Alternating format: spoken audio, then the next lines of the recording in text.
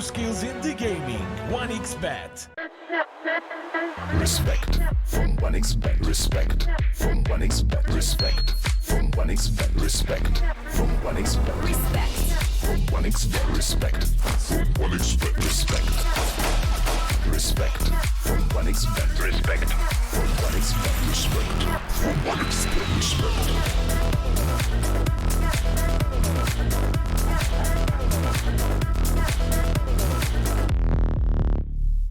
Hello, son. Hi, Mom. Pretty girl. This is Eva. Nice to meet you. Thank you very much. Your dad's just making his favorite dinner. It's duck. Come on inside. They're all probably too gruesome to tell you while you're eating at the table. How's your food? Is everything okay? Good, good.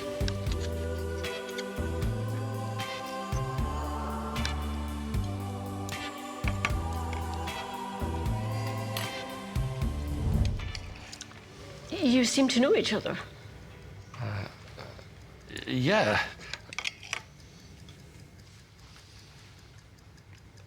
This is the new ambassador for 1xBet. Oh, I see.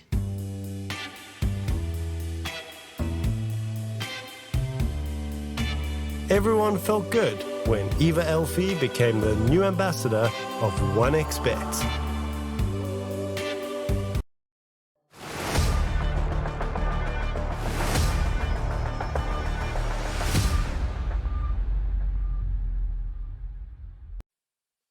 Here the Dota never sleeps at the regional Dota 2 series, and we are gonna be coming back earlier than expected, everybody, for our first best of 2 of the day. I'm Harry. Joining me is that's not Otomo, but or maybe he has just become beautiful, grown hair and everything else over the night. You like my wig? Looks really good on you, Otomo. So, we are gonna be having 3 best of 2s this day, even though we're starting earlier. Guys, don't get your hopes up. No extra games. It's always 3 best of 2s a day. That's how we do it here. It's gonna be Rest Farmers versus Yellow Submarine up first. Then we go into next up versus Namiga, and we end the day with MarsBet versus Grin Esports here. So, Kips, how do you feel about the first series? I mean, we're gonna be getting into it super fast, so we cannot really talk about the other ones. I mean, I just want to see my man Shad do well. Dutch representation. I want to see all the Dutchies in the scene do well. We've got Chrysalis, second at TI, has been great. Thumbs up. Celery, one of the most dominant captains of the last year. Thumbs up. Now it's time for Shad. Let's go.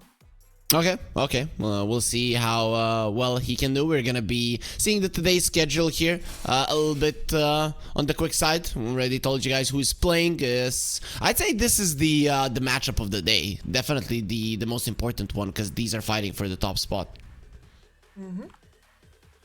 Yeah, and that means, I mean, look at that shark as well as more bias incoming here, but as a former Vega member. I have to always respect the sharks when they come around, and this is exactly the kind of clip art that I want to see. So Shad and Ads coming over from that. They played together for the previous like during the last year, the Divine Llama roster as well. Were they on Luna Galaxy as well? I'm not entirely sure. Either way, a very well-known lineup when you look at it, and all of the jerseys mixed in. I'm ready to see those shark jerseys, but Yellow Submarine, they have King, Erase, Emptiness, Ru, and Azakor King is the famous Satanic, who's like 13 years old and 13k MMR, but he's actually 17 years old now, so time has passed. Time has passed, but like he was at the top of the leaderboards back then. He is still now. I just looked it up just to be sure. He's number 8 currently, so not shabby. Definitely not shabby, but we were going through the graphics super fast just to get you guys acquainted with what's going on and to prepare you for the draft that we are gonna have on our screen right now. You didn't hear me sneeze, but it looked like I did. Kips, how did I do that? I mean, it's magical. Like I have to like turn the lights and everything. Do you have like a foot pedal or something? Yep, exactly. That's what I got from my like band days. That I have a pedal on the ground, and it really does give me all of the things I need. I don't even need to touch the keyboard or the mouse while I'm casting. That would be the life, honestly. Just having in and out with some foot pedals. Maybe some gesture recognition at the screen as you like transition into draft. Okay, I know a really good up-and-coming engineer, so I'll probably let that guy or girl help me with it in the future into implementing hand gestures and stuff. I know in newer cars you have all of like I want my volume to go up, and I'm like, and then it goes up. It's, you know, the future, when you look at retro futuristic stuff, like, you know, what they thought in, for example, in Alien, what they thought the future was gonna look like, and we all look back on it, it's like, man, that looks so silly. And then with, like, with the hand gestures and all of, like, the augmented reality visors, I'm like, you know what, actually, the future is silly. It's just a different kind of silly. Yeah, I still remember. I mean, I still do look at them funny, but the new kids don't.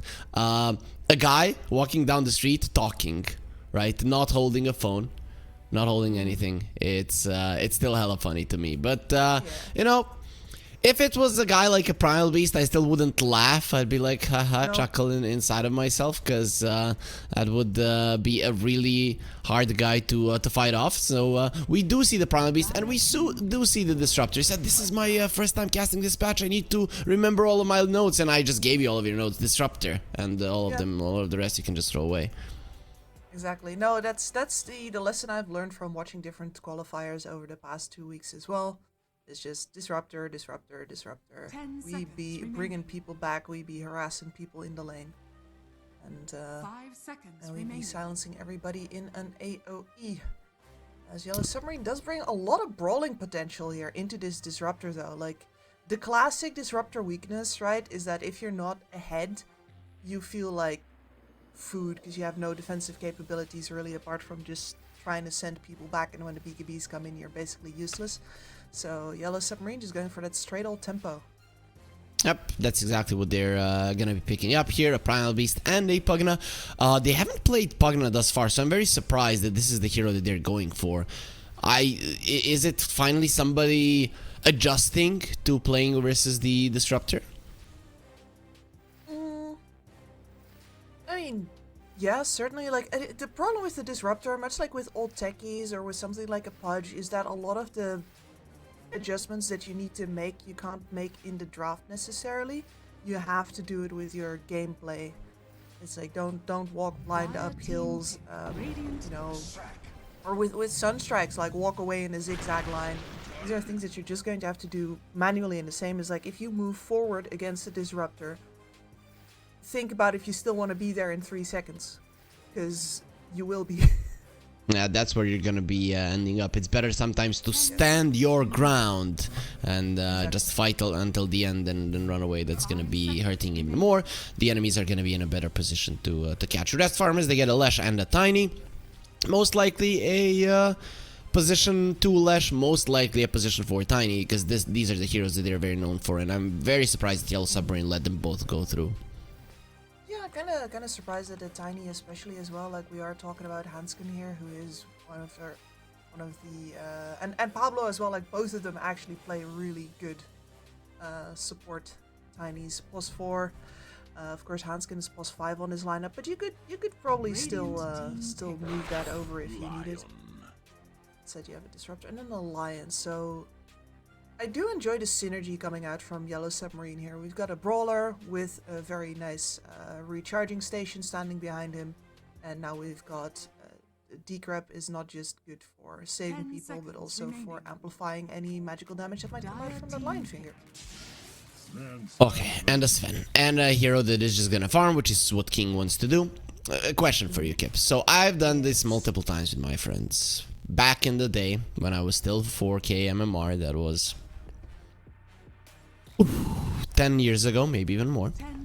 So we would get into a party, pick up Pugna, Get the other 4 heroes really didn't matter, just get strong lanes. And everybody buys a Dagon. And then we find that one guy that we don't like in the enemy team, and we always just blow him up. So, did you have these kind of expeditions and this kind of fun with your friends? Yes, definitely. Although more often it was about enabling one of my cores doing something absolutely nuts. Like, say, there was a guy who really liked to build a Mask of Madness basher on Witch Doctor. Oh, no, report worthy. Okay, we would, in that regard, we would pick a Omni 5, a carry PA, and it would be Treads, Rapier. And then we would go with the Repel. And actually, we won some games like that. So it was actually a genius move. I think everybody should be trying to use it right now in competitive gameplay as well. I mean, I do think that Rapier is criminally underbought just because people are wusses. People have gotten less wussy though lately, and we are seeing Rapiers like on the Gyro Luna, even the PA. When the Revenant's Brooch was popular with the crits, Mars was getting it as like the second, third item. So the wussiness has left the building in Dota recently. It has. I mean, since the Brooch has also left the building, though, maybe the Rapiers are gonna be on a little bit more of a downturn as well. So the Razor versus Sven matchup is an interesting one, right? Because a Razor, you build a BKB early, is not actually that tanky versus physical damage. So you have this spicy moment in the game where versus heroes like the Sven, you are actually the right target for them to take down. And you won't steal the damage fast enough in order to actually survive it. So there's always a little bit of a... You gotta have a good start to the game as a Razor to make sure that you actually get to walk the dog and get that bursty carry to back off instead of just becoming the first in a row of many to go down. I'd rather play a Sven, to be honest, right? I think the main reason this is a Razor pick is because he has a tiny 4.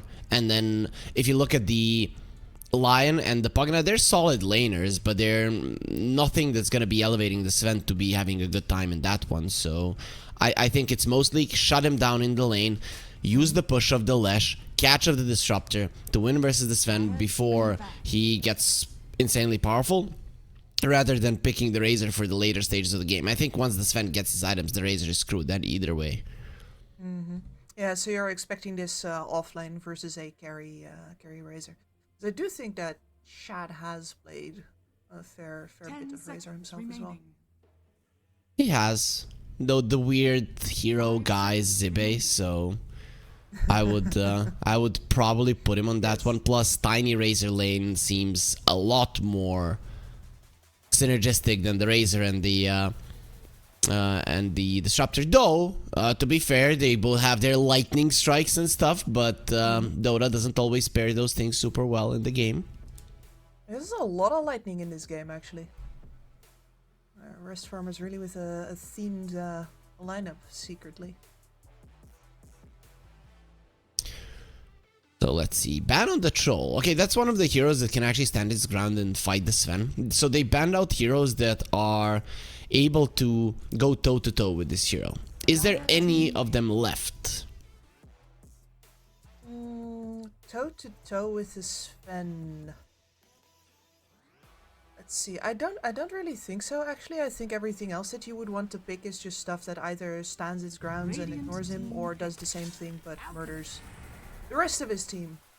Which is, yeah, Alk is one of the heroes that will definitely do that. We've seen team fights like this before, right? Where just both carries hop around trying to kill each other's supports and then see who runs out of steam. Because the timers of these two heroes are pretty similar as well in the fight, right? You just have God Strength versus the Chemical Rage.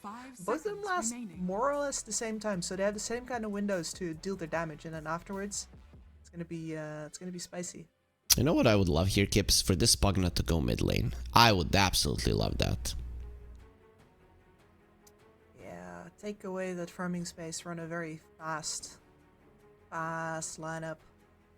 First 3 towers down in like, let's say by minute 14.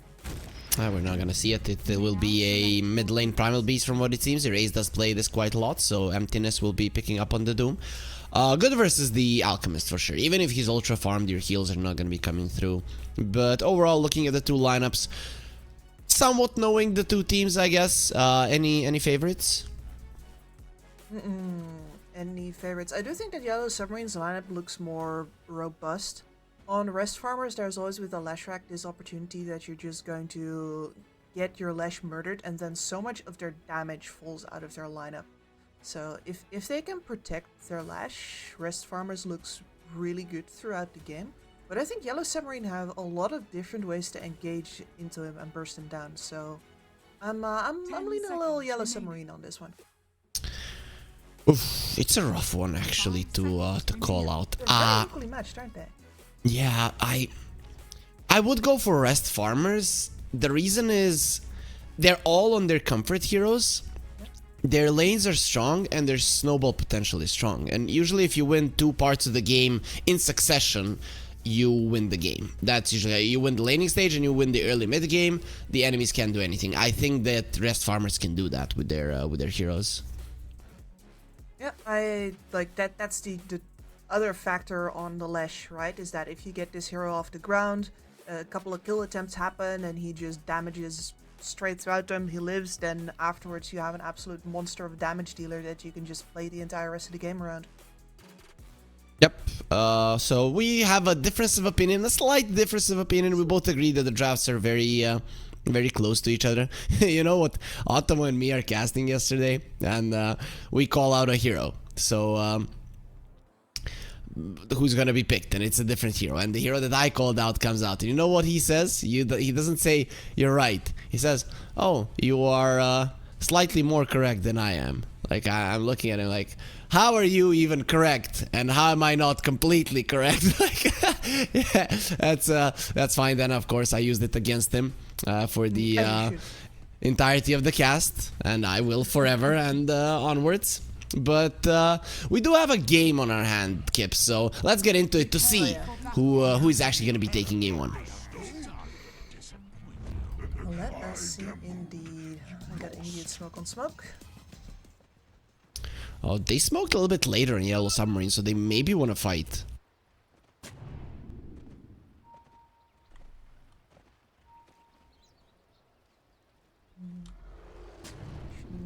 No. Nothing big, just wards being placed, and this is usually the place where the enemies won't come if they weren't already there. And the thing that I'm really going to be keeping an eye out for here is the support rotations for the side of Rest Farmers, because they have two absolutely punishing rotators. Disruptor, defensively tiny, defensively or offensively, doesn't really matter. Yellow Submarine, if they pick a fight, especially on this mid lane, they have to be acutely aware that once you're in, you are in. You're going to get glimpsed, you're going to get tossed right back into that tower. So if you don't kill ads, like you're gonna die regardless. It is that simple. For sure, for sure. But we do have a pause, some lags here and there. Yesterday, or maybe it was the day before, Yellow Submarine had some issues with their ping, with their lags. But after like 10 reconnects, connect, disconnect, reconnect. That's what happened. They were able to fix it. And you know that the best way to fix your internet is to reset it a billion times, or any household electrical appliance for that matter. Yeah, and then you could also apply, but that works better with older equipment. You can apply a little percussive maintenance, you know? Oh, yeah, Put it yeah. upside down, slap it a couple of times. Exactly, exactly. I have a friend who calls that concussive maintenance. Yeah, that is true. I remember I had a PS1, so I had it for like half a year. I would play it each and every morning, and one morning I was a kid, obviously. My dad got it for me, and it was the smaller one. I don't know if you know, there was a bigger version of the PS1, and then after it they get the mini one out. Either way, I thrown my controller to it. It fell onto the ground. The thing that you close for the CD to be in fell off. and it didn't work. 30 seconds. So I did get it all connected again, but it still didn't work. So then I'm like, okay, now I die, right? My father comes in, yo, let's play a game of football. And I say, no, I screwed up the Sony, so I die. So at one point, they just started smacking it from the up, down, and it actually started working again. Worked for, I mean, ever until I got the PS2. So it did this job. They used to build them different back in the day, man. Oh. Look at the stun overlap. Yeah, but the avalanche was amazing. Let's see if it's gonna be enough to keep Zibe alive. The blood grenade's always annoying. A couple more hits. There's another blood grenade. Definitely not enough for a kill under the tower region. And of course, with the tango, Zibe understands he's gonna live. Goes back to the base, but he is gonna be missing maybe a couple of creeps. Annoying, but not the end of the world. I'm just still thinking, like, man, can you imagine somebody says, oh, my iPhone, the Bluetooth isn't working or something. You're just here, let me take that from you. And you just grab it and you start slapping it. No, it would break in half. It would break in half. Yep, but on the Nokia 3310, it would work perfectly. Oh, those were the days, Skips. Those were the days. That's when I used to understand technology. This new stuff is weird. Talk to me about the mid lane, though. Yeah, this mid lane. So this Lesh has a lot of work to do in terms of keeping the wave shoved out. Because if the Primal Beast gets on top of him, and this is especially once you reach that level 3, you are going to have to be very careful. At least your Lightning Strike has a very short cooldown on it, so you can actually still use it. Because normally in these kinds of matchups where you have a slow, you need to hold the slow in case you need to slow down the Primal Beast for when he's on top of you. In this case, the Lesh can just spam. It'll be fine. You can slow him down again and significantly reduce the damage once he's on top of you. But you do need to be careful because you're not nearly as tanky as he is. Oh boy. In terms of CS, though, Yellow Submarine are doing an amazing job thus far. I don't know if that's gonna change. Is this just the start of the laning phase? It's Pablo. You're gonna have to hold that thought. As they're trying to kill him. The slow, the toss away. He just hit level 2. Kill that creep, Zibe, and I got it. And he will. Gets it before Zibe does. Very nice. Yes. And this is one of the... I think if you play this bottom lane right here as well, I don't see much risk for the side of rest farmers, because you always have that toss option. Yep, it's just not easy to get on top of him. They were trying to utilize Pablo being level 1 and already using his spell, having 0 armor, to punish him. And there's the toss back. Pugna caught. They know he doesn't have the crap, but has the war cry for the extra movement speed. And the hero is already super speedy. Yeah, I'm not gonna catch him, but you don't need to in this lane. Like, especially when you have a tiny Razor, all that you want to do is just make the Sven uncomfortable. And you don't need to kill him in order to make him uncomfortable. Just, you're getting levels on that tiny, you're getting CS on that Sven, you're denying, you're threatening. That's all you really gotta do in order to get the most out of this lane. Yeah, and people, I mean, I wouldn't know. Nobody would know, but they usually say rest in peace, right? So I think killing him definitely wouldn't help in making him uncomfortable. Probably would just make him peaceful, which is not something that you want to do. But yeah, so far though, the Sven is farming really well. That's gonna be a deadline. So much damage. This is the lane where I look at for so much potential damage. Yes. It is insane how easily they can kill somebody. No, this is the action lane, man. This is where all the murder takes place. In the disables of the Lion, plus a lot of like the damage over time that the Doom brings out. And then over on the other side, we're going to get a lot of minus armor coming out from Shad. And a lot of ways for the Disruptor to keep people in that minus armor. Not be surprised to see him go 1-1-1 here. Okay, so why is the Razor doing so badly in the lane? I'm very surprised about this. Was it the start? No, it's not. It's not just the start, right? Because what you need to have happen is for a Razor to do well, you need to have the link last for a long time. And the lane has constantly been up against the tower on the left side, so there's really no way for Zibit to get a leash off and then run after the Sven for a while. The Sven doesn't need to go anywhere. And then if you don't get that extra bonus damage and you don't take the damage away from the opponent, we are looking at 78 damage on that Sven and only 62 on the Razor, who has a animation that takes slightly longer as well. So really, last hitting is just very hard if you don't get to get anything out of your static link as a Razor in this matchup. You really like the leash, don't you? There, Kips. Do you have a dog? Do you have a dog? So I want a dog so badly, dude. a big killer dog or a small No. dog?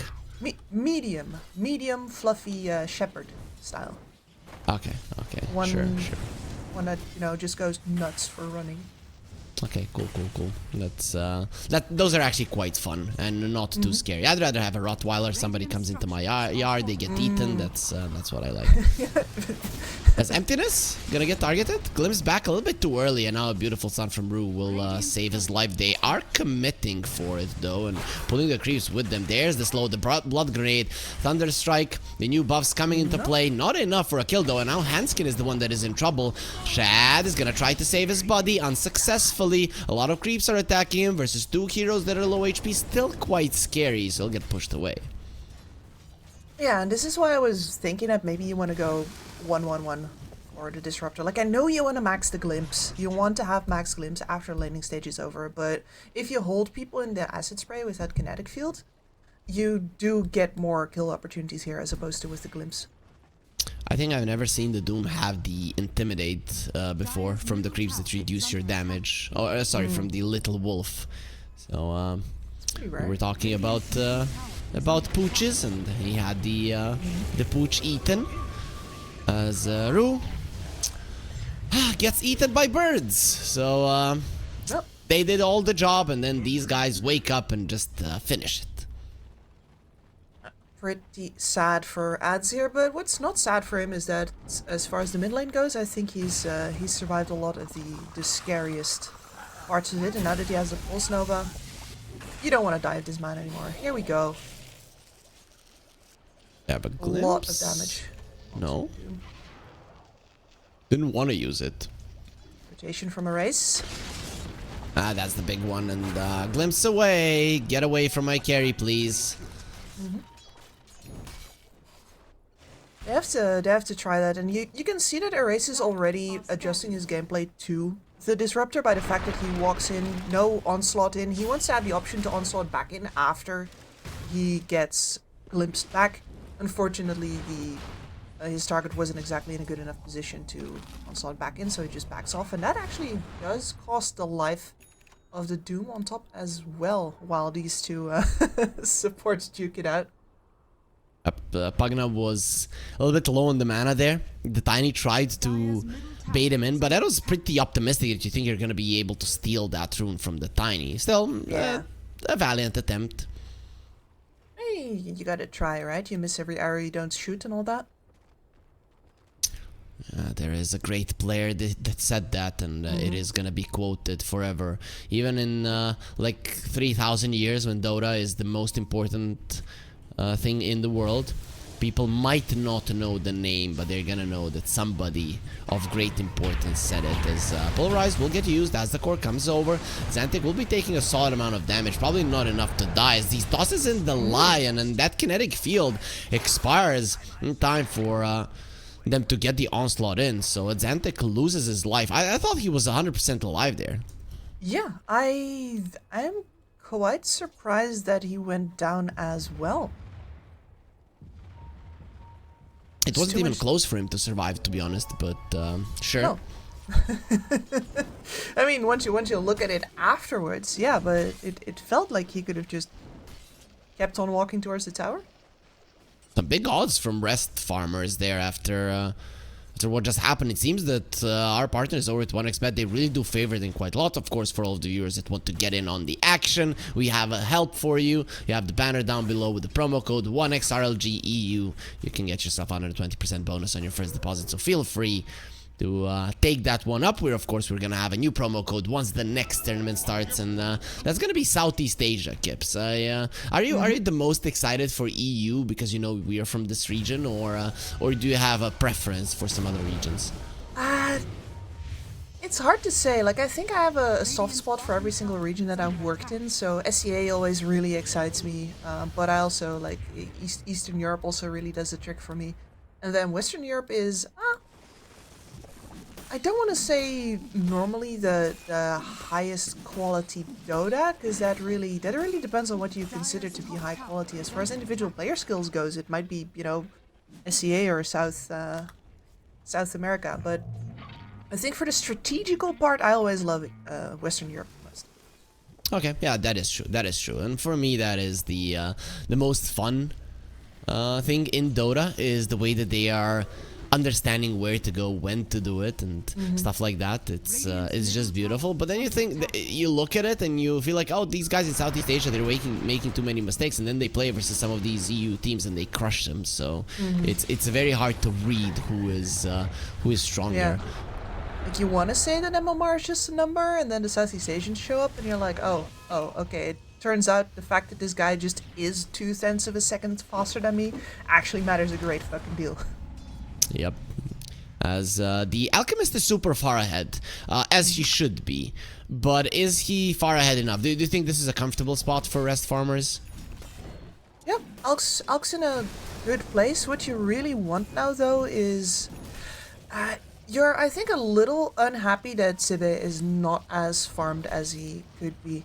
Because you're looking for him to be frontlining most of the next part of this game. And he's got all of the small items up. He's got his Falcon Blade, he's got his Power Treads. He's, I presume, going to rush the BKB here, but that's gonna need a little time. And he's not naturally pushing through that bottom tower right now either, which you'd want to in order to keep that Sven smaller than he is. But the Sven is relatively unbothered, you know, in his lane, moisturized. Hanskin being sucked dry, and well, there will be a race. Super mad about the action that took on beforehand, so he will be able to take down the Disruptor. So he'll be getting another kill. Very low amount of kills, but I feel like the action is still somewhat there. Why is that so? Yeah, the action is very, very targeted here. Like, clearly we didn't see much on the bot lane because both parties understood that they couldn't really do anything. And then Erase has been making these rotations. He's just not been successful up until this part yet, but it doesn't mean that he hasn't been moving. Okay, they're gonna go for a smoke on Yellow Submarine. Wanting to defend the bottom tower. Finger at the ready, which is a great deal versus a Lesh. You want him dead fast. Oh, they're gonna lose Pugna first, though.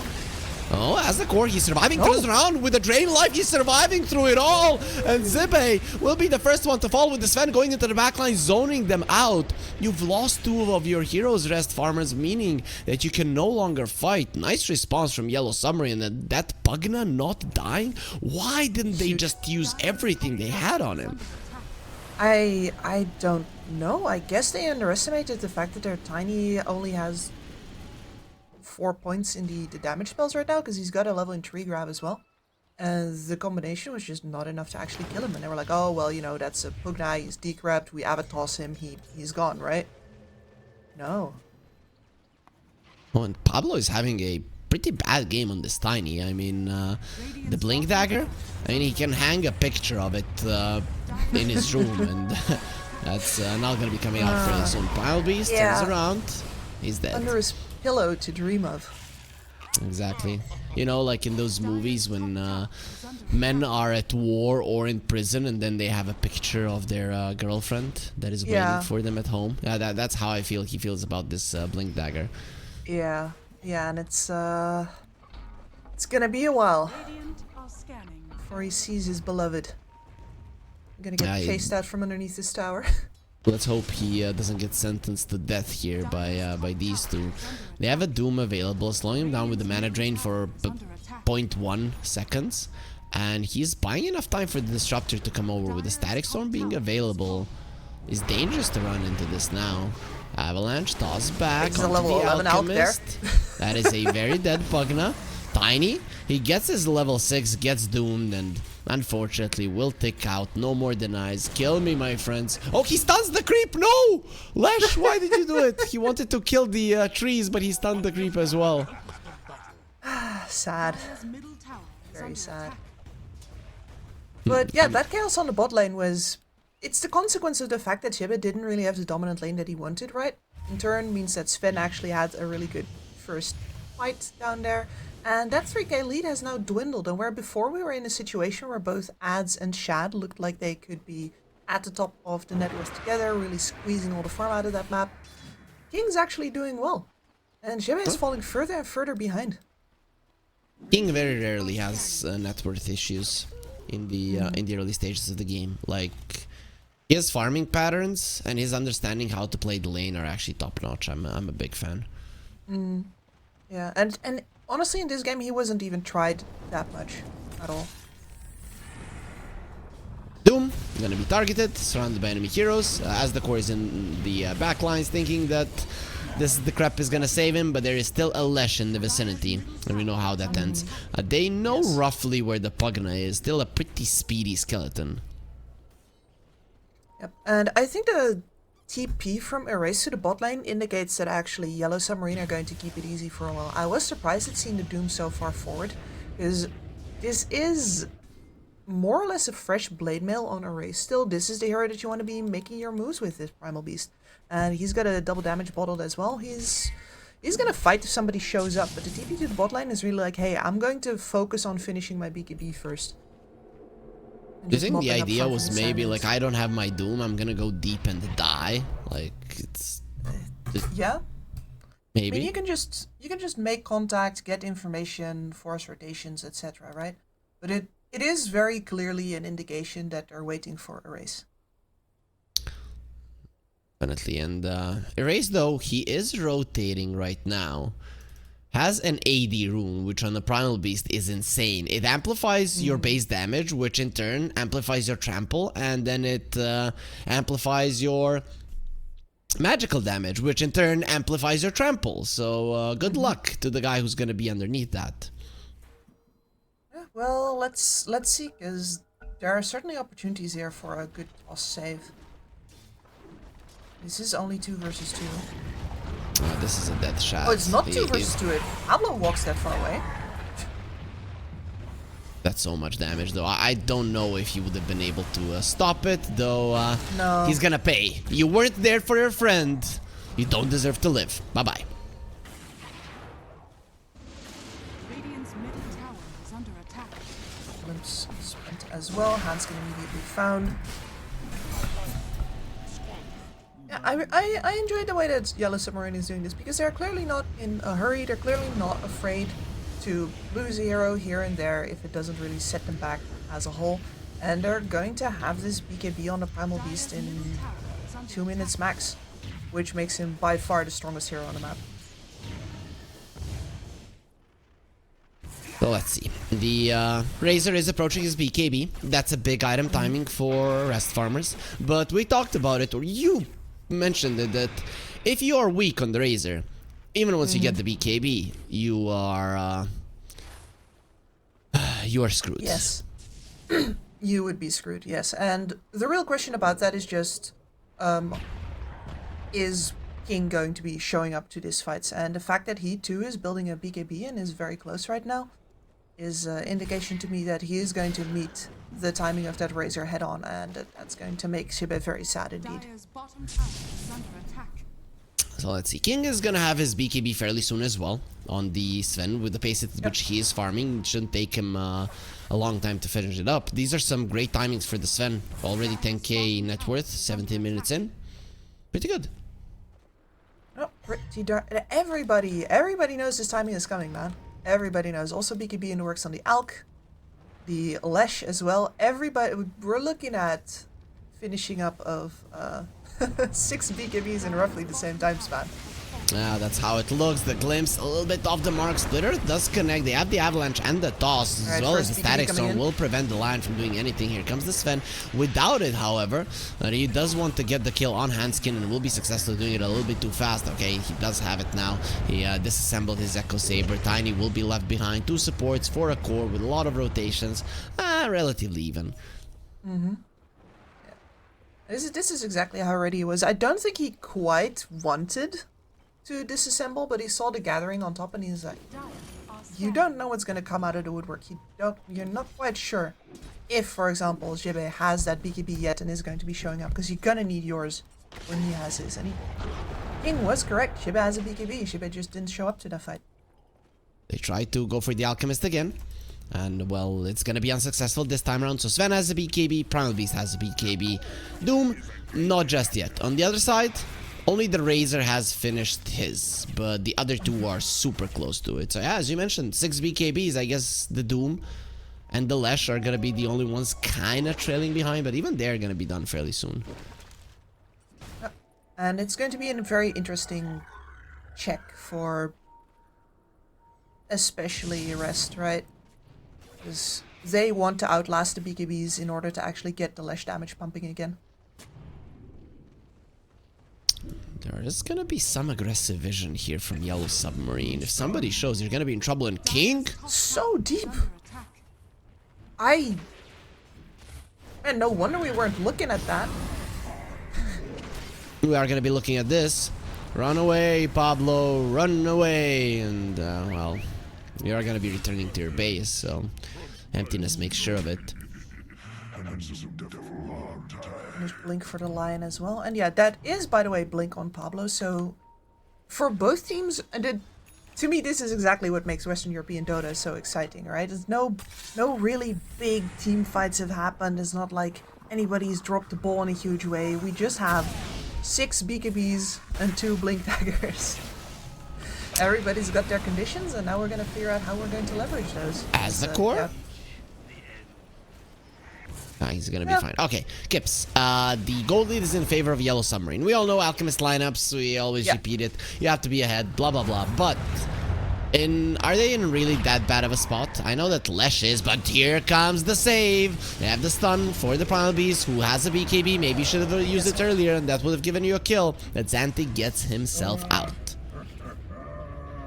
Yeah. Once again, interesting decision making there, right? He wants to save it because he knows that the BKB duration, holding on to it, is super important in this game. The longer BKB durations you have, the better you're going to be able to fight the Lesh even until the late game. But on the other hand, yeah, you could have killed him there, man. Definitely could have. As Rest Farmers will go for a smoke. Alright. Where did they invade? That would have been a blind... Like, you could see Pablo thinking about it, but it would have been a blind blink. And that mid lane tower is still standing. Blind. They found him. Okay, Kips, you have to talk to me about this mid lane tower. I think this is the single most important reason why Rest Farmers are losing this game at the moment. And it is, you have a Lesh and the mid lane tower has prevailed until minute 22. I mean, I think that the real reason behind it is that you had 3 farming cores, BKB pop, TP out. Erase is not going to be happy about that. No, but you had 3 cores that all needed items on all 3 lanes. Your mid tower already went down because of the Pugna rotations. The Lesh can't step up there. He cannot. He's just going to... It's just like tossing him in the meat grinder. So yeah, you're correct, but I don't think the tower not going down is the reason. I think it's the symptom. Okay. Okay. That's a fair point. Maybe in trouble. That is a dead Sven. A very dead Sven. And unnecessarily dead Sven. Though, you know, once you kill the Xanthi there, which was pretty weird, and now you're gonna die, so you have to get punished sometime. Yeah, I guess, but that's 2 BKBs completely wasted. Yep. The Sven dying is a big deal. So Rest Farmers, now they did open up the map with the mid lane tower. So with the tiny blink, they're gonna be able to hunt a little bit better. They have the Alchemist blink as well, Disruptor as well. You have opened up the map quite nicely. Is this the timing for this lineup to shine? Should be. Yes, your Alchemist is pretty much as I don't want to say as strong as he's going to get, but you gotta apply this pressure now in order to actually have a chance at staying ahead, because otherwise this Sven will scale better with farm. It's just that simple, and they're getting flanked really hard right now. And they're not gonna be full HP because of the Tormentor. Run away. Shad, of course, is Erase. Smoke breaks. BKB immediately used by the Razor. Blinking from Erase, he doesn't know who to go for, and he's going for the Razor. He's not really going to be doing that much damage as Shad. He's going to be looking towards the Pugna. Where's the Vision? The Glimmer Cape. It is going to grant him invincibility. Finger being used, and they do bring down Handskin, but Lesh gets himself away with the TP out before they're actually able to finish him off. So a 1-for-0. That looked like it's going to be like 6 heroes dead, Kips, and then nobody dies. Yeah, well, the reason is, of course, that they're waiting for the Sven to come back during that fight. It's Yellow Submarine trying to hold Rest in that aggressive forward position on the map in order to get time for the Sven to come back, but Rest knows better than to stick around for that. So 3 BKB charges used on Rest farmers. Only 2 on the side of Yellow Submarine. So that's And not got bad. strength BKB up for King. Exactly. What do you do with it? Do you try Roche, or do you just go straight up and fight? I was thinking about Roche myself, but right now it seems like this game is just a little too chaotic. Yeah, as the core has died for some reason on the bottom side of the map. We see these random people on random sides of the map, and it is giving us a fast-paced game, right? Which sometimes you think, okay, this is a bad death, but those kind of deaths can make your opponents make mistakes as well. I don't know if they're killing the Roche in 20 seconds. They do have a disruptor, however, so that's the best hero to keep him in place. See if they pass DPS check. 7, He's gonna try 5, to travel, 4, but the kinetic field won't allow it. There it is. 1. I'm out. I'm out. Still want to be out. Oh, he's Lesh, kill him, Lesh. There it is. Oh, yeah.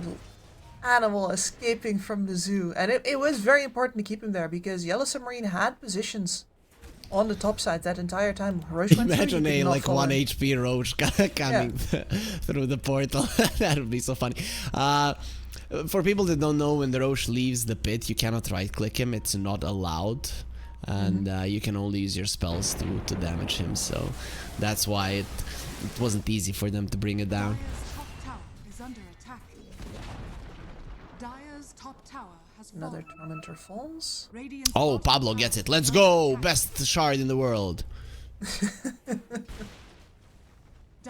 top tower is under Unlimited tree trauma. What do you like? Does he cover it with some really good paint or something? What, to make it like a coral? No. I mean, in a sense that now it is always gonna be there. Because if you would smash something with the tree, eventually it would break. But tiny with the shard, it doesn't happen. Like, is it a good wizard did color? How do you do it? Oh, okay. Sometimes it's that simple. 3k gold lead. Just that simple. You have the Aegis. Kips. Our rest farmer is in a comfortable position. Oh, do they look like they feel comfortable? Because they don't to me. They know they're supposed to be further ahead with this alchemist, but they're not. And now they're gonna be going back and forth between like, yeah, we need another item, but if we don't leverage now, like the Sven just keeps on growing. And the shitty part is that they're both right. You want more items, but you also want to keep the Sven from farming at the same time. What you would need for that is a reliable threat to keep him more or less back with. But you don't have that much jump right now. There is a Daedalus on the Sven. That is scary. That is very scary, Kips. I don't want to be hit by this guy. No. Radiant's middle No, tower is he under would break my nose. I've met some people in my lifetime who are like, I want to get punched a little bit more, and they actually get mad about it. So the weird people in this world. But Yellow Submarine, they are in a smoke of their own on the bottom side of the map. It does leave King slightly isolated, but it's not a target that you can kill easily. Absolutely not. Race got a blink dagger. He wants to take this fight. Good jump. Tiny found. There will be a hex. They overlap a bit. If the Lesh dies, it's a problem with Xantic, though. He still has an Aegis as the core, trying to keep himself alive with the mech, with the life drain. The Alchemist cannot finish him off, now focusing on the line. We've only lost the Aegis thus far. Ray is going to be brought back inside of the Static Storm. Doesn't have the BKB any longer. He's going to be the first one to fall. And now you want to go for more. This time around, the Pugna is not going to be saved by her life drains, as Hanskin is going to get a double kill, but of course Lesh doing the majority of the damage. Radiant structures are fortified. Yep. No, this is one of those things where, yeah, the Razor is a problem for the Sven in this fight, but that's because the Sven had to get rid of the Aegis. So he did lose about 100 damage on King there and most of the PvP duration to get that Aegis down. And then afterwards you just can't fight into the Razor anymore. I feel like he should have jumped the Razor. Like, not the Lesh. Yeah, just leave that Aegis be.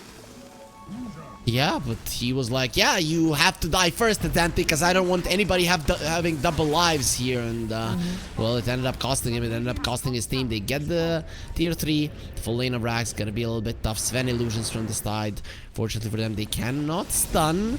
That's not gonna happen. King again, super deep in enemy territory. He's gonna get leashed and smashed as well. A well-trained guy there. He'll lose his life as Shad does get himself a kill. That is a problem. 70 seconds on the sidelines. Now you can go for the high ground push. Yeah, absolutely. And I want to call that a little bit of a naive death. It's like, yeah, the enemy shows at your axe, which means you can safely push another wave, but you gotta keep on stepping out of the lane in between, because they might just step back themselves and do, well, exactly this to you. Power of the Disruptor. You get the Thunder Strike on you, you don't have a BKB, and you're like, oh crap. You're here to stay, buddy. Let's see, do they push? They're gonna get the mid wave into the enemy base. The Disruptor and the Razor are moving away, so I'm having my doubts about if they're actually going for this. It's a little split. The Doom did a great job at getting the top wave out. Okay, they're targeting the range axes.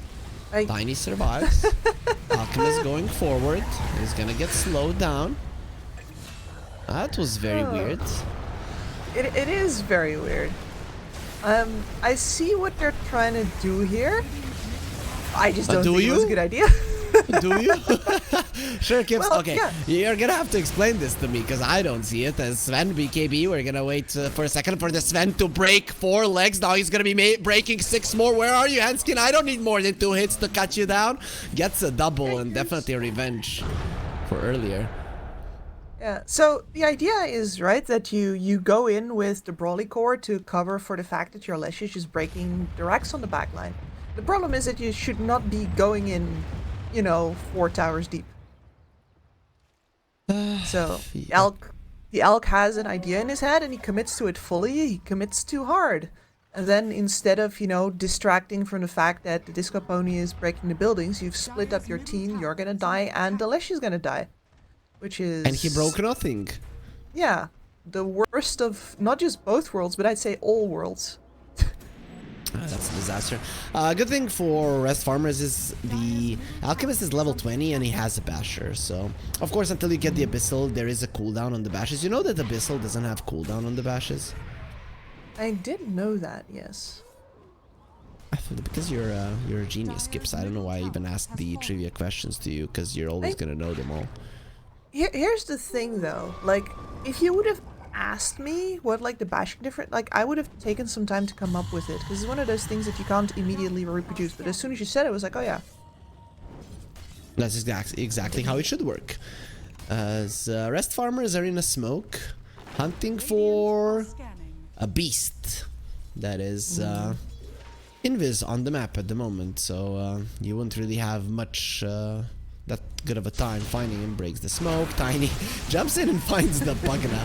So as the core, you got baited in. You got baited in. Now you're gonna get smashed to the ground. The Doom on the Lesh, he's so freaking dead. Got the BKB off. Won't help him versus the life drain. Rune did lose his life, and they're leashing the Sven. They're taking away his damage. Even with the construct, it's not gonna be that much, as the Alchemist really does want him. You cannot blink away because of the Radiance, and he will find you, King. You are gonna be taken out. Even with the Hex, this guy's still doing damage. Alchemist, though, all alone in this world. He needs Pablo to save him. He needs somebody to save him, and nobody is coming for you apart from Doom, who gets an ultra kill, burning everything to the ground. That Rest really baited themselves again on the Pugna right there. And they get themselves very nice long duration leash, especially fueled by the fact that Sven tries to TP out, gets bashed by the Alchemist on literally the first hit. Was just very delicately tap. he doesn't get out anymore. But that was a lot of time spent by that alchemist, and I talked about this all the way back at the end of the draft, right? You're going to look for the alchemist to kill the enemy team and for the Sven to kill the enemy team, and they're ideally not going to be fighting each other because you're wasting all of your burst damage potential on a target that's just not going to die that fast. So instead, the burst damage is this erased primal beast absolutely going to town on heroes like the Ad Slash on that disruptor.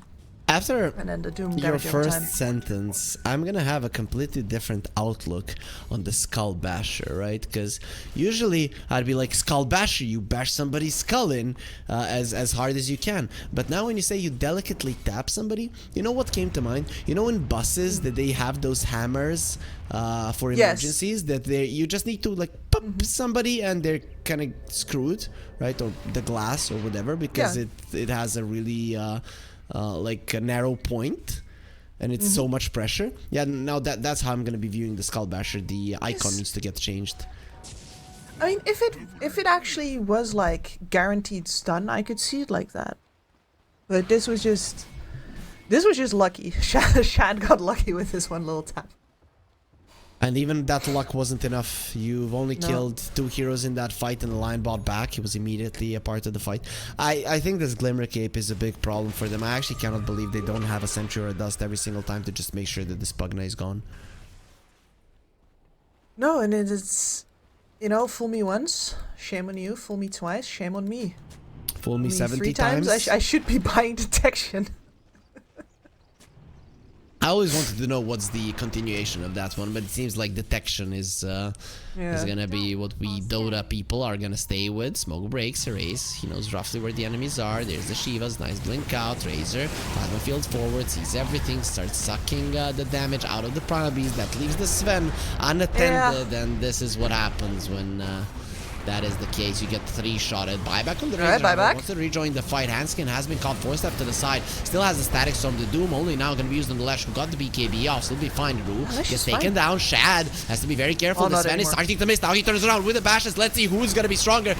With the leash, with the Avalanche. He jumps into it. Now you're inside of the Static Storm. 2 of your heroes. There's lightning all around, but as the core, he's trying to heal his Sven. In the end, he's just going to be giving his life away. It seems for nothing as the Sven is going to turn around, try to fight. And then is going forward. Last time around, he got an ultra kill. Now he already has the double. Shad doesn't have his ulti any longer, has to be very careful, hoping for the misses. They're not gonna come, and the 2 supports are trying to deal with the 2 beasts, but Emptiness is too strong of a beast. Now the Tiny, he has grown. He is a big boy now, and let's see, is it gonna be a rampage, or will Pablo get a triple? And Pablo is the lone survivor, level 21, Kips. Oh, it's a shame that I don't remember what level he was before that fight. That was like 13. I don't know. I don't know. That's too many levels overall. But yeah, it's one of those situations, right? You get through a stressful period in your life, but it makes you grow, right? So that's what happened to Pablo. He's huge now. I bet he's kind of sad at this point that he's already so far into the utility path. Like that perseverance, you don't really build any Echo Sabers with that. But this entire sequence of events, the fact that you lose the Razor from the outset, but you do have a good TP point there, and you just keep on bleeding kills over on the rest side here. Whereas the Lesh goes down now. At the very least, you've waited out most of the BKBs, so your Disruptor actually gets to do this. And Shad this time not focusing on the Sven is a lot of the reason why you actually get to play this fight with your lineup. But the end is just one of those things where it's like, yeah, everything went out of control. We don't know what's happening anymore either. Now look at Pablo is now at level 18 and he gets this 24 Doom. Yeah. Misses on the tree toss. That's insane. That was an 8-kill streak. He got so much gold out of it. But the Roche will be going the way of rest farmers from what it seems. Yellow Submarine a little bit too late, but they might be ready to fight after it. Primal Beast with a refresher. They go for the Tiny. Gonna start smashing him into the ground. The Glimmer Cape protecting him. Pablo force-staffed away. Onslaught forward with the Uproar. He's gonna be going down. That is a dieback on the Tiny. Not gonna be alive for a very, very long period of time. As now, they're gonna be turning around on the Razor. That's a dieback as well. You got the Roche. But what has it cost you? As one Marvel villain would say, everything. And they're all gonna start dying. Mana shards, give it to me as well. As the Lesh TP's back to the base to enjoy this world all alone.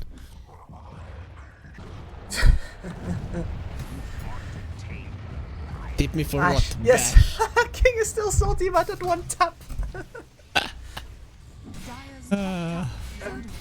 Oh, that one little tap. Get tipped. Shad got very mad about that one. I hope that he is able to shrug it off. Doom is level 25 though, Kips. That makes things very rough.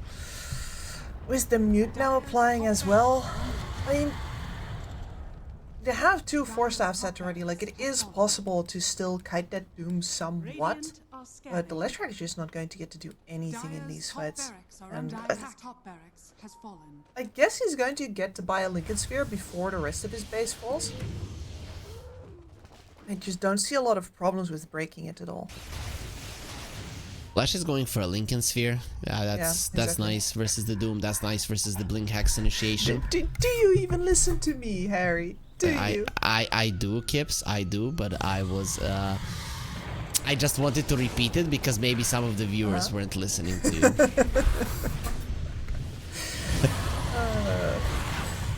He doesn't have it yet, though.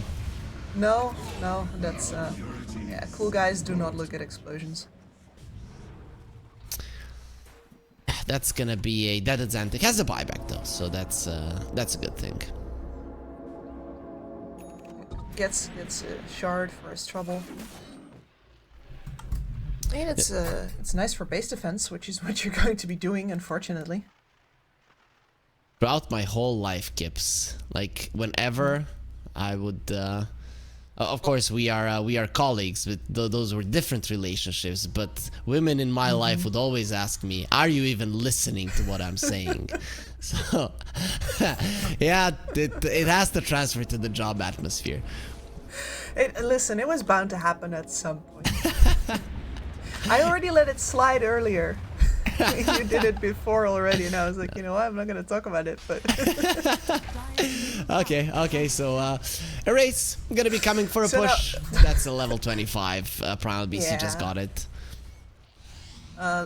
Listen, man, as is proper as a woman, I will now be holding this over you for the rest of today at the very least. No, I'm never making that mistake ever in my life. I apologize. That doesn't matter.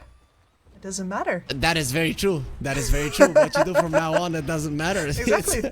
You're screwed, and that's it. I hold all the guards. Oh, Submarine going forward. There's the Bling Hex, the Doom as well. A very dead Alchemist who doesn't have a buyback. 100 gold. 700 gold, that's what he needs. And the Lash does have a buyback.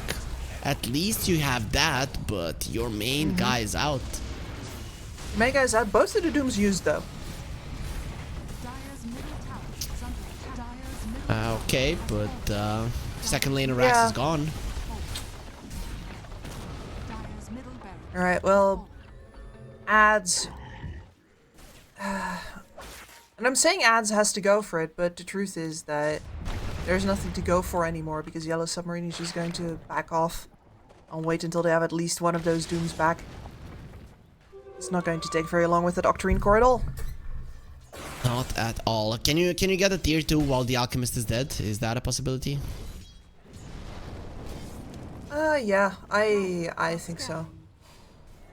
We're just gonna march up here. And skin? Okay, is he selling something for the Sags? I think he is.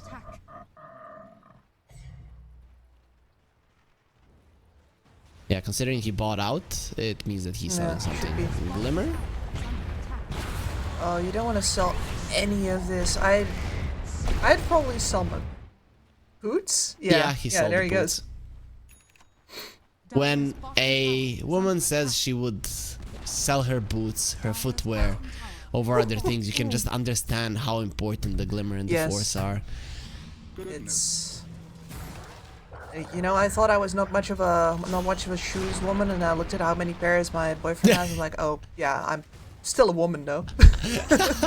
Like, yeah, I know people who have 30 pairs. I only have 26, so I'm not much of a... Yeah, exactly. That's fine. I recently threw away all of my old ones. I use them for some construction purposes, yard work and stuff like that. They're all in the garbage now. I only have 2 pair of shoes, literally, and they are both like summer type shoes, normal ones, right? Like sneakers. I have. I'm like you gonna wear have those to... in winter as long as there's no holes in them, right? Exactly. That's how it works. Jump in the backlines.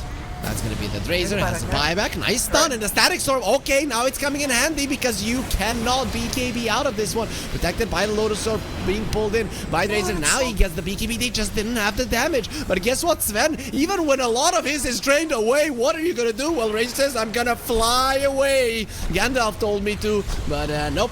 You fool, you're not gonna be getting out, as that's gonna be a very nice stun from the Alchemist. He does get doomed over the Lotus Orb. Given this emptiness doom, he does not care, and that's gonna be it for game number 1. Rest Penguins. Sorry, Rest Farmers. Why am I still looking at this shark as a penguin? Rest Farmers are gonna be losing game 1 in Yellow Submarine. They take it home. Yeah, it was quite a messy game, and I think a lot of it comes down for the fact that Yellow Submarines can't take, you know, proper big team fights with our lineup. It's basically either you get a good Doom or you get a good initiation with your Primal Beast, and that's what you do it with. And otherwise you're not going to fight into that Disruptor, because you know you're going to get turned on. But then over on the other side, we have Rest Farmers who are like ahead, but not ahead enough to feel comfortable. And they've got that rising pressure of the Sven over on the side. They know he's somewhere off map, farming. And they don't know if they should be matching that farming or fighting into it. And as a result, I think they sort of... I don't want to say worst of both worlds again, but it did feel like they couldn't quite make a decision and get on one page this game. I can definitely get behind that. There were some problems for them that they couldn't deal with, and in the end, it ended up losing them the game. So Yellow Submarine, if they win the next one, they're going to be securing their top spot in the groups for now. But it is still not over. Rest Farmers, they still have one more game to equalize this. So let's go on to that quick break and be back with game 2 right after it. 1xBet and Eva Alfie present betting on all esports events on the website and in the 1xBet app. 1xBet. Play with Eva.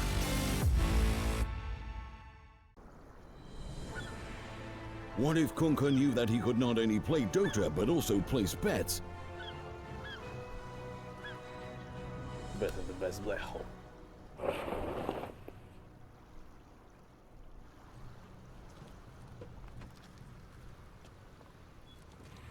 1xBet, bookmaker company.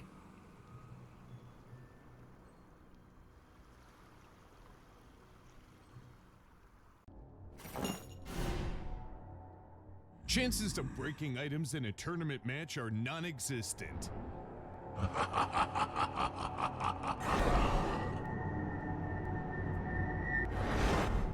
Chances of winning at 1xBet are always real.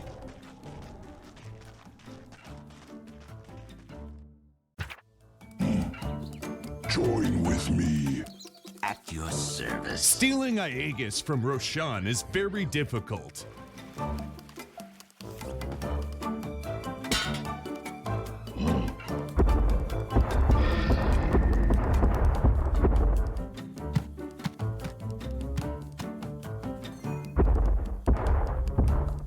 Winning at 1xBet is super easy. screens give us the opportunity to live two lives at once, their own and their characters, to see them champion and win with them. OG, Team Spirit, 1xBet. If you're with us, you win.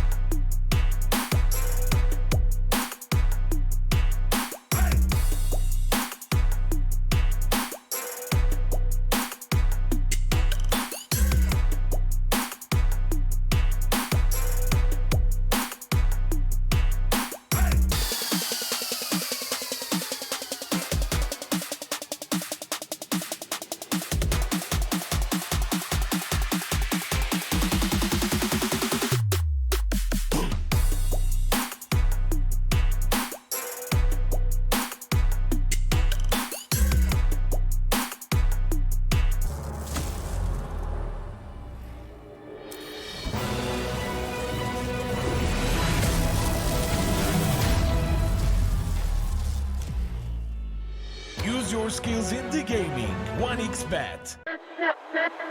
Respect from 1xBet. Respect from 1xBet. Respect from 1xBet. Respect from 1xBet. Respect from 1xBet. Respect from 1xBet. Respect.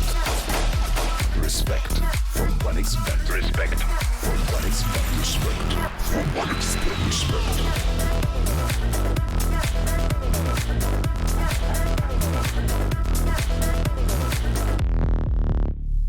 Hello, son. Hi, Mom. Pretty girl. This is Eva. Nice to meet you. Thank you very much. Your dad's just making his favorite dinner. It's duck. Come on inside. They're all probably too gruesome to tell you while you're eating at the table. How's your food? Is everything okay? Good, good.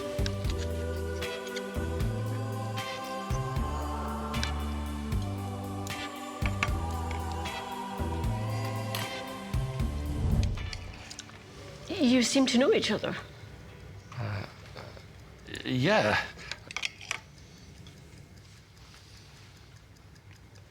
This is the new ambassador for 1xBet. Oh, I see.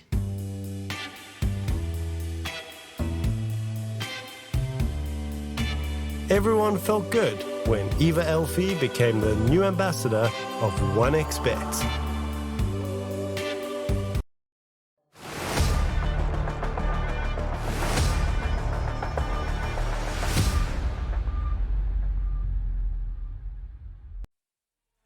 And we are back here with Game 2 of Rest Farmers versus Yellow Submarine here in the EU Regional Dota 2 series. I'm Harry, joining me is Kips, and currently it's 1-0 for Yellow Submarine. Kips, coming into the series, did you expect this, or were you looking at Rest Farmers as a slight favorite? I think, and this is the complete cop-out answer, of course, but I rated them roughly equally here. Okay. I think Rest Farmers have a little bit more experience on their side, but on the other hand, none of them are players that have, like, you know, made any, like, huge impacts in the Dota scene as a whole. There's no, like, known visionaries on there or anything. So just experienced guys, high-ranked guys with a good track record, versus a group that's maybe a little less experienced, but with a lot of, you know, new oomph coming in here, especially with the form of King, right? Butterfly, Satanic, whatever he wishes to call himself. Yeah, he still hasn't found his identity. The one thing I can see on Yellow Submarine, a lot of their avatars are from anime, and I don't recognize too many of them. I think that one is from Princess Mononoke, but I have no idea. I only know that Satanic, he has Sasuke, and that's like instantly you're the best guy. You're like, I'm the strongest, so that's quite fun. Overall, Kips, we should be getting ourselves into the draft. Do you think we're gonna see a disruptor? I still cannot believe that this hero is picked so much. He has a pretty solid track record, and nobody's banning him. When are people gonna finally start? I'm not sure exactly. Like, I think we're still in a period where pretty solid track record is maybe not enough for teams to say, like, alright, but it's like, it's a must ban. And it's not like some players have reputations for playing that one out to a zoo, except for, I don't know, where, you know, if you're playing against Entity, if you're playing against Fishman, you're gonna ban it, probably. If you're up against Solo, you're gonna ban it, probably. But if you're up against Hansken, I don't know if you feel like, oh man, that's the hero is strong, and then the hero player combination is also. No, I don't think we're quite there yet. But we need to make a meme right now, Kips, like Solo, like Fishman, Hanskin. Right, that we need to like whatever. Either way, though, yeah. Okay, there's the ban, and it is coming from Rest Farmers, who had the first pick, and they're gonna get themselves a Batrider, who is a hero that actually doesn't like playing the Disruptor. Disruptor hasn't been in the game so long. People sometimes forget that the Glimpse breaks the lasso. Yeah, very useful tool there. And I gotta say, like, just in terms of like what you're gonna pick here as well, Rest Farmer's going for something that has a lot more agency of its own. With a Disruptor, you're waiting for your enemies to be out of position, to overextend, to do something badly. And Yellow Submarine, yeah, they had a couple of overextensions last time, but this wasn't really a disruptor game. It was like, oh man, glimpses up the wazoo, everybody dying left, right, and center, punished every time.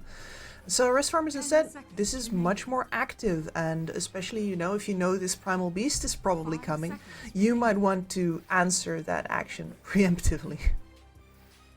So they're gonna go for that Primal Beast again. Did you like Race's performance? Were you happy about it? Yeah, it was pretty solid. He didn't overdo it, no desperation. You know, you always have a little extra soft spot for the Primal Beasts who just rotate on level 5, right? But maybe that's almost expected now, to the point that actually having the threat of that rotation in is more powerful than actually doing it. You know, black hole off cooldown.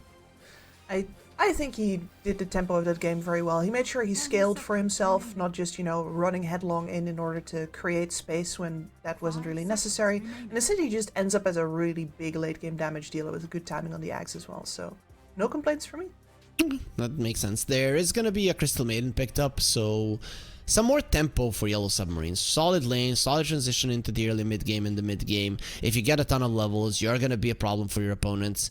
And I mean, Primal Beast loves when people stay in place so that he can just trample around and kill them. So these two work quite well together. Yeah.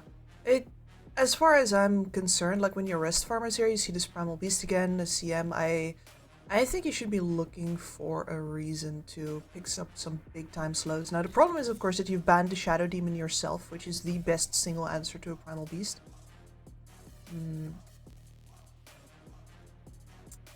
Let's see. Here's the question, where would I go from there, actually? I mean, I look at the bat as still solid versus the Primal, right? You got it's solid. I mean, you also got two good Clockwork players. Oh, we're going Phoenix though. Okay. So this was a theme that I thought I saw in the previous game, where Yellow Submarine didn't really focus on the team fight at all. They were just ready to brawl, but not necessarily to stay in there and press all the big R's. The Rest Farmers had a couple of team fight ultimates up. This time though, a lot more pronounced. Once Tidehunter plus Phoenix are up, it's basically Rest Farmers saying, alright, the entire rest of your draft has to be team fighters now. Otherwise, you're never going to get the fight as 5v5 as long as our cooldowns are off. Can you Ursa here? I know it's not something that's being played all that much, but this is like a hell of an Ursa game. Yeah, it is a hell of an Ursa game. I'm a pretty big Ursa fan. I think he's a little underpicked. I think he has a place in the same way that that a Sven does almost, but once you're over the initial hump, your cooldowns are a lot lower. You're not as reliant on sitting around waiting for God Strength. We're going Snapfire first though, and I guess this answers the Phoenix well enough that you don't need to play an Ursa anymore. But I like Bear. What can I say? You know what? When I was discussing with Milan an Ursa, and he told me like this was his response. He didn't even say anything to me, and I told him why isn't the Ursa being picked. It took him some time, and then he sent me a picture of Ursa's base damage, right? And he's like, this is why nobody picks it. Mars comes to your lane, let's say played by Amar, and you are an Ursa, you are gonna have 3 CS and he's gonna have 20, and that really is how it's gonna go. No, he's completely correct, which is why I like that, especially in this tournament, we have a bunch of different casters with different specialties, right? Because I can tell you that strategically there's absolutely nothing wrong with Hero, and he would do even really well. But then, you know, the pro player comes in, he says, yeah, but mechanically... You're gonna get screwed. You are gonna if an expert comes, you're gonna get screwed. Okay, that's a good way to deal with both the Phoenix egg. You can buy Lincolns. You're solid versus the Tide in lane and out. A little bit of a problem is the anchor smash. All of your damage is usually base when you're a Morphling. Yeah. I mean, you get to keep a little distance from it though as a ranged hero, so it shouldn't be constantly messing with you. But yeah, this is really all down to how aggressive the Tidehunter wants to play that lane. We'll see now. Rest Farmers, you would want some burst damage versus the Morphling. Your supports, they provide none at the moment. So what No, is you it? do not. So the classics are Lina, OD. What about, I know it's not classic burst, but it's a puck. Okay, so they're gonna go Faces Void. I think this is overdoing it, to be honest, on Rest Farmers.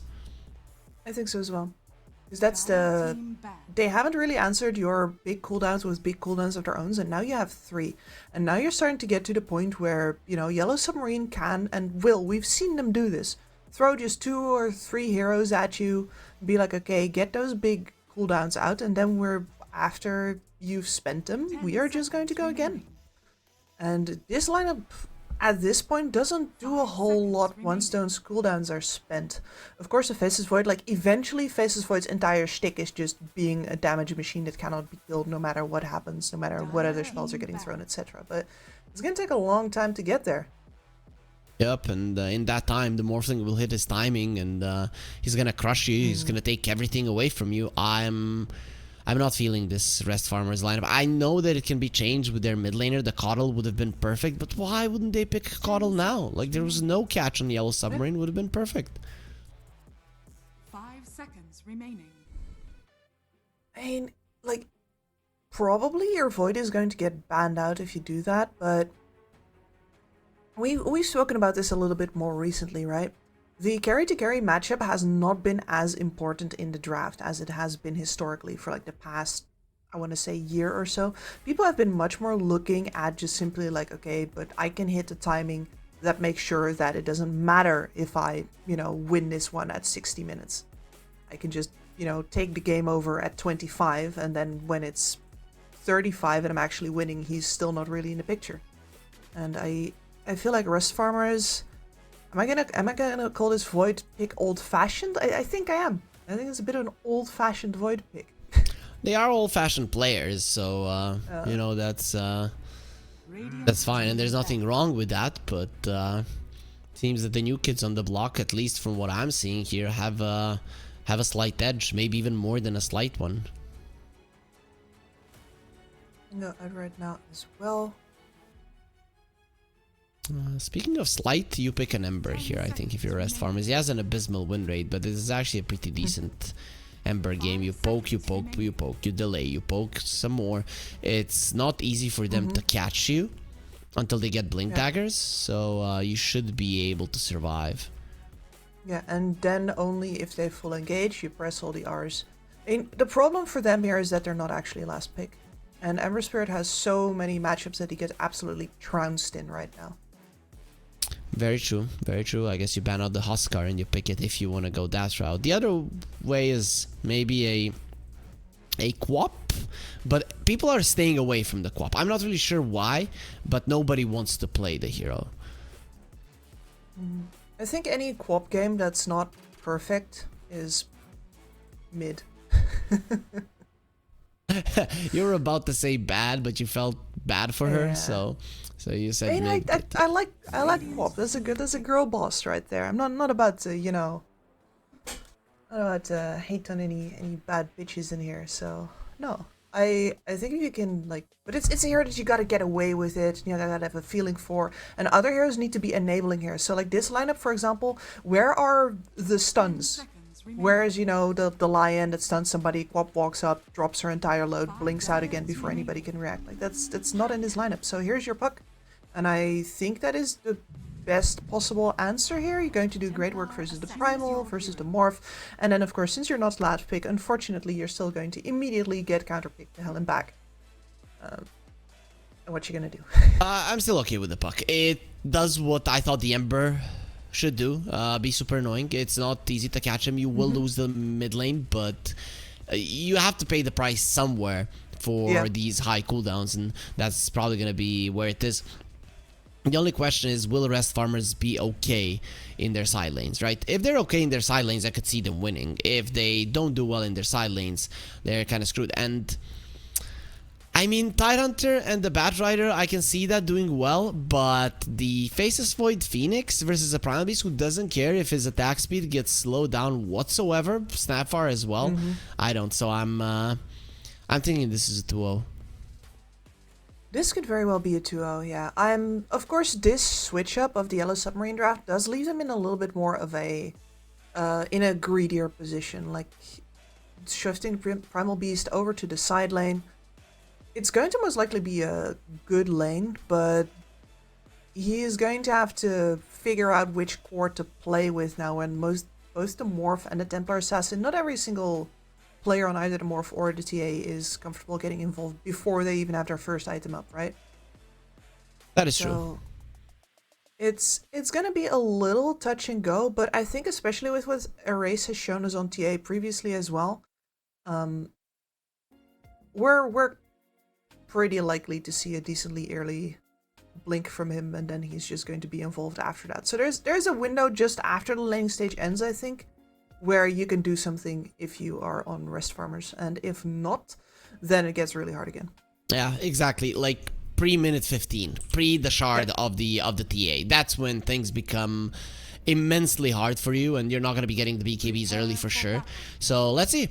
Let's see, rest farmers, if they can make this one work. Yellow Submarine favored quite a lot here by our partners over at 1xBet, and you have the banners down below, guys, with all of the explanations. Of course, we're gonna tell them to you anyways.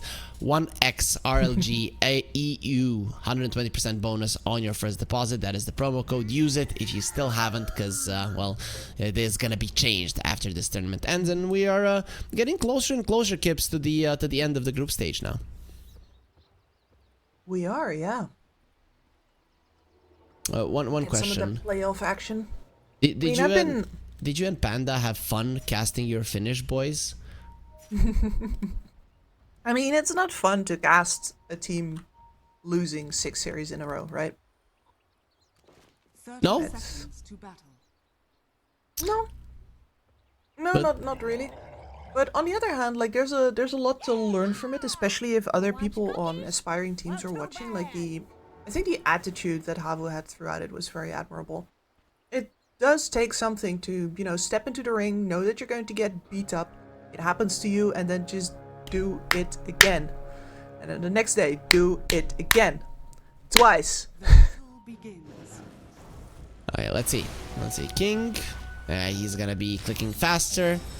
But as the core is dead, Xantic has the first blood. That's as good as it gets, really. I know, right? Like, getting the bottle in early is going to really help you out in terms of like sustaining the unending amount of harass that you're going to be copping here, and probably allow you as well to maybe do a little bit more, have a little bit more momentum into the amount of jungling that you're going to have to do. No, buy an old talisman. I thought he was gonna buy an old talisman. He's gonna get an early bottle, but an old talisman got buffed. And then I was like, yeah, maybe with that you can do well in the mid lane versus the TA. And now it's Xantic decides it's the bottle that he wants. No, like I like the idea of the early null tally, but I don't think it makes enough of a difference. Like you gotta either win the matchup or be very ready for the fact that you're not going to make the most out of it. So the hard decision to make, and he opts for recovery. Sustain as opposed to trying to win a matchup where he's, as you can see, outmatched, in trouble from the start. Yeah, disadvantaged. Yeah, though considering how many of these Psyblades Xantic has eaten, I'm then okay with the bottle, but he shouldn't be getting Psybladed this much. No, he definitely. I mean, maybe it's a self-fulfilling prophecy, right? It's like, oh, whatever, I'm gonna get hit anyway. Maybe. That could be the case, but for now, the TA is winning, and it's only gonna get worse. What about the side lanes? Where is the action at, Gibbs? Our action lane. I mean, on level 3, top for sure. But I could say the same about bottom. The thing is that both of these offlane combinations have really strong kill potential. I agree. Phoenix can make a mistake. Sometimes when a cookie is used, it can stop your recurse dive. Same is true with the onslaught. So I think that Hanskin is gonna have to be extra careful in this lane. I don't really see Shadow dying. It's gonna have to be a mistake, and that's why I guess he can be a little bit more on the aggressive. Yeah, and this is of course like the Faceless Void as the one thing that we didn't say, like we were talking about making the meme right, but Shad faces Void is a Drake pointing happily, as opposed to an eh. But he's not really farming too well. On the bottom lane, nobody is farming. On the top lane, a lot more CS on these cores. Tidehunter, of course, not gonna be targeted whatsoever, but the Morphling is gonna farm well for now. Do they ever pressure the Morphling, or do they just kill the poor CM? Oh, you just kill CM, right? Several times, and then once you get tanky enough, the Morphling can't really stop you anymore. And like running after the Morphling seems like a bit of a waste of time. You don't have to. You just run at his tower instead. Okay, that is actually a fair point. Looking at the CS, still the bottom lane cores are the ones that are kind of suffering. But between each other, they're the same. 7 denies on the Planet Beast, however, that's quite a lot. It is quite a lot. Shad already a bit of EXP up though, which is very important. These denies continue. That's not gonna be the case. Going in with a cookie, have the trample, the time dilation will get used. It's just some poke damage on Shad. Knowing that he didn't have the time walk, they just wanted to apply pressure. That's actually very smart laning coming out from Yellow Submarine on the bottom. Exactly, it's really not about killing him just yet. It's about setting up to be in such an advantage position that you're going to get there eventually. And that's all about exploiting the little things. They have been doing so thus far. Other than that first blood, we haven't seen much action. Nobody has died in the laning phase. Only Aztecor before it started. So even this lane where we thought some kills might be happening has been pretty quiet for now. And the Morphling is farming pretty well. Yeah, I thought for sure that level 3 Pablo is gonna come running at this CM. And she's gonna get burnt to a crisp, but not quite yet. He had some business to do in the jungle first. And now his tide is kinda too low to, well, just gonna try. See, he is going forward as the Cora. Will be fine. King focusing on Pablo. Probably won't be able to get this kill. Is pretty low, has 18 1 charges, however, so the Morphling can morph all into agility and, well, get all of his HP back. Yeah. But there again as well, like, it's very necessary to lay that pressure into Jibbe so that you can make him back off later and threaten counter kills. They're not quite going to get it. No, he's committing. Okay. He got level 4 at that time. Now he's gonna get his damage reduced, so no more reason to go forward. As on the bottom lane, Phoenix almost died, and then the two off-lane heroes of Yellow Submarine almost lost their lives as well. But in the end, everybody survives. It's only the poor CM. That's the only hero that has been dying thus far this game. Has to feel lonely. She's used to it by now, I'm sure. As just CM things, man. No, CM is a killer. She's not the kill E. She can be, but I personally regard her as the best bait in the game. Here though, Root versus Shad, and he's in a little bit of trouble. In a lot of trouble. Block Grenade connects, he's gonna stand his ground, try to get a bash, but just one more swipe is gonna do it, and the onslaught forward with the frostbite. There's the rotation of the CM. Told you, Kips, kill E, not the killed. I scold killer. Never mind, I stand corrected immediately, and Aztecor, well, either take the portal back home or can do some work on the bottom side as Pablo refills Ad's bottle. That first blood on the puck really changed everything, right? Because if you look at it, the difference between the TA and the puck isn't really all that high. I think maybe with that null talisman, the puck would have been ahead.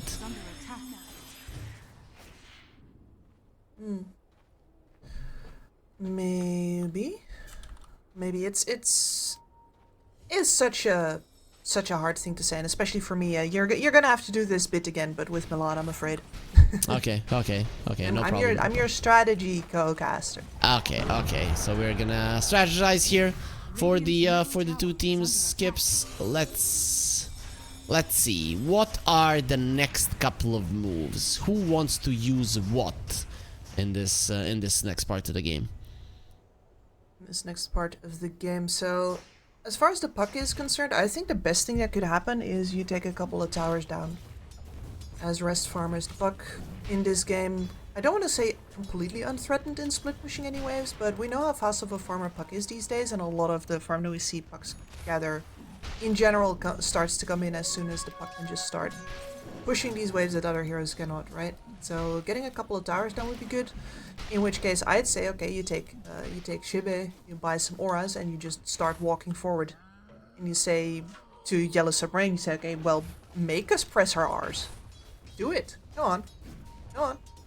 Did you see this potential in the bottom lane fight? And then, like, yeah, they have heroes here, but guess what? They don't have heroes in the mid lane. There is a Ravage at the ready, no mana for it at the moment, and the cookie, no, it's just the last meal in the end as the core comes over and will get taken out this time around. Ran away from the Tidehunter, but the Sea Beast will find you, even on the shore.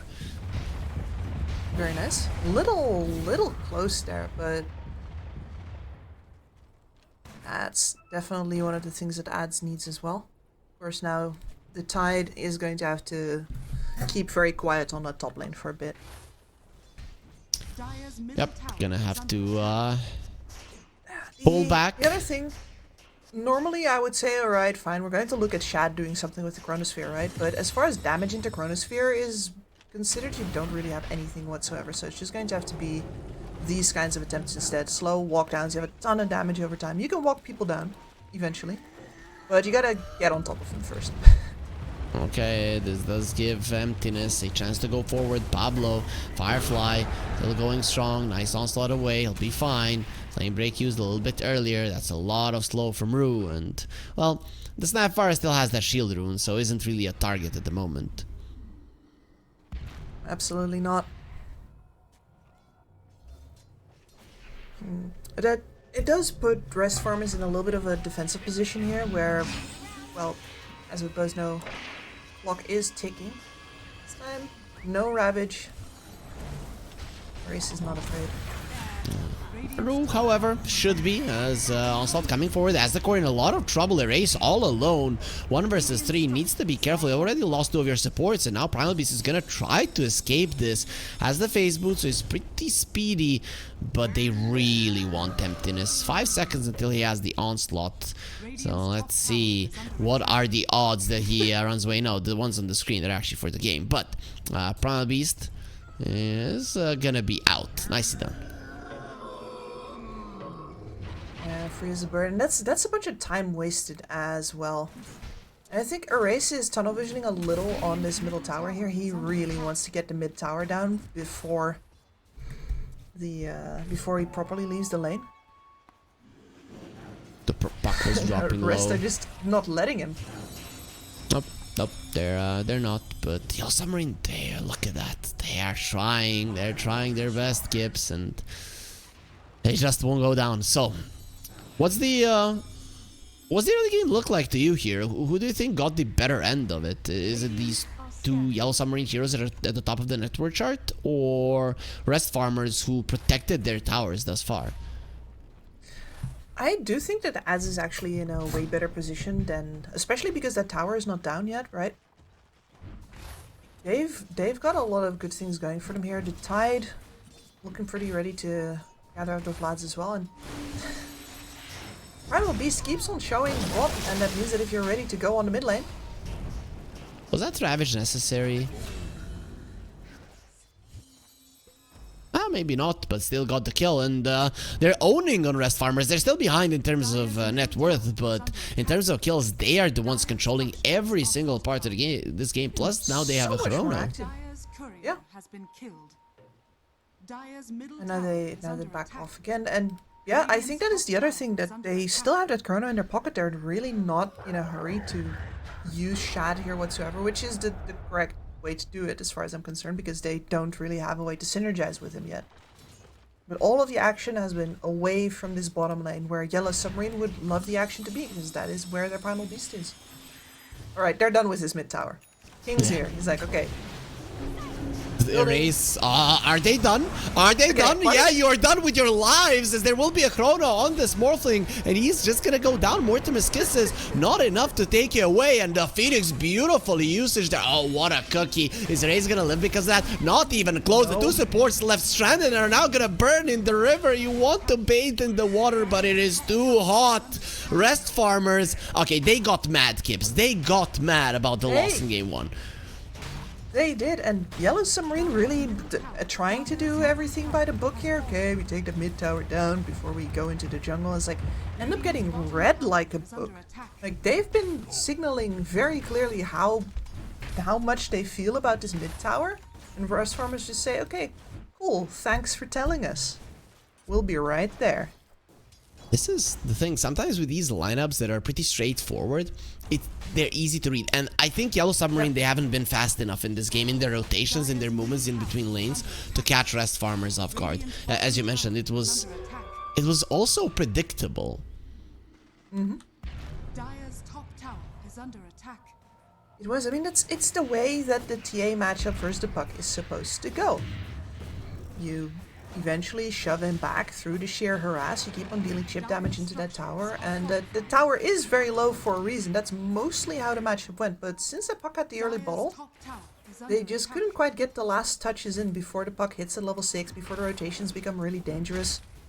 And Yellow Submarine felt almost stuck there. And now top tower down, mid tower down, both on the Dire side. Puck is not just recovering already, he's going to be able to build out this lead now. Look at where he is on the net worth chart. Okay, question. Who's getting flamed if this was a pub? The CM or the TA for the performance of the puck? I mean, you're always gonna blame the support, right? But like, I don't think they would have the memory to remember that for the first blood. I think it's just the TA. It's like, bro, how did you lose the counter matchup, bro?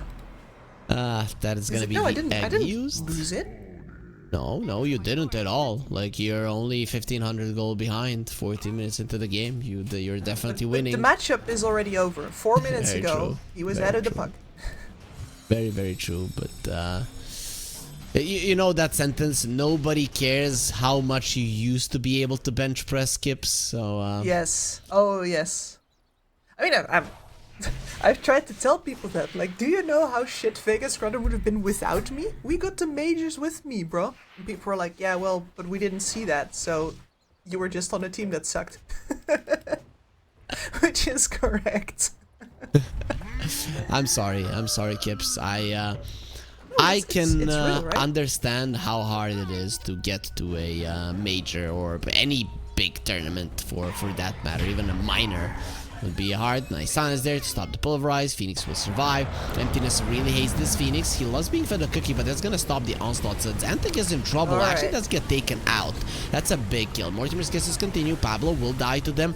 Ru is doing a massive amount of damage, and the chase is on. King in the vicinity. There's into Phoenix himself. He has so much mobility. With just the Icarus dive, you're not gonna be able to escape him. 3 quick kills for Yellow Submarine, and finally, they're gonna be a little bit unpredictable and get themselves in one fight. Really very necessary, and maybe that was Rest Farmers getting a little cocky there, because that was supposed to be the blink reveal for the puck as well. Ads just got that in on top of his Witchblade. That is the moment where you really start to get to play as a puck, right? Instead, immediately gets his kill streak taken away from him. And this is now Dragonlance into blink for Erase, and that window where Rest Farmers were going to have an easier time because there's 2 cores looking for their starting items is closing. Only 1k gold lead right now, but you still have all of your spells, so you can go for a fight. The question is, are they? Yeah, the answer is gonna be there immediately. Xanthic gets the kill on Aztecor, the easiest hero just to take off the map. And we're gonna be watching it. This is a game of chicken here. It's just like, how far are Rest going to walk up without pressing R? Like, what is Yes going to do to try and spook them into pressing it anyway? Because ideally, as Rest Farmers, you just do this. You walk forward and you say, come on, make me press it. And then your enemies say like, nah fam, actually we just abandon our triangle and you can have all the creeps there. And you're like, cool, well then I don't press R and I still have it and I'm gonna do it again. I'm just gonna do it again. Are you going to counter engage on this? I don't think so. As accord that again. As you mentioned, they're just trying not to use their ultis. The lasso is an ulti, but definitely a lower cooldown and not something you need for a team fight. Apologies. I promise you all just missed a phone call. That was not me fucking up. No. Check your phone. Missed call. Okay. As let's see. So the TA has her items. We talked about this 15-minute shard even before we got into the game. Doesn't look like Erase is using it on the aggressive, and that could be a problem for Yellow Submarine. And they're gonna try now. Zibe has the Ravage, he's running forward. The egg doesn't get popped, he just gets deleted by the TA. But now they're going to be looking towards the TA. The Ravage is going to get used. Nobody to help her. Here comes King with the help. No refractions are going to be up, but he's going to stand his ground. And with the right-click damage will be enough for him to kill the Batrider before the other thing happens. So that's going to be Ravage down, Coil down, and you lose 3 of your heroes. Yellow Submarine, they're hitting their stride. They're hitting their stride and they're hitting it hard. This is extremely scary if you're Rest Gamers, actually, because now your bluff not only has the enemy proven that they don't really care about you pressing R, or at least not enough, but also now you're going to lack the confidence to do that again because you know what's going to happen. Oh, Chrono instantly on the TA. The Phoenix is going to try to take him down. Onslaught around the Chrono, not really going to be happening the way that you wanted. He does have the egg, will instantly go for it. Freezing Field doesn't really do much when there is a sun nearby, so all of the ice will get melted. Chad gets a double, and this rotation from Yellow Submarine completely off the mark. You give the kills to the guy you definitely don't want to be doing it to. I'm so confused about what I'm witnessing right now. Like, Yellow Submarine execute one fight really well, survive all the ultimates, and it's like they land that left hook, right? And then they swing for the right, and Rest Farmers just dodges them and gives them a mean uppercut instead. It's like, this was the follow-up fight where you're making use of the fact that you have the shorter cooldowns, that you have a couple of your longer cooldowns still up, actually, and instead you fall flat on your face. I'm a little confused about what's happening in this game right now. Not gonna lie. It's weird. I guess Yellow Submarine, they're trying to ramp up the tempo, and I think they're going for plays that might not be easy to predict at the moment. And then sometimes it works out, sometimes it doesn't, as are all things in Dota, pretty much. Well, this one was predicted from miles away. Yep, you should... They wanted to give in some chaos as the race goes down, and the odds are definitely going to be changing after this one, of course. Our viewers can use them by clicking on the banner down below with the promo code 1XRLGU. And the rest of Yellow Submarine, they run away. Erase is probably our main hero. His traps are still there. How early do you think the gem gets burst just in this game? For the Radiant side? Okay, they already have it. My bad. Yeah. They do. And they also have 2 Yule Scepters already. So for the ones that they don't find, there's still pretty easy ways to purge off the silences. But that did represent a bit of an annoying slowdown, of course, in the Puck's build-up. So that is a nice, comfortable lead. Is this BKB on the Morph going to change anything? Maybe BKB on the Primal Beast. Are these the items that Yellow Submarine are waiting for to help them turn the game around? Absolutely. Like, the BKB on the Primal Beast is necessary for him to get to play versus this Puck. I mean, pretty much at all, right? Between the damage, the silences, being rooted into place, none of that works out for you. So the BKB is going to basically set him free. Unleash him, literally. And the BKB on the Morphling, like, depending on what you want to do and how you want to take this game, you don't need it yet, right? I just see this as an indication that King actually wants to join, because what he's seen is that Shad has been joining.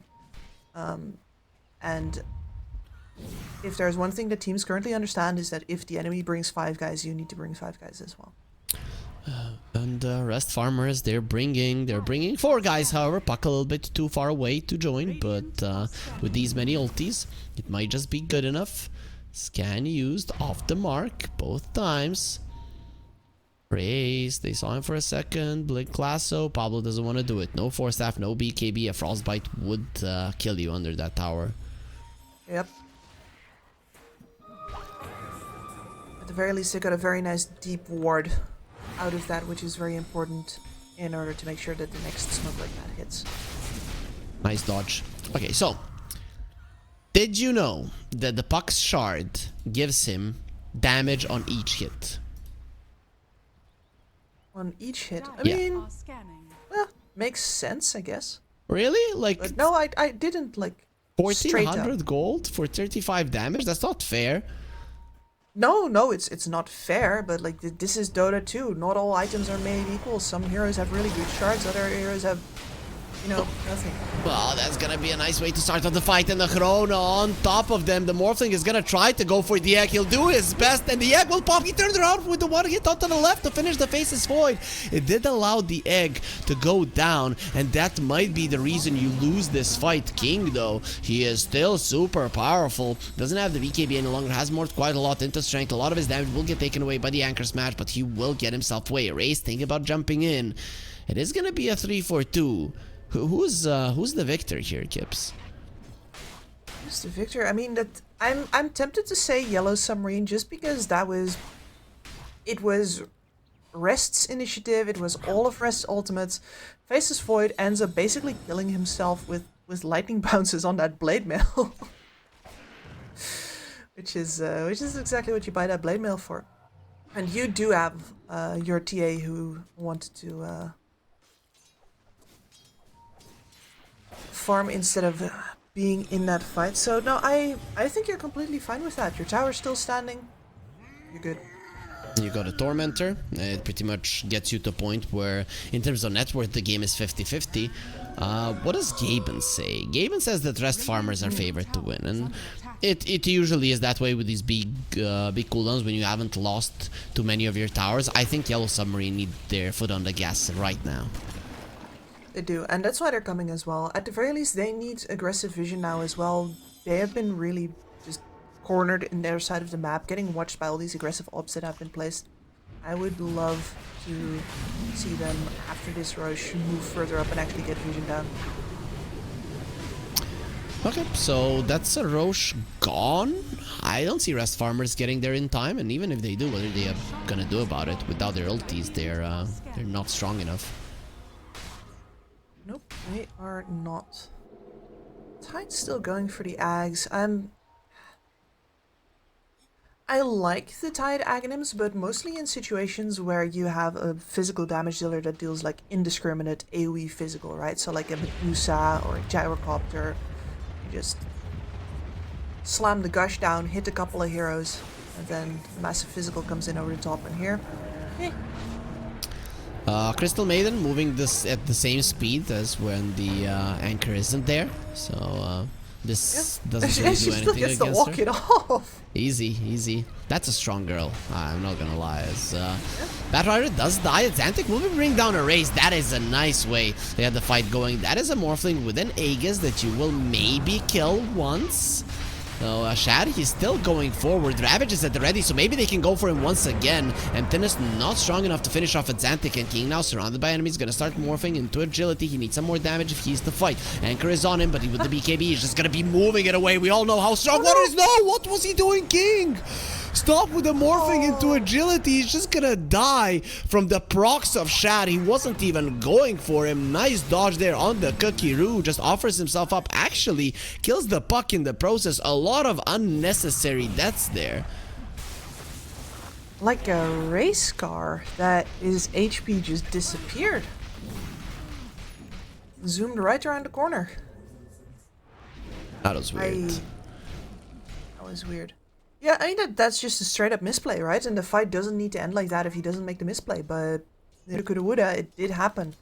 And that means that, like, in that regard, if you're playing a Faceless Void, it's easy to play a fight as a Faceless Void.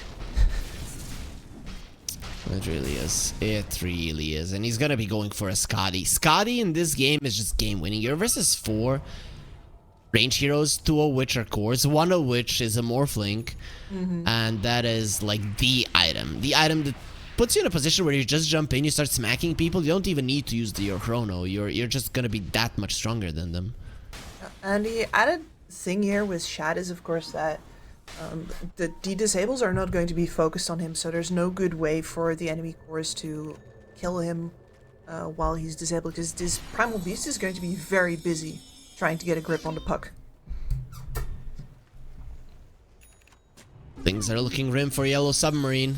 We'll see if they can turn it around. I mean, it's not that bad in terms of net worth, but of course, it's the lineups and how they scale later on. There's gonna be a problem. AD Rune coming forward onto the Batrider, and that's gonna be a nice way to start off the fight. Phoenix next on the menu. He does have the egg, however, so let's see. They're all gonna be focusing on it. No chrono, the Ravage a little bit too late, and the TA still alive. Nope, there's the Aghanim Scepter coming into play. Kips is gonna be liking it a little bit more now. I mean, yeah, sure, like it's still a really big AoE nuke with a lot of distance on it. Do cool things with that, but at the very least they hold their ground for long enough that the Radiant wards over on the dire side of the map have timed out again. But it still feels like Yellow Submarine, they had that one excursion to Roshan, then didn't really get to climb out of those confines, and that gem is still very firmly ensconced on the puck. It's not like you're going to be able to get the vision advantage back in any way. As soon as that puck feels safe playing all over your side of the map again, you're gonna end up blind. Okay, this Morphling is stacked. Has a Butterfly now, level 20 as well. Going for a Kanda next, which is gonna allow him to burst people down, but most of all, he has so much attack speed that the Phoenix Egg, you don't even need to use the little Shredder any longer. He's just gonna do it all alone. It's lonesome. Well, yeah, but we didn't even really get the chance to talk about it because there's so many weird things going on, but the fact that he decided to put off the Kanda for this long, there were a ton of kills where it would have immensely helped if King had just been able to, for example, burst that Phoenix before the egg got off. I think we've seen twice at least where they had to turn around for the egg instead of them just killing it immediately. He could have had that Kanda a long time ago already. Very true, but he wants to be defensive, he wants to be able to survive, and then morph into agility and just die. Happens. I wasn't gonna say it. No problem, Kips, I got you. Okay, I'll play the bad guy. I'm used to it with Automo. Automo never wants to say anything bad about players, and then I always have to do it. Automo is a coward, I say. Fight me, Automo. Okay, Pablo is gonna be getting a shard, so even more bad, I'd say, than the tiny one. I don't know. I just hate these support shards in the meta. Some of them just suck so much. They do, because they're not really like, they're meant as an option to choose between, with talents as well, right? You get the option to choose between the core or the support version of your hero. But since you get shards for free now, sometimes you just end up with something that doesn't make sense for your build. Nice escape from Pablo. Barely, but it still counts. Yep. Death is a binary state, and he's not dead. Exactly. Let's see. Smoke from Rest Farmers. This could catch you off guard if you're Yellow Submarine. And it nearly did. Oh, Shad, he finds the TA. BKB will be used. Chrono is there. No pulverize for you, my friend. And that's two heroes just melting. Two cores gone from the map. Rue will TP away, but it's a straight up disaster, especially Pablo. He's baiting them in for more as the core next on the menu. King is trying to escape. He does not have a TP. No, he's gone. 2 more seconds. There's the Faceless Void. Can't time walk away. The bashes are there. Pops the BKB. Tries to run. We all know how this ends. With the lasso being there, they're finally gonna have the damage. Yellow Submarine completely helpless.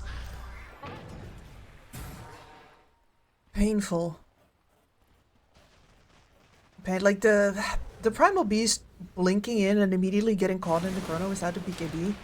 Just, it feels like where previous game they definitely were the ones with like the sharper button pressing. This game just a couple too many mistakes to really stand a chance versus Rust Farmer's overwhelming team fight.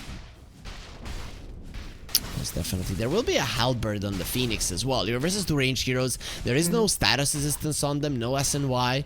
So that's just a 5-second disarm. And pretty much security that the Phoenix will get his egg off because he's the one with the status resistance. Yeah, lasting nice and long on the disarms, and then the egg over the top, and that Panda is still not finished.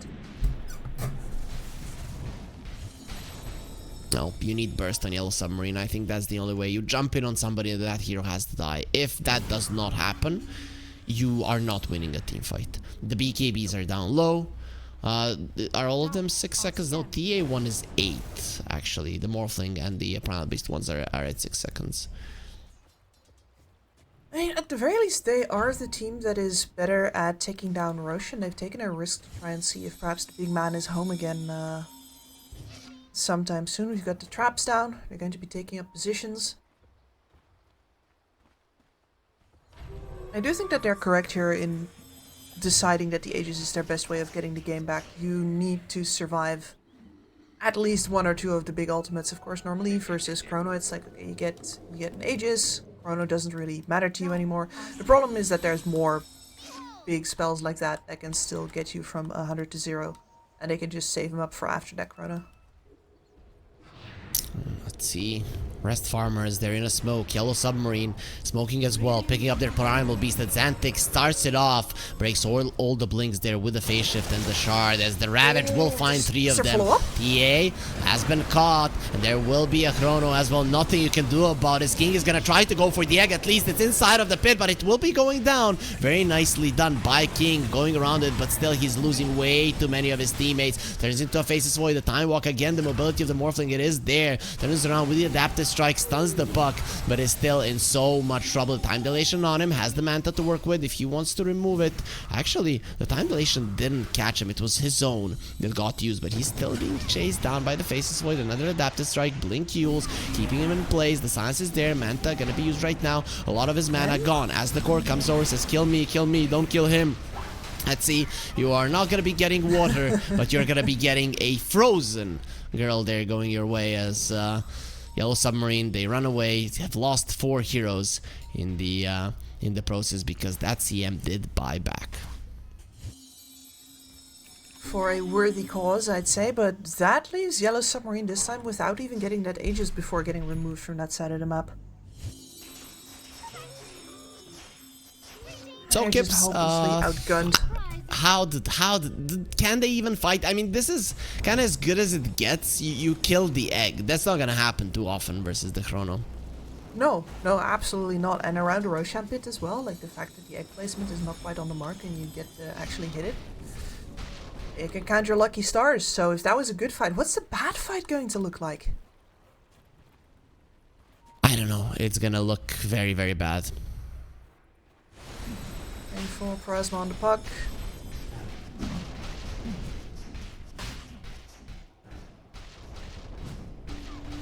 Are currently smoked up, flanking. The Hex on the Morphling, showing it up. The Roche is dropping low. If you can steal it, then actually Shad is dead. This is a perfect fight. Puck against the Aegis. More Timorous Kisses, flying from afar. Yellow Submarine, is this the fight that they can win? Now they're starting to lose heroes, even with the Chrono not being there. The egg on the side will be able to live through it. Oh no, Morphling coming with the waveform. He'll be able to take it down. The 2 big team fighters are gone. Emptiness that buy back into the fight, wants to bring down a Xantic King. He did turn into the puck, so he is a lot more mobile now as well. From the other side, Zibe is just continuing to spit on his enemies there with the gush. And the Yellow Submarine, they get themselves the cheese. Still, in terms of gold, it is still going the way of rest farmers because of those buybacks being used. I think the biggest deal is that they don't get the puck there. If they get the puck there, they finally get that gem out of the hands of Xantic. They finally get to actually, you know, deward some of their own side of the map and I want to say play again, but right now they're just lost in the sauce chasing this Tide Hunter. And it's incredible how much damage they still deal between the puck and the Tide, even when the Shad Faceless Void is already dead. And Shibin knows his job. Oh, he actually goes for the Ravage, wants to live. 2 seconds blink. One? It's out. No, he's not out. He made a mistake. No, he didn't. He blinked to the low ground. He'll be okay. Okay, is Dire's middle tower. Buck is now back. adds is here. They have to turn. Yeah, look at that one hit. How much work that one hit is doing on the Primal Beast. Oh man, it's not fair. And then another one. They have the lasso. No onslaught for you. Chasing for kills. But in the end, from a predator to prey, Primal Beast is gone. Yeah, this is level 25 on the puck now, so gets to choose. Gonna go for the Dream Coil, pierces debuff immunity, very nice, because he also has the Aghanim Scepter, so we're going to be seeing a ton of damage coming out from that. He is not rapid fire anymore, but I mean, it kind of is. It's pretty strong. yes, it still is. And I think overall what we've seen here from Xantic is the perfect example of how you want a puck game to go when you're faced with a TA in the lane. It's like, alright, TA wins this through harass, we're gonna just live through that, and then immediately after some towers need to go down so that I can get the space to farm on the lanes, and the TA gets to be squished because she wants to farm in the jungle instead. And it's just all come up at Xantic this game. At this point, I'm just looking at rest farmers, and I don't know how they lose a fight. Like, Shad died, and they still won. And that was before the level 25 puck. You have a Tidehunter, Blink Hex to start things off. The enemy BKBs are all down to 6 seconds. You have so many BKB piercing disables. The coil, the lasso, the egg, the chrono. It's impossible to play. And I guess I have my answer for the Tide with the indiscriminate physical damage here as well, because of course Adz is not exactly a physical damage powerhouse, but it is AoE physical. Now has a Mjolnir as well. I wouldn't want to be in the skin of these supports, even if they're not inside of the coil. If two heroes are, the lightnings are just gonna keep proccing, bzz, bzz, bzz, bzz, bzz, and everybody dies. They nearly got the Primal again as well. This has felt, I think, the worst for Yellow Submarine is that previously they had Erase as this big threat behind their lineup, and instead the Primal this time around has felt almost like a liability. He always needed one more item, wasn't at the fights fast enough, and if he was, he just got chrono, then immediately fell over. There's been nothing to do for him in this game. So that is a 20k gold lead for rest farmers. And I'm looking at Yellow Submarine. They can't do much about this, right? They're just gonna be trying to protect their tier 2s. They still have 2 of them left, so that's a huge deal. And they have a cheese. Cheese turning around the fight could be huge. BKB, break the cold, wasn't gonna work. Erase is so freaking dead. They have the gem still. Hex follow-up after the BKB ends, and you have lost your TA. Now you're probably gonna be losing at least 1 tier 2. Yes, you are. I was looking at any possible big talents that were going to come up, and I'm like, are the refraction instances going to make a big difference in this game? And it's like, perhaps, but refraction instances or not doesn't really matter if you're dead. Exactly, and if you don't get there as well, because you're only level 23, people tend to forget how hard it is to go from level 23 to 25. Nice catch. That is gonna be a dead Grandma Chrono on all 3 of the remaining heroes. They just called GG. Yeah, he was morphing into agility. He knew that it was over. Just such an anticlimactic end to this series, really. Rest farmers, they do equalize it. The last couple of fights were just straight up. We come in, we use our spells, and there's nothing you can do about it. Yeah, I'm really going to, and I don't particularly like doing this, but I think if you look at this game and you look especially at the itemization of King here, I think he dropped the ball pretty big time. He went for the BKB early, even though he didn't actually show up to that many of the early on fights. Then you delay getting the Kanda in favor of getting a butterfly. Like, you're anticipating this big climactic fight with the other carry, right? It's like the it's the big anime showdown basically, but instead you just never get to have a fight at all because your side lacks burst damage. You're always heroes down immediately versus a lineup that where you should be bursting people and taking them away because otherwise they're going to press R and you're in for a world of hurt. Exactly. So- That's how it went, and he needed more damage, as you mentioned, Kips, and it was showing in the early stages of the game. But would the item choices really change the outcome of this game? I think they got outplayed. I think they did get outplayed a little bit. Yeah, like the couple of times where they managed to land a punch, they immediately overdo it, and especially with the continuation fight on the bot side, right, where they just survived all the big ultimates getting dropped on their head, got all heroes still up except for I think their Crystal Maiden. They immediately go again, try to leverage those short cooldowns, and instead wrong targeting around Shad just leads to them completely blowing up again. It did not feel like they had a proper picture of how they were going to take this game back over after dealing with the big ultimates. Okay, so that's gonna be it for our first series of the day. Luckily for all of our viewers, we still have 2 more. Unfortunately, though, we are gonna have more than an hour break before the second series starts up. But that one is gonna be taken over by lovely Kips over here, and we're gonna be adding our Finnish boy, T-Panda. He's gonna be there for you. And then on the last series, MarsBet versus Green Esports, you are gonna be in the nice hands of Robin Roll and Automo. So for now, guys, enjoy your break. Be sure to click on our banner down below, check out our sponsors, and be back in an hour for the next great Dota series between Next Up and Amiga. 1xBet and Eva Alfie present betting on all esports events on the website and in the 1xBet app. 1xBet. Play with Eva.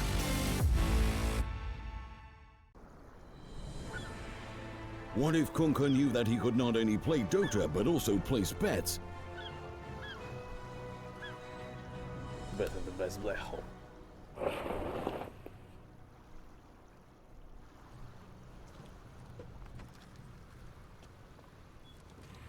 1xBet, bookmaker company.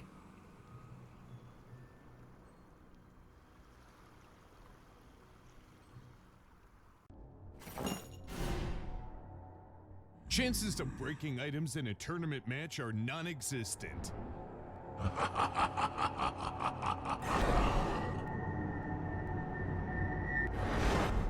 Chances of winning at 1xBet are always real.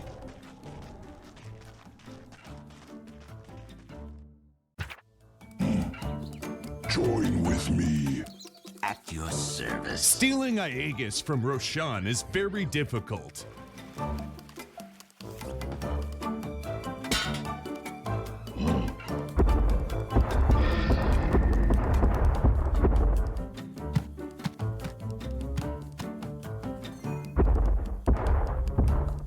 Winning at 1xBet is super easy.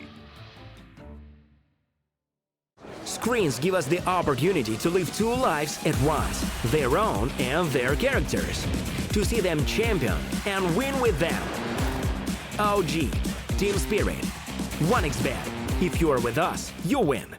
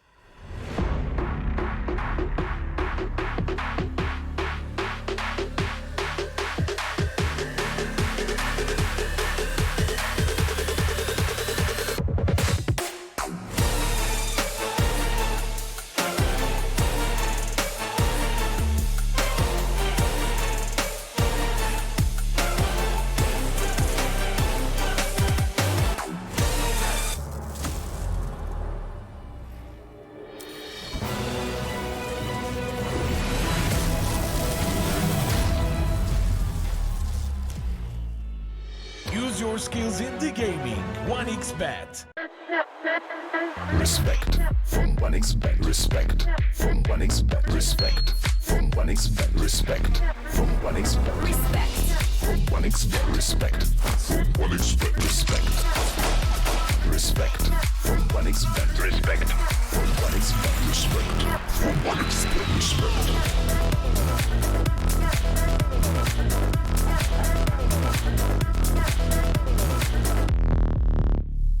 Hello, son. Hi, Mom. Pretty girl. This is Eva. Nice to meet you. Thank you very much. Your dad's just making his favourite dinner. It's duck. Come on inside. They're all probably too gruesome to tell you while you're eating at the table. How's your food? Is everything okay? Good, good.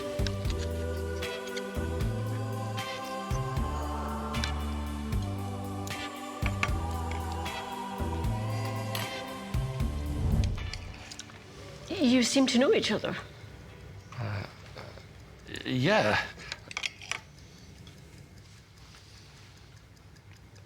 This is the new ambassador for 1xBet. Oh, I see.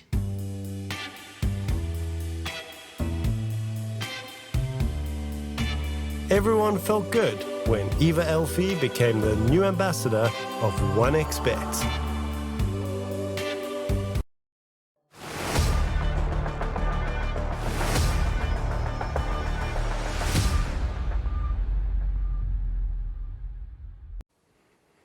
Well, hello everybody and welcome back to the Res Regional, and we are heading over to another series as we've had a bit of a break in between, but hey, I just wanted to show you this little fella that has decided to join the broadcast. Hello there, honey. Got a little kitty cat for you people here. Oh man, can we just, you know, wait with the Dota for like half an hour and get cats instead? I don't think anybody will have a problem with that. Oh yeah, a bit of a cat cast to start off the day. She wanted to say hi, but the moment I started talking, she's like, "What's going on? What's happening?" And I'll just jump quickly off. But hey, so we had our earlier series today, which was the Rest Farmers versus Yellow Submarine, which ended up as a 1-1 tie. And as we're now going ahead with the schedule, you know, going back to the regular time, it's MarsBet versus Green Esports. That's going to be our second series of the day. And if you're watching this from Liquipedia, no, you are seeing this correct. It is MarsBet versus Grin, and it's going to be Next Up versus Namiga to finish off the day. So, Kips, you were casting that earlier on series, but, you know, had a bit of a break in between. Now looking at MarsBet, you know, these boys have been looking okay. You know, they've got themselves one win and, of course, a loss on under their belts. Yeah, and I mean it's one of those things where I think it's, if you ask any caster, honestly, like, it's a game with LeBron in it. Are you excited to see it? Yes, you are, because LeBron is just such a great guy all around, and it's very hard to be upset that he's still around and still owning out here. And I'm very glad that he's got some trusted fellows to do that with. And then over here, Grin Esports. I think I speak for all of us when I say we're a little surprised to see that Grin actually got a whole win under their belt. It's there's a lot of trash talk between regions, of course, and these are the Americans coming over to Europe. So the fact that they've actually managed to land a solid punch in is probably going to shut some haters up, at least for now. Oh yeah, like this has been the roster. Let's talk about Yamson most importantly. Like when all the non-North Americans were starting to show up in the NADBC, he's like, "We're the true NA team. We're here to protect our rights and our legacy." And now they're here at the European tournament, so they're gonna get exactly what they're asking for in this particular matchup. But like you said, a win under their belts already versus Next Up, and of course a loss versus WK. They are now looking at a pretty tough matchup because, like you said, LeBron, he's kind of been a staple of the Tier 2, Tier 3 European Dota. He's always been around. I don't think he's going to disappear that quickly either because the results he brings in, they're stable. They're stable, exactly. And I think one of those, it has to do not just with like his experience and his knowledge as a player, but also I almost want to call it like the team dad effect. When you have a player like that on your team, they manage to keep everybody together. Like, yeah, we're probably gonna fight, we're probably gonna disagree, but at the end of the day, we're all in it together, and it's easy for players to say that. It's hard to make people feel that, and I think LeBron is really very good at making people feel that. Oh yeah, and of course, like having this roster around him, like these players, they show a lot of promise and capability. Maybe some of them have gone past their so-called prime as players, but I feel like that also means that they're very consistent with the results that they bring in at the current level they are playing in. So I have a lot of faith in this MarsBet roster. But as we look at the first phase bans, things are looking pretty solid already. You know, you've got your Chen bans, you got your Timber Saws, a couple answers already for a couple picks potential going through, like the Shadow Demon. Of course, the Primal Beast started looking good. MarsBet's like, nope, we're going to ban that too. And the Omni Knight, that has also been getting a bit of love, depending on the teams and players who've been playing it. Yeah, I mean, I would have loved to see a proper core Omni Knight, but I'm sure that's gonna happen at some point. So I'm actually surprised to see Grin pick up the DK first phase, because not only is that not really a first phase pick, because you can get counter picked when it's a core, it's not necessarily that big of like a contested hero either, but also Disruptor is still in the pool. I thought Disruptor was the hero of the week. Disruptor is definitely a hero that has been played a bit more frequently. I feel like the meta is maybe slowly going towards that direction. But you banned the SD, and there's no Timber Saw. It looks like a great DK game. So those are like the two worst counters towards the hero, because the Timber Saw shuts down the DK's early potential with all that high nuke damage that he has. The Pure that basically just breaks through the strength heroes, especially a DK. And then you have the SD who just makes the game impossible to play through that ulti. So I still feel like DK, when you got the right bans, the hero looks good. And MarsBet, bringing out the Mars, of course, this could still be flexed between the mid and the off lane. So could the DK. So I don't think there's anything too special going on around these drafts so far between the two teams. Just two solid picks to start the draft off with. Yeah, too solid. I mean, the thing with DK is like, one of the things that happens is like, okay, you could still pick Viper if you're a MarsBet, but are you really going to? Nobody wants to play Viper. Nobody wants to be stuck with the win lane, lose everyone game loves to play Viper, Kips. I, as a Finnish person, my heritage is poison and toxicity, right? So you gotta have some Viper in there. Of course. No, I mean, I feel like a lot of Viper players just kind of like, yeah, I'm not sure if this hero is fun to play, but there's a time and place for everything. Yeah. But I love that you can bet on that. It's much like when, when Wraith King is good, he has to be really good because he's boring. So it's like, if it's a counter pick right now, then, you can always be like, yeah, but what if they just can't be bothered playing it out? that also counts. That's also part of the meta, incredible as it may seem. Well, let's see. MarsBet, very likely to pick up a support here. I feel like maybe LeBron's pick could be the one that comes into mind. Of course, there's the double pick from Grin, and I know that LeBron likes to play like team fighting pause 5 heroes. Like if they have team fight ultis or just heavy team fight presence, he'd love to see what he's going up against. But since it is going to be the Disruptor, the hero of the week, like you named it, they're going to secure it. Yeah. I mean, the other choice is Phoenix, right? You could think about something like Treant Protector as well if you're looking for that team fight. But Disruptor will do nicely. 10 seconds remaining. Yeah, same thing for Grin here. What does Lowdown want to play? Because he's also a Disruptor specialist. There is Enchantress he could pick up. I think Ench is also pretty decent versus the Mars. Good poke. Also some decent heal versus the bonk spam.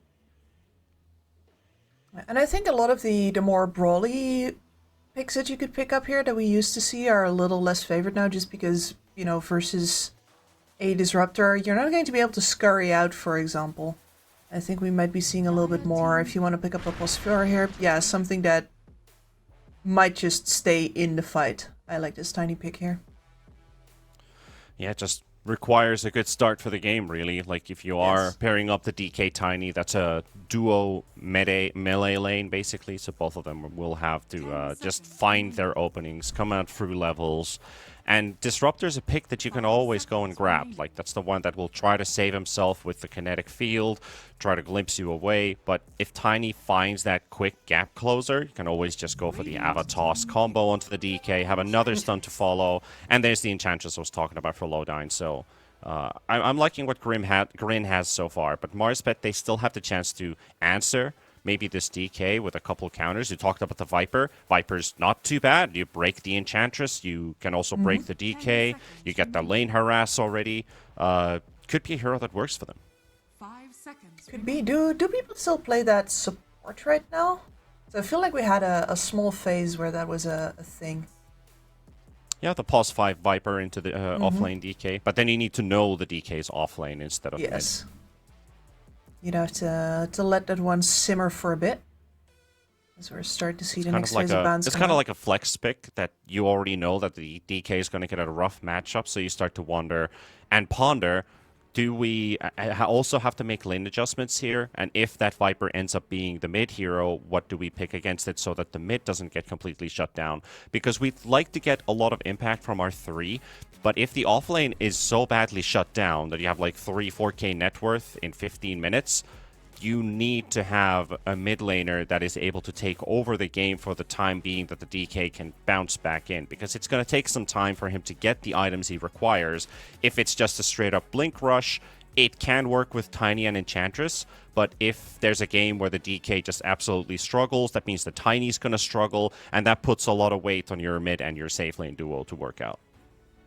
Yeah, agreed. I think the fact that DKs these days are in a position where they almost have to scale is definitely something that you didn't really used to see, where it's just like, okay, fine, we build a Blink Dagger, we build a BKB, and after that it's all bets off, you guys take over. That's a lot of moo spam. Well, can hear the cows mooing somewhere there.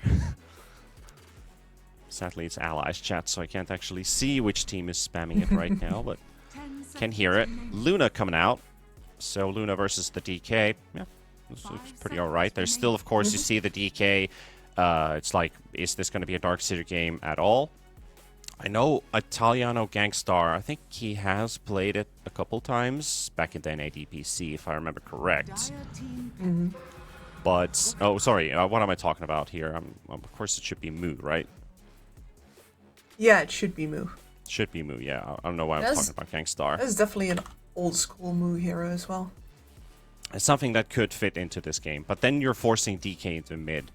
And of course, Rubik is he's got a lot of great spells to steal if you put the Darkseer into this one, so they're going to have to find a route, or kind of like a detour out of the Darkseer pick. If there's something else they can look at, because you see the Luna, your carry matchups, they already fall into a much smaller area, because if you pick a Morphling, for example, Luna can still fight you, even if your timings are going to be the same. That again puts a lot of success needed on this DK lane. Can you go for something a bit earlier here? I was thinking something like a Bloodseeker, but Bloodseeker, it also kind of requires that you have the snowball potential around your early game, that you're able to take those towers down early, enable the DK, but then you get a carry that's able to rotate and help you out a lot.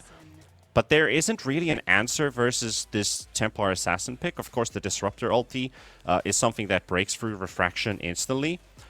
But if you don't manage to kill the TA in time, that gives you great turn potential on the side of Grin. So I actually do like this TA pick.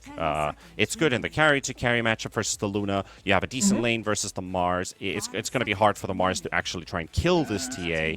So I like where they're going here.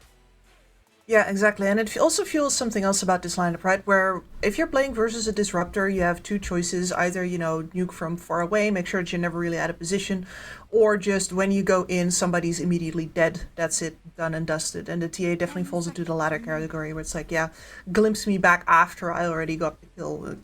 Great job. Well done. You have done your job. Taxi service. Yeah, there's the Darkseer ban, just in case. There's still room for it. So they just want to make sure that this DK is put into the 3 role, and MarsBet will get themselves a free mid-to-mid answer matchup, basically, for themselves, because Grin has to pick first, and he banned out the Storm. Of course, Storm is, again, one of those, like, you have 2 to 3 different types of item builds you can go for. That could also hurt Grin, either early on or later on. Depends if you want to play the Orchid lineup, if you want to look for those early pickoffs. If you feel like the Orchid's not going to pay off, you'll rotate to something a bit more of a kind of a Kaya Sanj, maybe some extra tankiness on the side, just trying to mitigate a lot of those stuns.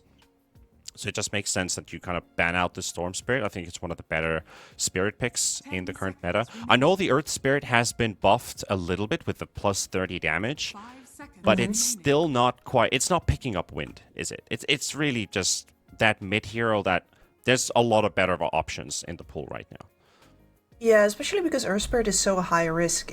You're very high commitment, you're very reliant on do I have stones or not. And then, you know, if the fight's not good, you start falling off. You die in the process. Also, Wish, this could be a Tinker game.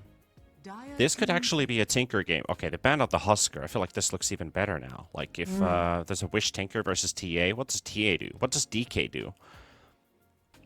And they've got vision really. from Disruptor. They have the Luna Night vision. I feel like this could be a Tinker game for Wish, but we'll have to see Grin's pick first. 10 seconds remaining. I think you might be right.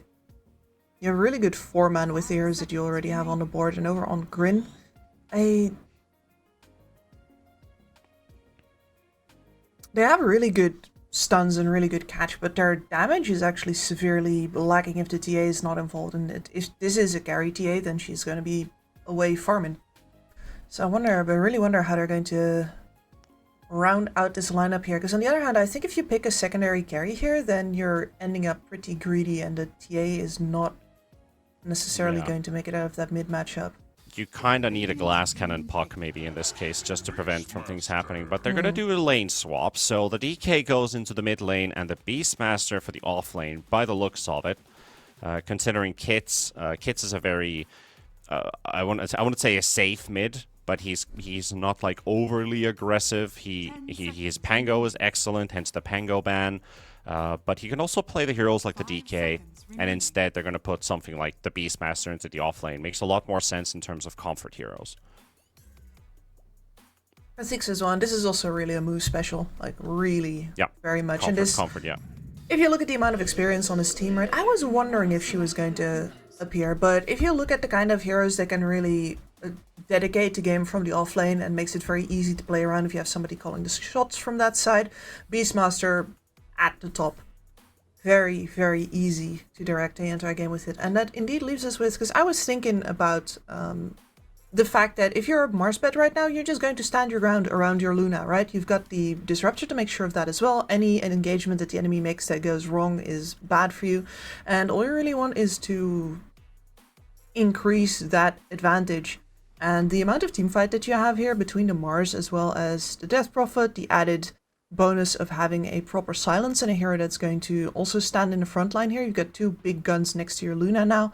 I think this rounds up the lineup really well, except for maybe a bit of a burst damage issue, maybe? Potentially. There's always a chance that your burst is going to fall flat a bit, and you just don't have enough in the required moment, and that's going to leave heroes at low HP. They get to turn around, they get the kills, and then you're just going to be kicking yourself like, yeah, we got this hero 4 times at 100 HP, and we lost the game to that. So there's always the risk involved. But when I'm looking at MarsBet, like they have the Death Prophet now brought in, you have a lot of early game potential with Wish, paired up with the Mars Arena, you have heavy team fight. And I'm not sure if the Dire team is actually ready to challenge that much of team fights. So you gotta time your fights right, and you gotta maybe live off of the pick-off potential a bit here.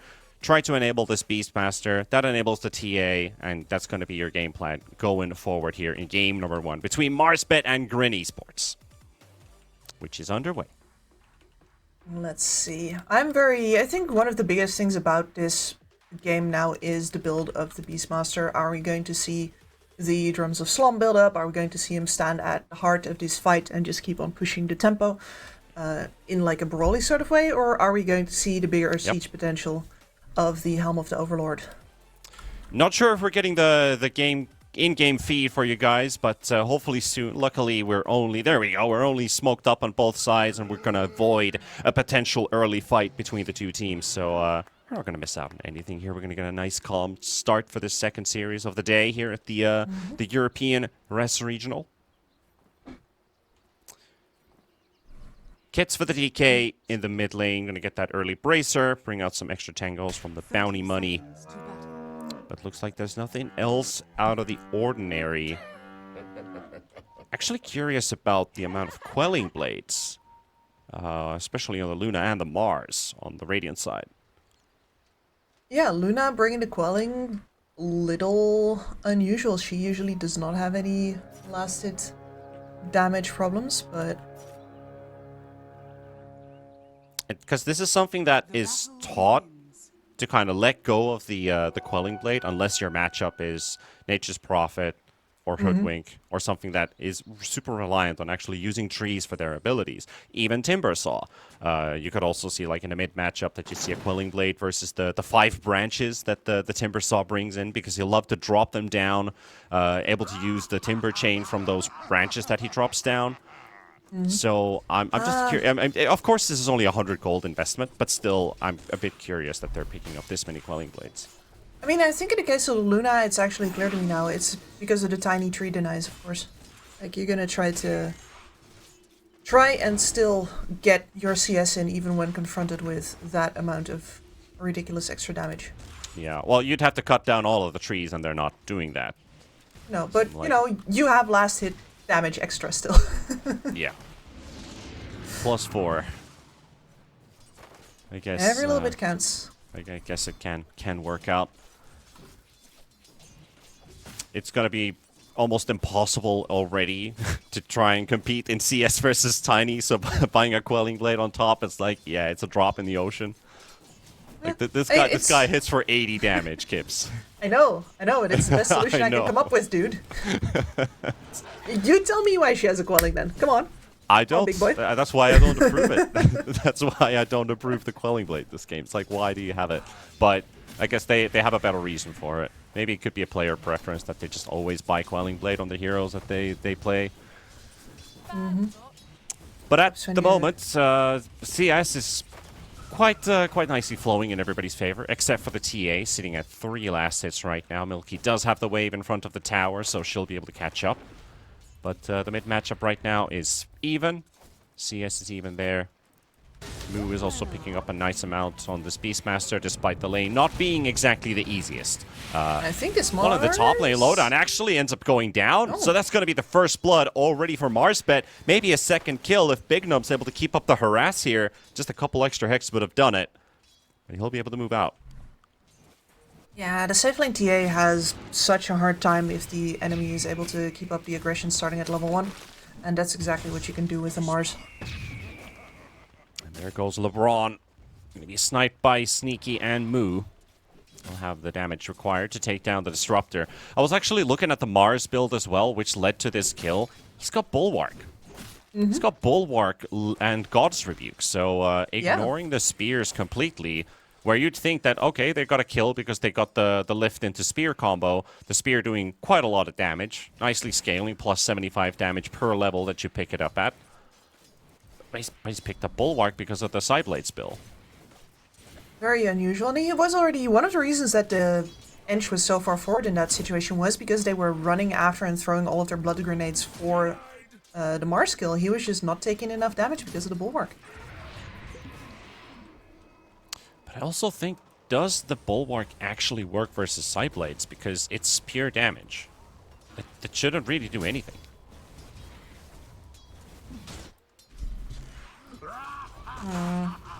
I just assumed that it would.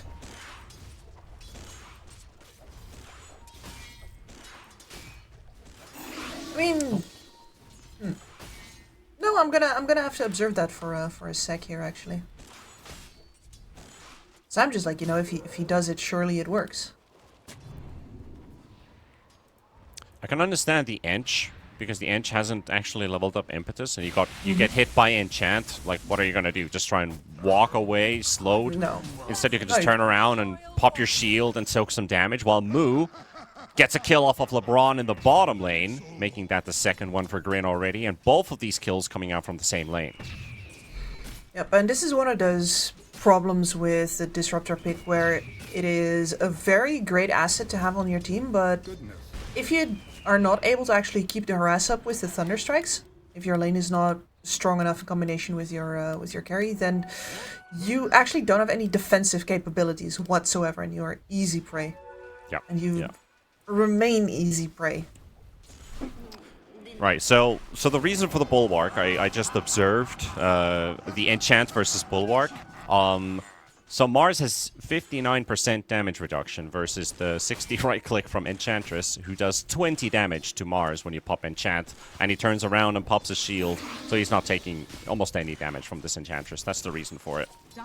It's not the TA, it's the Ench, and there's the Spear. Also the Tower doing some damage with the Centaur under the Tower. Mr. Luck, is he in luck this time? Doesn't look like it, as Lowdown is going to get the kill. Another toss there from Big Gnome, gets a couple tower hits onto the Ench, but Ench will heal up with the Nature's Attendance, and so the situation will kind of mellow down by itself. Grin finding a kill again. And that's a shame, because as a Mars, when you invest into that build specifically to be able to deal with the Ench, what that means is like, okay, I'm going to take a lot of damage from the Ench because my Rubik is not going to be there. My Rubik is going to be stacking, for example, which he has been doing. And instead, he still dies on the Mars, so I don't want to say the point was wasted, but the strat does not work out. Rotation to the mid lane. Sneaky coming in behind, catches Wish, throws him under the tower, and he's going to get pushed back by that freshly picked up Wildwing Ripper, and that's going to force out every single siphon from Wish. So that's going to be a long cooldown for this Death Prophet. Considering even if they don't get the kill, Wish has to pay a lot of seconds of cooldowns on the Spirit Siphon for that.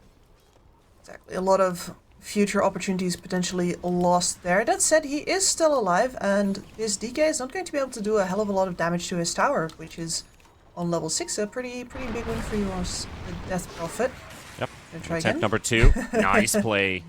Well, I wouldn't say nice play. Actually fails a bit there. But the Hurricane overlapping. Sneaky going to get glimpsed back, and he's not able to teleport back home. So that's going to be Wish picking a kill for himself after being harassed a bit a couple minutes, well, maybe a minute back.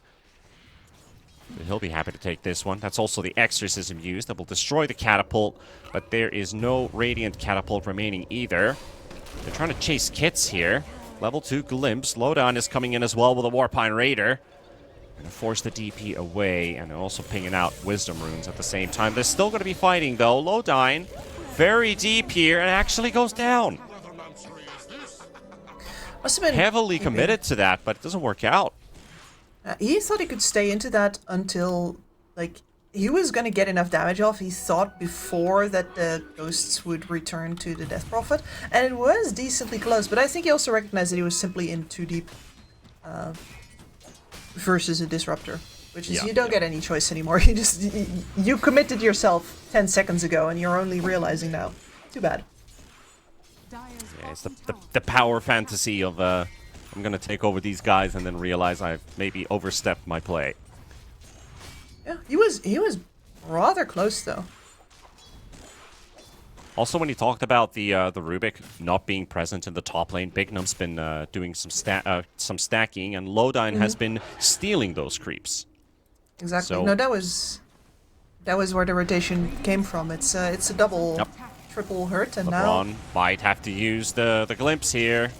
Yeah, he's just cornered, can't do anything. Kits will grab this one. Now Sneaky coming in from behind. Wish only has one siphon left.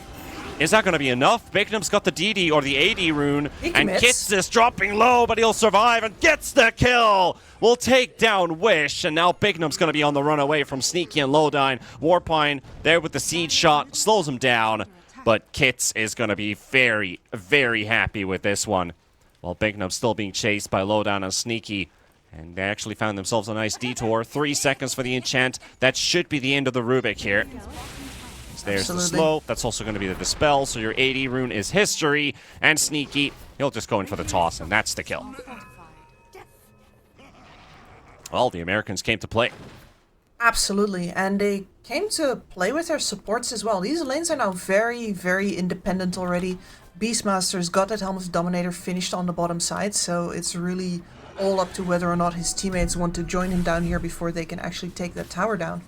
And up on the top side, yep, Mars doing alright, but the TA is of course doing better, seeing as that she clears those side camps. So, nothing but wins here for Grin early on in the game. Yeah, they'll get to play this map pretty early on. The DK is off to a good start, so you got your DK ulti, and like you talked about, the Dominator, plus the Inch creep as well. You have a big zoo that's going to be active early on, so they're, you know, cosplaying a semi-Chen. But Sneaky going to get glimpsed back to the mid lane. That's going to be another exorcism. They're going to use it for the tiny kill. LeBron's going to be joining Wish and Bignum as well. Maybe they can force this tower out of the way. No catapult wave available. It's going to be up in 10 seconds, so Kits is going to be there to defend. Bottom tower will fall to Moo. And there's the Enchantress jump as well. They've got the kinetic field. A couple apples, like we like to call those grenades, thrown in the way of the Enchantress. And Wish will get another kill for himself. They also glimpse Kits, so he doesn't get the illusion rune, and that's going to be a free free refill for the DP. That's what I wanted to say. Yeah, that's just literally to annoy him. Sure, you like the full bottle, but someone's like, no, you don't actually get to do anything. We're the boss here. You can look, but you can't touch. Yes. Beast is quite deep in here, and actually he's popping smokes. The Disruptor might just die to this zoo. That's a lot of skeletons and a lot of boars. And the Disruptor's just dead right away. He dropped his ulti to zone out Kits, but it's not going to be enough. Another Mars is coming in. Arena is available. He's going to drop it down. Kits is there. Moo is there. He does get the stun off of the DK. And Sneaky's trying to save the DK, but he won't be able to. Retsu's going to be there as well, but the Beastmaster now running away from Wish, Mr. Luck, and Retsu. They're all forcing this Beastmaster to run away. Run, little girl. And they'll defend this tower. Very important there to not immediately... Because if you don't react to that, you're going to lose more kills, and that Moo's immediately going to take your mid tower as well. You need to put a stop to him immediately. He's going to do it again, of course. He's going to gather a new army. He's going to come curving straight, exactly like through the bottom lane, towards the mid lane. He's just going to do that again and again until he gets your tower. But for now, no dire vision remaining in the Radiant jungle. Yep. And this try has at least been stopped on.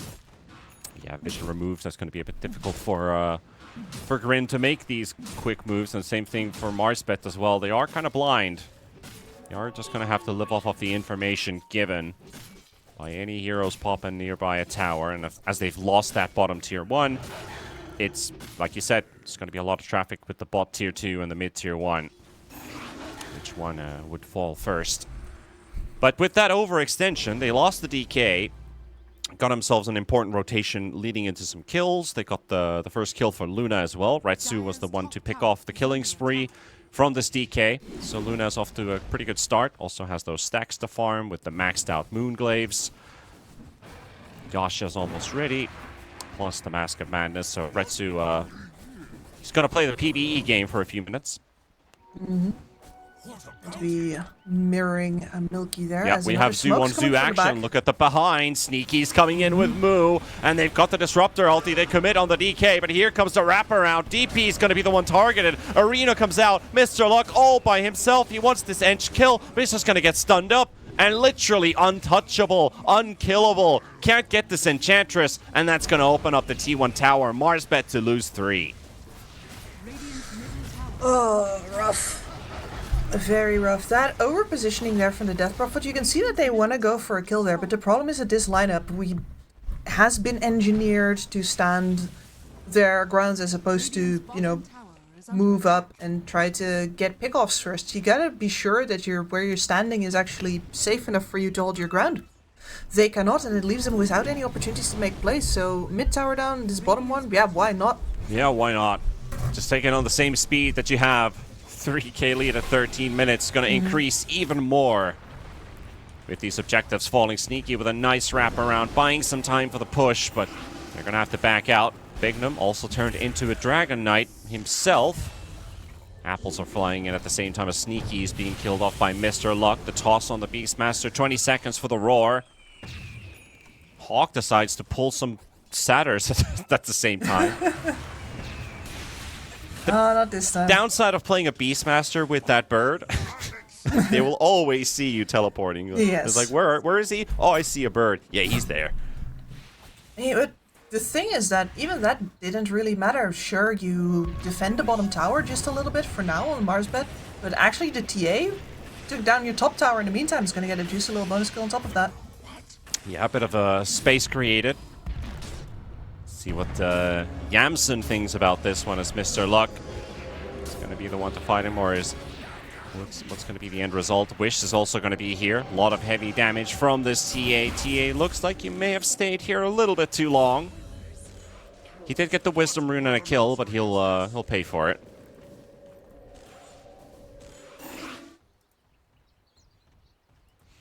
So that's going to kind of even things out a bit, because even with that early push, we just talked about a 3k lead 1.5 minutes ago.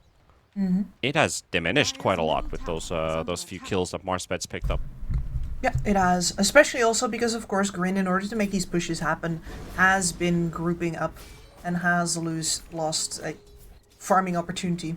You pay for the fact that you're not split up and hitting creeps. But the more important thing is that now they have all of the tools set in motion to actually work with the terrain that they gained for themselves. So you have the outer 3 towers down. What are you going to do with that? Are you going to be able to choke out your enemy? And the answer right now, I'm wondering if it's actually... if they're not going to be able to hold it, because already this top tower is under siege. And they're deciding to go for the bot tower rather than defend top. Yeah, they are focusing at the same time. Disruptor, 2 seconds for the ulti. LeBron won't have the chance to drop it. Doesn't have the backup, so that tier 2 tower is history, while Retsu finishes off a T1 in the top lane. And they're targeting Mr. Luck, Milky. Yamson's also here with Sneaky, but the Mars is not going to show himself in the lane. Blink Dagger coming in for Tiny. This is one of the reasons why, you can make sure to milk those 3 outer towers being down for all it's worth, really split up again, farm up. On the other hand, the fact that you got a couple of really big gold injections does mean that the Tiny just gets a Blink Dagger now without having had to do much for it. Yeah, we know that Moo's really not the player who likes to build Blink Daggers. Like, he'll let his pos 4 rather do it for him. He'll just build a lot of auras. He's got this, like... He likes to build items that he likes. And he also sticks to those item patterns a lot. I talked a fair amount with Fear. He taught me a few things about Moo, his old teammate. And he definitely talked a lot about those itemization choices. So really, I think a big important thing to kind of pay attention to is that he's not your traditional offlane Blink builder, where you'd always suspect your pos 3 to have an initiator who has a Blink Dagger, and he has something to work with that Blink that enables the rest of the team to act. So instead they have a pos 4 who has the Blink, and he'll get to build auras. He gets to walk into those fights. Maybe he'll bring in some TP boots or something so that he can apply some pressure on the map, and maybe some... Oh, wait, what the hell? I think it's pretty funny. Yeah, I was looking at the chat for a bit there, like, he's calling out lag, and then Grin's player's disconnected when LeBron says, go when ready. Oh, your boy's disconnected. Aren't Lowdown and LeBron old teammates from the time where LeBron played in NA as well?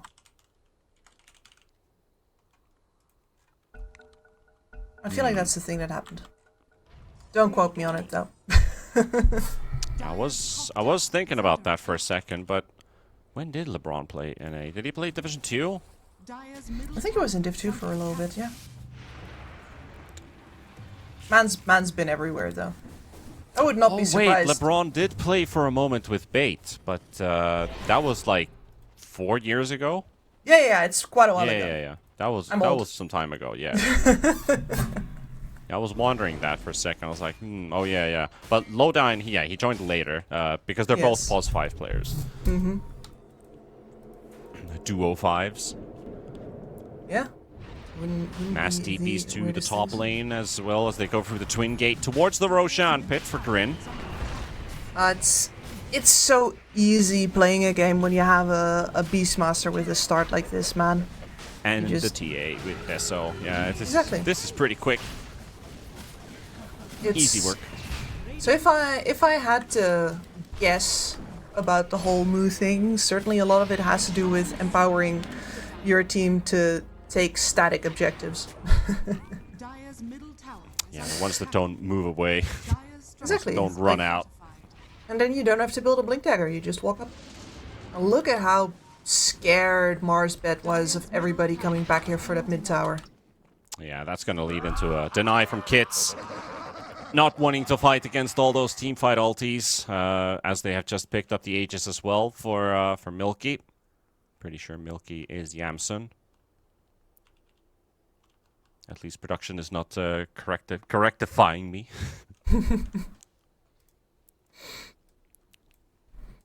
And where is this Luna at? I mean, credit where credit's due. Retsu's pretty farmed. Going to bring the shard in very soon, and that is the position where, as a Luna, you can definitely hold your own in a fight, even if you would rather still put the BKB on top and make sure that you can't just get bursted. But actually, the Q up here... Yeah, I'm looking at the quick buy, and I'm considering, is BKB the right item this game? Because if you want to fight the TA, you gotta fight the TA with her weapons, which would be forcing out the MKB.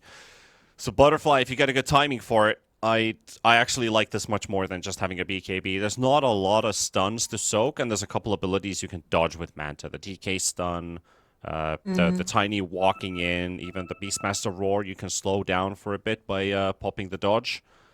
And you just rely on your team to protect you. Which I really like. Agreed. I mean, it's not an ideal situation, but I definitely think that he's making the correct choice here. Yeah. They need damage. Like, if you go BKB, who deals the damage? Exorcism?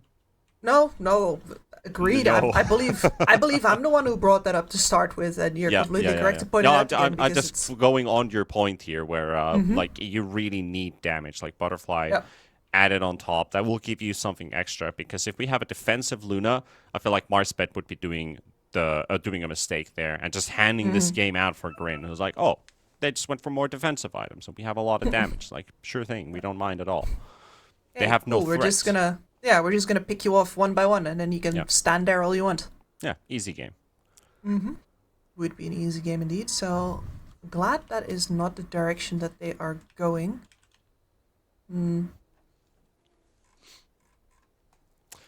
Yep, there's the goal sign as Wish has reconnected. So what we just finished off was the middle tier 1 tower denied by Kits, as Grin has also picked up the Aegis for the Templar Assassin. And slowly, gonna look to take down those tier 2 towers. There's only 2 of them remaining. So it will be a pretty easy job for them to look at this game objectively. What do they want to achieve? What do they want to get? Most importantly, can we beat this Luna before the Luna becomes too big? And with the way that they're currently doing it, I'd say yeah. You can look at, for example, I really like this choice as well. The fact that Kits has not built himself a Blink Dagger either. He's just also a really big boy who's going to stand there. And if they feel the need to initiate, then the Tiny can do that for them. It's one of the better initiators in the game in general, because you get to attack. Otherwise, they're just going to walk at objectives and then stand in places that are really very inconvenient for MarsBet. And MarsBet, if you don't have the positional advantage, they're not good at jumping either. For them, it's really just all the Mars. And he's building a Blink Dagger right now, but... Oh, now Sneaky's actually going to initiate with a bit of a fight here. Arena popped on 2. Kits getting poked and pushed around by the arena wall. Desperate to get out. Just won't let him out. Like, that wall is not going to give in. Kits, you're stuck in there with the Mars. That's going to be MarsBet bringing up 2 kills. Exactly. Maybe even a third as Lowdown's being chased, but the Wildwing Ripper goes for the Hurricane, pushes her back. But they still have the mobility to see where this inch is going. There's the Yules, and here's going to be the Spear from Mr. Luck. That's going to be the end of the third kill, while they're pushing down the mid-tier 2 with Retsu. Very nicely done. And this is, of course, what happens when both teams don't really have initiation, or let's call them playmaking tools, is that whoever's in the right position at the right time just gets to have the fight. And everybody else has to, well, look at it. A good move back from MarsBet. Yep. It's looking pretty good. I think I might have a little correction on my talking here. So apparently this is not Yamsun. Apparently this is Milky, who used to play with KZ team. Okay. Player. So I thought we had a stand-in, but I may have been wrong thinking Yamsun was the one who was in the original roster for Grin. Oh, good night, Bignum. And may angels wing thee to thy rest. So yeah, Milky, the Turkish player. My apologies. Thank you for correcting me there. And they're straight back on the offensive. Radiant's middle tower is under attack. Still got 2 minutes left on that Aegis. No need not to leverage this here. And Milky going into the BKB himself, which is, if you're looking towards the other side, BKB is actually going to be extremely effective versus MarsBet. The big area spells that they have are all completely nullified by the BKB. This means that if you pop it, you just get to walk out of anything that they might be trying with you, and the straight up damage is just not there yet. Yeah, Kits is looking for the chance to jump in. Once the disruptor, the quick pings come out. Oh, Tiny misses the opportunity, blinks in and hesitates for a second, and that's going to cost Sneaky his life. Oh, that hurts a bit because you did the right move, but you weren't entirely sure if that was the hero we were supposed to grab. But reaction time, as humans, it is a bit of a bummer sometimes. No, like this is where you gotta full ass it. You don't half-ass it. Like you put the nuts on the table, they both go. Yeah. Owie. I've been watching too much Northern Lion recently, I'm sorry.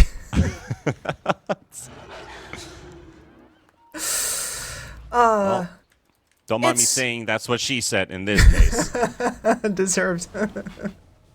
Deserved. Anyway, the thing with playing as 4 up as you do right now, the fact that you have taken all the towers down right though, means that if you're sneaky, you go for that one, you notice that it doesn't work out, and then you're okay, cool, I'm gonna get the opportunity to do it again, because this position is still, this team is still holding a very far forward position. Lowdown cutting the wave in mid, Moo still reigning on the bottom side.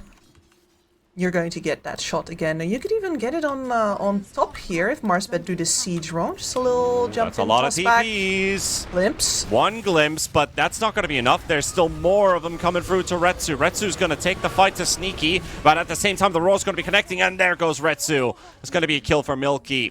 TA to bring this one up. Tie up the kills in the top lane, defend that tower, and at the same time, Mr. Luck is being pinged out by Kits. Does not have a blink, but hey, it's going to walk up to him. It's going to try and do his best to try and slow him down, but where's the TP cancels? It's pretty much just your DK Dragon Tail, and that's it. He'll just teleport out. Really cool from both teams here that every single time we've seen action, it's... Well, every single time it has always been on both sides of the map at once. Every time one team makes an action somewhere, the other team has already made the decision to make the most out of it with a hero somewhere on the other side of the map. Yeah. Yeah, there's a lot of expectancy and kind of prediction anticipation. Kind of involved in this game. And Moo has moved houses. He is setting up on top right now. This is clever, by the way, because if you notice the Radiant Vision all the way over on the top side, this is where MarsBet would love to play towards. They've really set themselves up for that. And as long as Moo is sitting up here and the rest of his team covers him, you actually never get to play towards that vision anymore. True. Getting to that area is always a bit difficult, especially when you're in a superior position for the time being. Looking at all those BKBs that are also being built up, going up into high ground under enemy vision with them having BKBs capable of turning things around. Well, Sneaky is actually found here by Mr. Luck, so talking about the inevitable demise of this Tiny. Actually tried to teleport out for a second and then tosses, realizing that, yeah, I'm not getting out of here. Who am I fooling here? But a quick trade-off from Grin. They get Bignum. Nice, and yeah, Grin's still very dominantly positioned on the middle here. But not a lot of cooldown spent from MarsBet, and they still have the superior team fight. Is that the Luna would... And look at that butterfly. That's 500 gold short. Exactly. Oh, she would love to finish that just before this fight comes in. The timing would be great. Yeah. The timing would really be great for this Luna. But same thing for Grin. If they want to take a fight, they kind of have to take it now. Because they don't know about that butterfly coming up. Mr. Luck. Smokes pop. He knows exactly where they are. But is the Luna ready to fight? He's like, I need my butterfly. I need my butterfly. Just hold still for a bit. Don't fight. Don't fight. Don't fucking fight, you know? All right, where's... Straight out of Peaky Blinders, you know? Yeah, absolutely. Now, where's... Finish your battle, Fury. No fighting. No fighting. But then he is the one who's supposed to walk into the other room. Yeah. Or Retsu. There we should have the butterfly flying up in the courier. Yep. And that's going to be a big damage increase for the Luna, but still holding on to the superior position on the side of Grin. The triangle, they're not letting it go. I mean, playing with the traps really well, using the ranged heroes to bait. Look at the tries here with the... It's like Mu is trying to do this elegantly. Like, he brings in the boar, he's like, okay, I'm going to kite the creeps up the ramp. And Sneak is like, but what if I just Avatoss it? Hey, Yeah. fine. Fine. A dragon battle in the mid. Did you see the two DK illusions fighting each other? Yes. I can see that they're attempting to use the dragon ulti. Yeah, like the Ultra Dragon stolen form, enchant. and the Manta Illusions to try and push that mid-tier 3 tower. Same thing for the top lane, which is already down to 700 HP. And now they finally get to take over the triangle, back for them, which, which is rightfully ours. Yeah, but most of the time where the wards on the top side were up has been wasted. You can see that these wards on the cliff here, the last one standing. Yep. There's they'll live literally a living ward on that cliff. Yeah. If we move the camera up just a tiny bit. Just a tiny bit. There we go. There's Lowdown. It's been sitting on that cliff for like a minute. And on the chase we go. Was Solar safer Crest, on the extra movement cliff. speed. And there's the Yules and the spear. Oh, Or, well, the cute. spear could have connected, but style points. Mu? A little busy microing there. Oof. That's your 9-second BKB. Yeah. Small mishaps. Small mishaps indeed.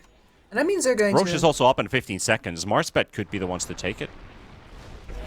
Yeah, and that's awkward timing for Grin, who've been holding on to the top side of the map for so long, and now they're letting it go precisely at the time when Roshan is going to reappear. Oh, they're TPing away because they have to defend. And now LeBron's like, guys, he's home. Guys, Roche Guys? just spawned as they teleported away. They're like, guys, where are you? team? No, and the TPs come in, but they're a different color now. Oh, and Retsu almost walks into a gank squad. Under vision. That was the ward placed down by Lowdown a while ago, and Kits just going in to walk towards them. This is so funny. Like, Grin, you see Beast, you see This is DK. Neither of messy. them have Blink Daggers, but they're just going to get the catch by walking in. They got the toss onto the Disruptor. LeBron's going to drop low. There comes the arena from Mr. Luck. They're going to drop down Milky, and Milky is going to get connected on. The BKB is going to be popped as well. Goes for the meld. Buys some time for himself. Kits is already down, and that's going to be one fallen. And now Milky has to fight all by himself against the world. So MarsBet, they pull out the longer straw this time. Sneaky interrupting the Mars. Mars will go down. Lowdown, the true carry, showing up with those impetus spears and with the Sproink. That's a lot of damage. LeBron almost dying as well, but Sneaky and Lowdown will both fall, making it a 4-for-1 trade, only losing the Mars' life. Oh, that was so scrappy. I think the communication on both teams honestly really broke down, but that's where it's much easier for the team that can just press R and have the big team fight spells. This is what we talk about with ease of execution. Both of them were scrambling.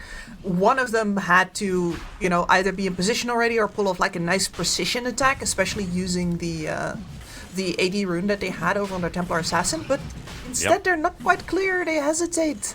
And the Templar Assassin walks in, gets used, no more AD for you. And yeah, there's a lot of indecisiveness involved. Exactly. And this is now an Aegis Luna with the level 20 talent coming in. To be fair, level 20, if you don't go Kanda, little less threatening, but he's farmed enough to be threatening nonetheless. Yeah, Retsu's going to pose a threat. Getting to that level 20 now. And also the cheese picked up for the Death Prophet, considering this was Roshan number 2.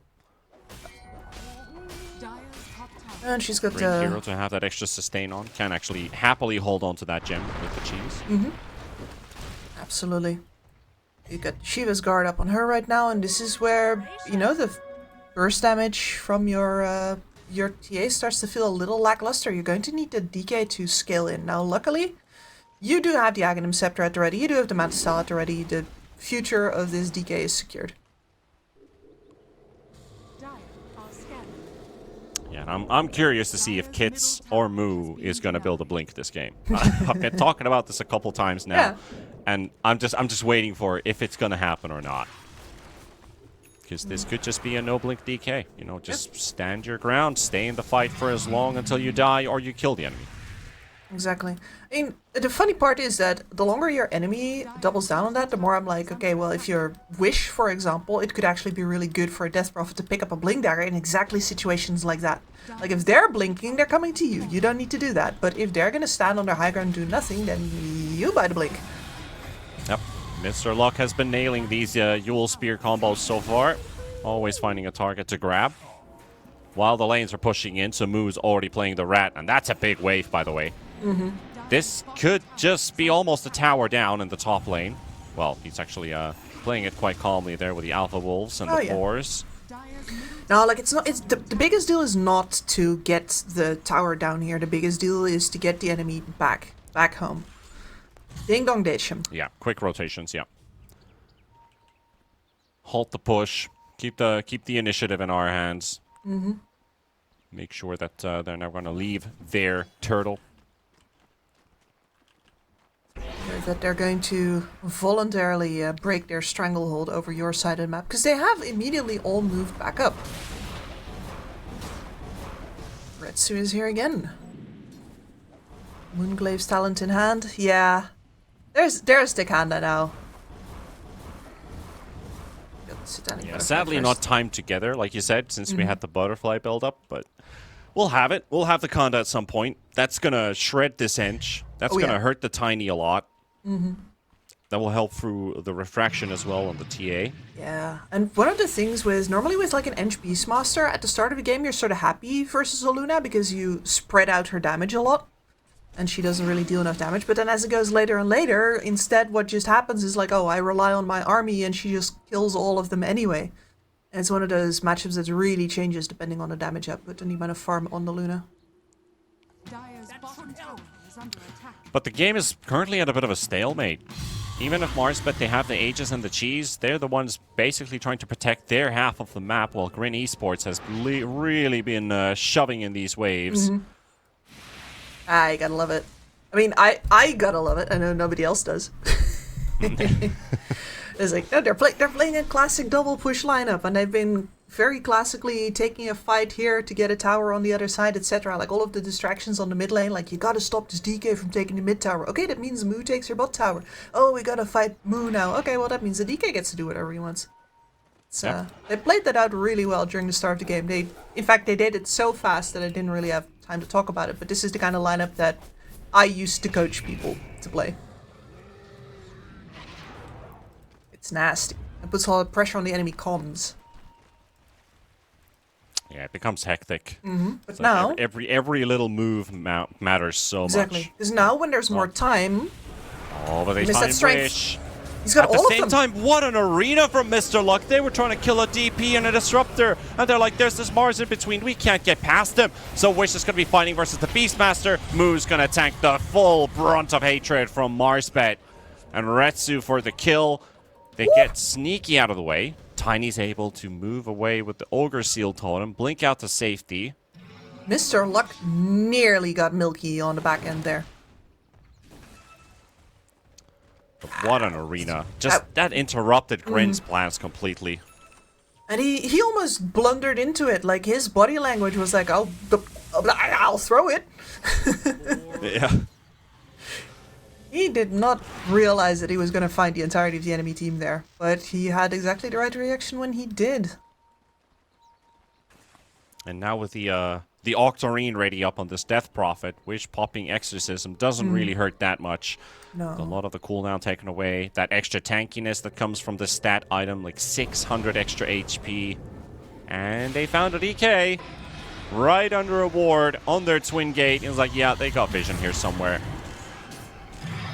But it's a bit too late to cry. Just a little too late.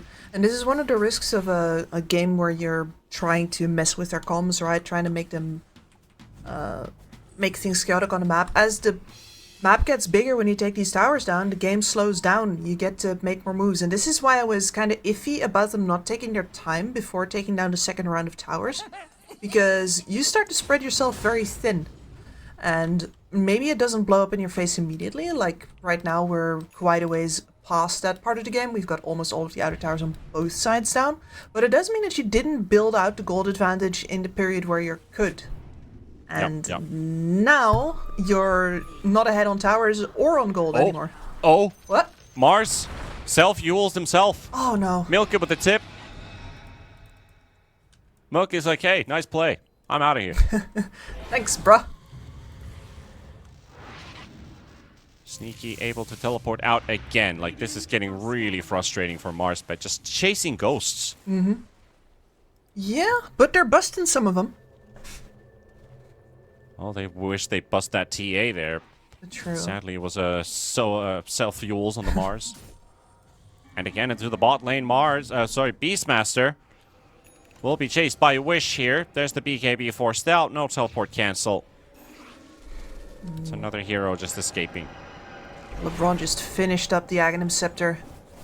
I think that might be a go sign. That is a very good item to have. So many items involved in this game. That's gonna mute. AoE mute. None of your BKBs. None of your Yule Scepters or Halberds. A lot of freedom for the Luna. We're looking at the Templar Assassin going for the Revenant's Brooch. Like, I don't care about your armor. I've got the MKB against your Butterfly, but makes sense actually. It's so weird to have Deso and Revenant's Brooch. It's like Deso is like your early game item. Sure, you're not gonna have Deso throughout the entire game most of the time. You're gonna swap that into something else, but it's a hero that's based off of minus armor. You might just hold on to the Deso as a TA, and then you get a Revenant's Brooch that does the complete opposite. Yeah, it's an awkward phase in the evolution of the hero. A little bit like going through puberty. It's just especially since you don't crit anymore. But yeah, yeah, at least you don't have Conda, which could ruin it. Milky just sent back. It's like, you're not getting back home. MarsBet's gonna do all the pushing here today. Lodine, BKB to teleport out. I've seen this so many times before. This is such a weird game. But Retsu's like, yeah, we've had it. Yeah, we're We're done. gonna force you guys to actually fight us. We're going for the tier 4 towers here right away. Forcing out the glyph. Kits is coming in from the side. Lodine. No BKB. Have to remember that. Beast finally has his. They are all around MarsBet on the left, on the right. Retsu will be forced to the low ground while they're finishing off the Tiny. Tiny goes down. Mr. Luck drops down the arena. TA, that's going to be Milky right on top of Retsu. Kits is also there, slowing down the Luna, throwing in the debuffs. They're throwing the Conda. That big burst, it's going to do quite a lot, but Milky! There's your TA down. Goes for the straight up buyback. Mars thrown into the air with the Yules once again. And Moo's right on top of him. Moo throws in the roar. Onto Retsu they go. Do they have the damage? They're not doing anything. No. They're doing nothing. They're tickling this Luna. Luna fights back with Milky's buyback. And that is a dieback. Kits to fall as well. And forcing out Sneaky. Forcing away Moo. Grin. They are running out of heroes. They're running out of firepower. But Retsu stands tall on top of the mountain and takes them all down. As that is going to be the 4th hero dead. But will they be able to finish the game? Yes, they can. There's the GG call. For a moment, I was like, are they walking out? Hell no. They wanted them to tap out first. Yeah, just give them a little second to make that loss sink in. And there you have it. Yeah, very good hold from MarsBet, because they were really getting punches from left, right, and center for the first 20 minutes of this game. Yeah, the chokehold basically just turned out to be a bit of a slugfest push because they weren't really able to ever get into the base of MarsBet.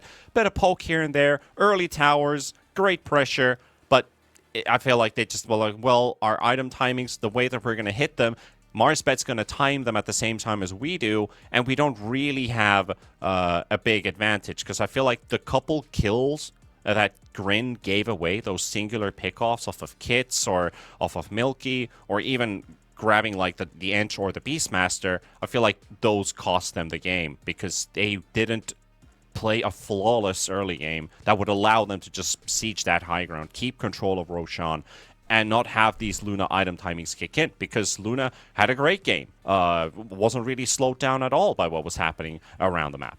Yeah, exactly. Like if you're choking out for the purpose of farm, right? You can afford to drop a kill here and there because you're coming out ahead no matter what. But if you're not actually choking out, if you're constantly grouped and you're losing heroes who are trying to do something on the other side of the map, then you are still grouped. You are still not getting enough farm. You're not building out that lead. So I agree with you. Those losses, if you're going to play like this, those losses you can't actually afford them, versus when you're just trying to choke. So I guess Grinch has gotta decide what they really want to do with the lead once they have it. Yeah, and not give away too many pickoffs, because that, I feel like that was what really cost them the game in the end. But MarsBet, they take the lead here in the second series. We're going to take a tiny break and return for game number 2 between MarsBet and Grin. We'll see you guys soon. 1xBet and Eva Alfie present betting on all esports events on the website and in the 1xBet app. 1xBet. Play with Eva.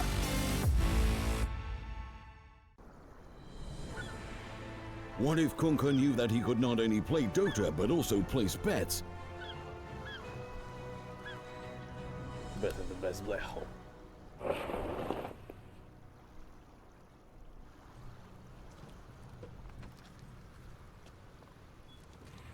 1xBet Bookmaker Company.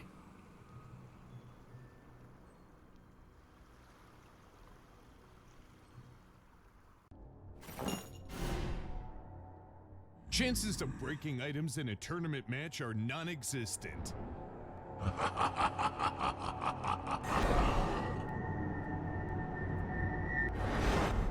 Chances of winning at 1xBet are always real.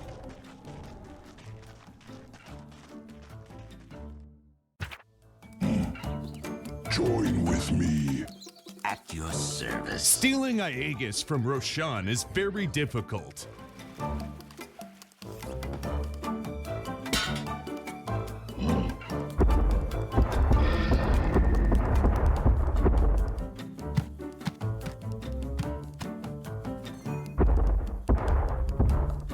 Winning at 1xBet is super easy. Screens give us the opportunity to live 2 lives at once, their own and their characters, to see them champion and win with them. OG, Team Spirit, 1xBet. If you're with us, you win.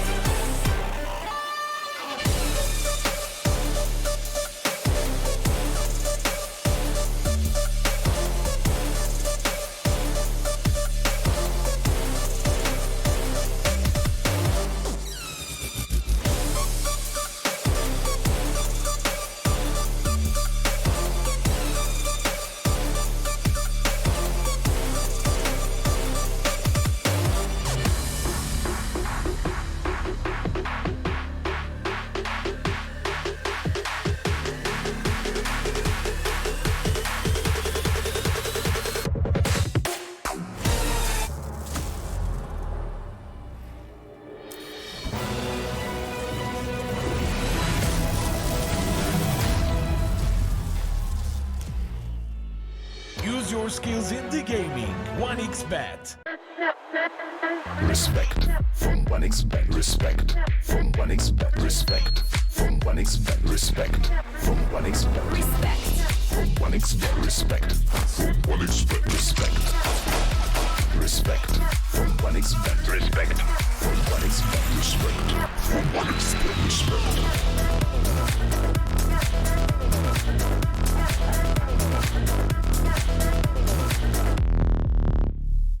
Hello, son. Hi, Mom. Pretty girl. This is Eva. Nice to meet you. Thank you very much. Your dad's just making his favourite dinner. It's duck. Come on inside. They're all probably too gruesome to tell you while you're eating at the table. How's your food? Is everything okay? Good, good.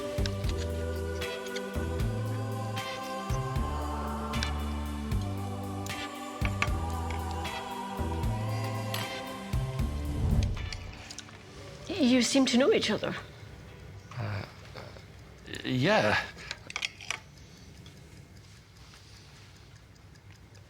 This is the new ambassador for 1xBet. Oh, I see.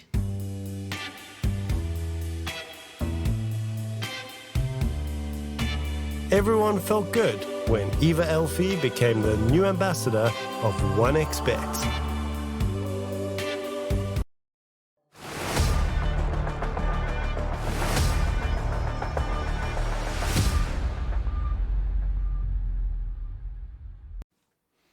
And we're back, folks. We're heading over to game number 2 of Green Esports versus MarsBet team, as we just saw MarsBet close out that grueling push game made by Grin into a MarsBet victory in the end. It's like, you don't want to fight us? Well, we're going to force you to fight us, as that moment opened up that tiny little window for MarsBet to utilize, and they pushed and they took that win and closed out game number 1. But for Green Esports, you know, what we kind of talked about in the post-game analysis of what happened for Grin during the course of that game, I still come back to the point where I feel like a couple too many pickoffs given cost them that game in the end, because they lost a lot of extra gold, basically a lot of sprees that were taken away by MarsBet from individual core heroes killed alone in a lane, and they were on a pushing roll. So every time they'd lose a hero, they'd give a lot from MarsBet to bounce back in or get closer to their window of opportunity where they could finally close out the game and punish Grin really hard. Because when that last fight took place, minus those couple of few pickoffs, they could have actually stood a chance. Yeah, I think so as well. And there's a certain point in that game where you have the damage and the Luna doesn't yet. And there were certainly opportunities to build that one out again. And I was talking about it as well, and I said, like, okay, well, the Tiny died in that attempt. Surely he's going to get more attempts. But if you lose a hero who's split pushing away from the main body of the team, not only do you miss out on any of the farm that you might have gotten or on the way to the push back, but your entire timer is set back as that wave moves all the way back to your side of the map again after or while that hero is respawning. So you lose a lot more time from a pick-off than just, okay, we're waiting for the hero to respawn. You got to do a lot of reparations after. So, yeah, I agree. Yeah, a lot of gold and a lot of kills given away. But now heading over to game number 2, let's see what kind of corrections have been made, at least in terms of the bans, because the DK and the Mars are both banned out by Green Esports. So we're going to definitely see a shuffle with hero picks. But we're going to start off with the stable ones. We've got LeBron with the Disruptor and Sneaky to pick up the Tiny for Green Esports. So outside of the first phase, just a couple of cores banned out, but the same supports remain. Very much still the Disruptor as the ultimate punishment hero, the Tiny as the ultimate engagement hero. And we saw a couple of very good moves from Sneaky, especially in the laning stage. Didn't quite get to play as active as he wanted to, I think, when the mid-game rolled around and when he got his Blink Dagger. But that's one of the consequences of playing a push/split push game. You're going to force the enemy to bunch up a lot. And then any engage that you're going to make is going to be into 5, which is not fun. Dire team pick. Talking about 5ing up, banning out the Luna on the side of MarsBet, but that opens up a TV pick. And since we have seen Terrible played as the support as well, and I still think the hero is very good as a support, even if they did nerf the reflection by a couple percent. I feel like the 55% or whatever the damage was is still very good at level 1, so TB could still be flexed as a support, especially when you're picking it up this early. You have 2 flexes. You have the tiny TB who can still go into multiple roles. I know Kits likes to first phase his hero, so this could just be the tiny for him in the mid lane, and this TB is still between 1 and 4. Yeah, a lot of flexibility there. I mean, the fact that the Luna is banned out, she is one of the heroes that you'd really want to run that TB support against. But you still got a lot of other good options. Morphling certainly does not enjoy it either. Yep, anti-mage. Oh yeah, anti-mage hates it. One of the fun parts of playing a TB4 is if you have the anti-mage in the same lane versus you, and you're like, yep, you want to burn mana? I'll burn yours first. Stop hitting yourself. Stop hitting yourself, indeed. What do you think about the Pango Rubik? Any thoughts coming to mind? Firstly, I'm looking at this Pango and LeBron, and I'm like, pause 5 Pango, please let it be. Nah, this is insurance policy, right? Just in case that this TB is going to go into a core position, you're going to want somebody who can deal with the illusions, whether there be split pushing or whether that's in actually a team fight, as well as the fact that you're going to be able to be on top of him and disabling him while also debuff immune is a good support. Still have a couple supports you could pick up against this Pangolier, make his life hard. Bane is something that comes instantly into mind. The Enfeeble debuff, reducing Pango's right-click capability. Then you have the ulti that goes straight through. At least they banned out the Primal Beast on the side of MarsBet before they picked up the Pango, because that's also something that just destroys the Pango ulti completely. You grab him with the Pulverize, you break the ball. Very, very good. See, though, I have found Pangolier to be... He is now nerfed to the point where he is not going to have a good laning stage versus pretty much any other popular matchup that's out there. And then previously you would be like, whatever, I'm immediately a team fighting beast, so it doesn't really matter. But at this point, with how lacking his damage output is as well, you do sometimes get in trouble when you pick this Pango early and he does get an extra bad laning stage. Yeah, I feel like a lot of people have been talking about this Pangolier since the nerf hit, that you get 1 hit less on their swashbuckle, but the hero still provides a lot of presence. Like, you can flex the hero between core and lane, so you're still pretty 50-50 good with the hero. You get yourself a nice teamfight ulti, even if you're still getting countered by maybe 1 or 2 heroes. And it's also like, if they would decide to flex it as a support, it's a hero that buys items that are good in the current meta, like the Solar Crest, for example. Oh yeah, love myself some Solar Crest. So, I mean, you'd want a support that buys the Solar Crest for Grin right now. I mean, the TB... I don't want to say that the TB is now definitely a support, but certainly TB/TA cores would be very, very greedy. And they're keeping it open to the last here, to be fair, with the pickup of the Centaur. You're going to be able to do a decent job kiting out the ultimate of the Pangolier. Although, of course, Centaur into Disruptor always feels a little risky. Like, they can still say, no, actually, you come back here. Yeah. I'm trying to find kits, but I actually can't find kits on the Dota 2 Pro Tracker. Yikes. Shade. And I do want to check if kits has played TA a lot or not. So is this TA a potential flex? So, yeah, 7 games with a 28% win rate. That's not exactly very high, but has actually played it in Green Esports a month ago. Alright. So there's an option for it, but it's not like it's comfort. That would mean Terrorblade carry and 4 tiny with the Centaur. Double melee offlane again. There's your Morphling. Yeah. Morph into TB. Yeah, MarsBet's still basically doing this both ways. Like, this is a lineup that works if this is a core TB. It's also a lineup that works if it's not a core TB. 5 seconds. It's like, a couple of good morph targets as well here. Like the Centaur, for example. Get a nice instant stun. Continue nuking the target. Huge amount of damage out of Blade, that. make your own illusions. Mm-hmm. Get yourself that metamorphosis damage. Tasty. Yeah, the metamorph is very nice to grab. Definitely something to look at. Always when I'm looking at these TBs versus Morphlings and their matchups, it's kind of like, it can go either way. It's like pretty 50-50-ish.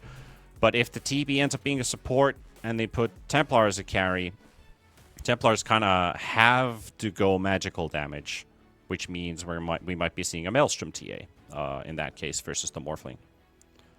Which I do think is still a fun treat. See, like, you know, it's good that it's a proper option now, even though, of course, Maelstrom just got a little bit of a hit as well. Maybe not too happy about that. MarsBet now really Trying thinking... to nerf all the popular items, right? What? By the way, talking about nerfed items, what did you think about the Rapier toggle? The Rapier we were talking toggle. about that with Waga, and we were literally talking about it in the Mena cast when we were doing Elite League, and we're like, I throw it out there, like, should Rapier have a toggle? It's like, I like that idea. And then Rapier toggle came out, so it's like, well, I guess that was the proper way to do it. Add like a cooldown to it, and it exactly went that way. Yeah, exactly. There was also discussions on Twitter about it. I think like a lot of people thought that would it would go that way, and I think it is the correct way. Like, you got simply too much out of it previously.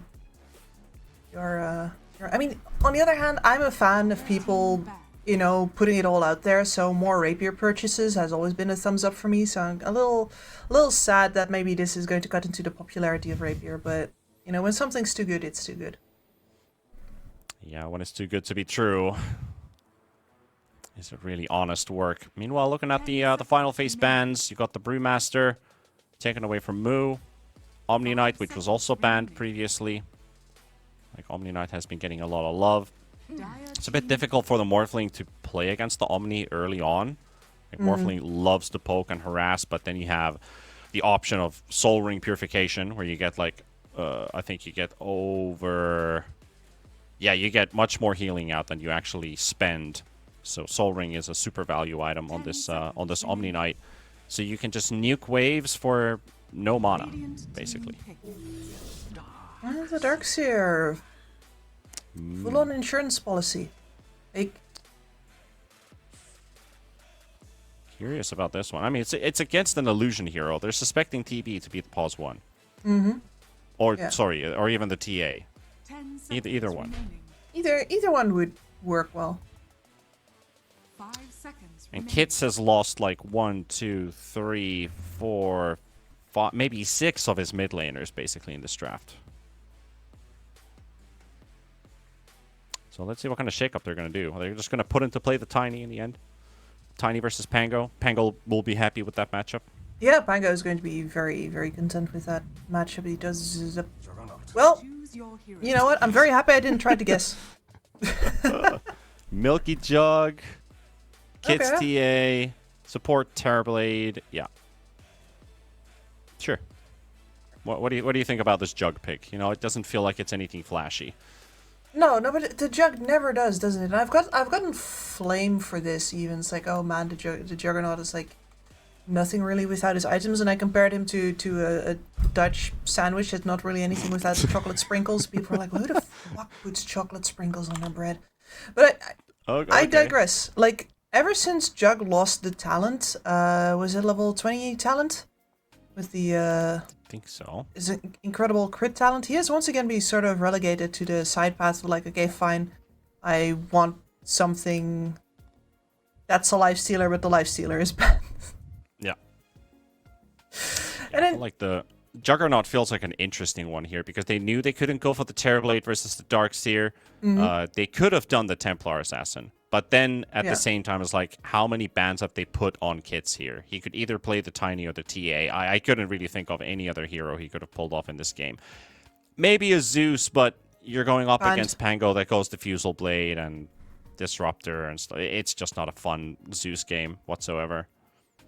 No, you don't even get to You don't even get to pick it. No, I think this is the correct way, especially because as far as like old school, hey, this lanes well versus Darkseer heroes goes, this is certainly one of them.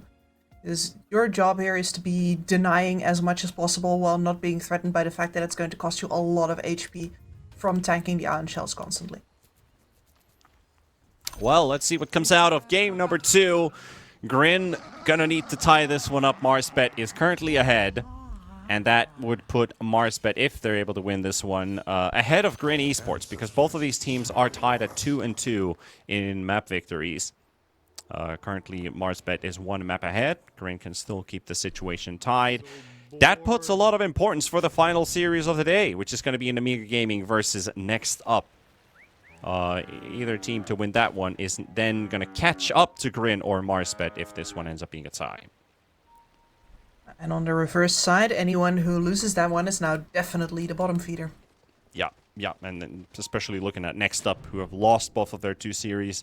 They're going to have to be, next up on the line. Is it the chopping block, like you said, or is it something else?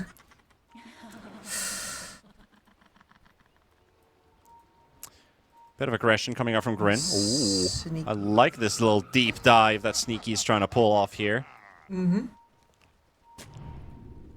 Honoring his name. Find him.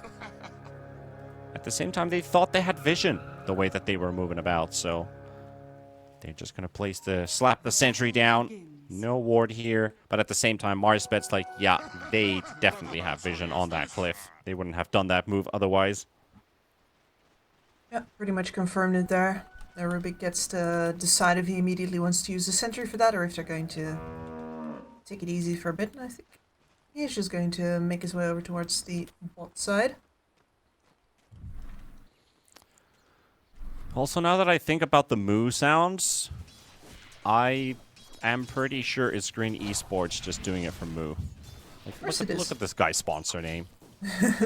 It's not just moo, it's moo.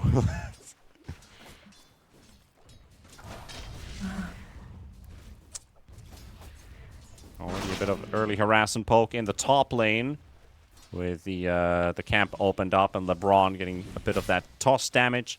Playing very aggressively, positioning himself with the Centaur. I like the way that he's placing himself next to the creep wave that Centaur is trying to hold on to. Force him to pull off some extra moves, keep him busy. Tiny also going for a big wraparound. Morphling finally has the creep wave right in front of his tower. LeBron really trying to be as much of a nuisance as possible here, and trying to tank as much of the possible damage here as trying to high five. That's the psychological damage. At the same time, TB position 5 for Lodine. So they're playing a safe lane support TB, throwing out reflection on 2 heroes that, well, at least 1 hero that can't fight back and has to soak up the damage, that being the Darkseer, and the Rubik, who doesn't exactly have super high damage, but has high damage, but also high armor. That's a 5 armor Rubik, so he doesn't worry too much about the reflection. Then again, that is a 10 armor TB you're playing up against. Yeah, Rubik's very happy to play versus the TB as, if that's a core matchup, take away all of the... They do a bunch of damage reduction with the Fate Bolt. But versus the reflection buildup, not much you can do. Oh, LeBron, he's between 2 fires right now. Sneaky and move coming out the other side, but at the same time, bottom lane, quick spin. Not quite enough to finish off Mr. Luck as he surges away. Meanwhile, the turnaround. The healing ward is there, but it's not doing any healing whatsoever. So Bignum gets the kill. Mr. Luck could drop here, but he drops after the kill on the TB. So he gets the full experience required. And then Bignum also gets the same safe lane for himself. That's absolutely massive. The fact that you picked this Juggernaut in order to be able to deal with the Darkseer lane, and Darkseer then goes on to grab himself. Well, it's not literally a double, but that's close enough to be sure. Yeah, level 2 Darkseer. Getting to be part of 2 kills. You really got to be happy about that. Yeah, because these first couple of levels are so hard for the Darkseer. He's on the top side. Nice little toss. Poke and prod. The name of the game.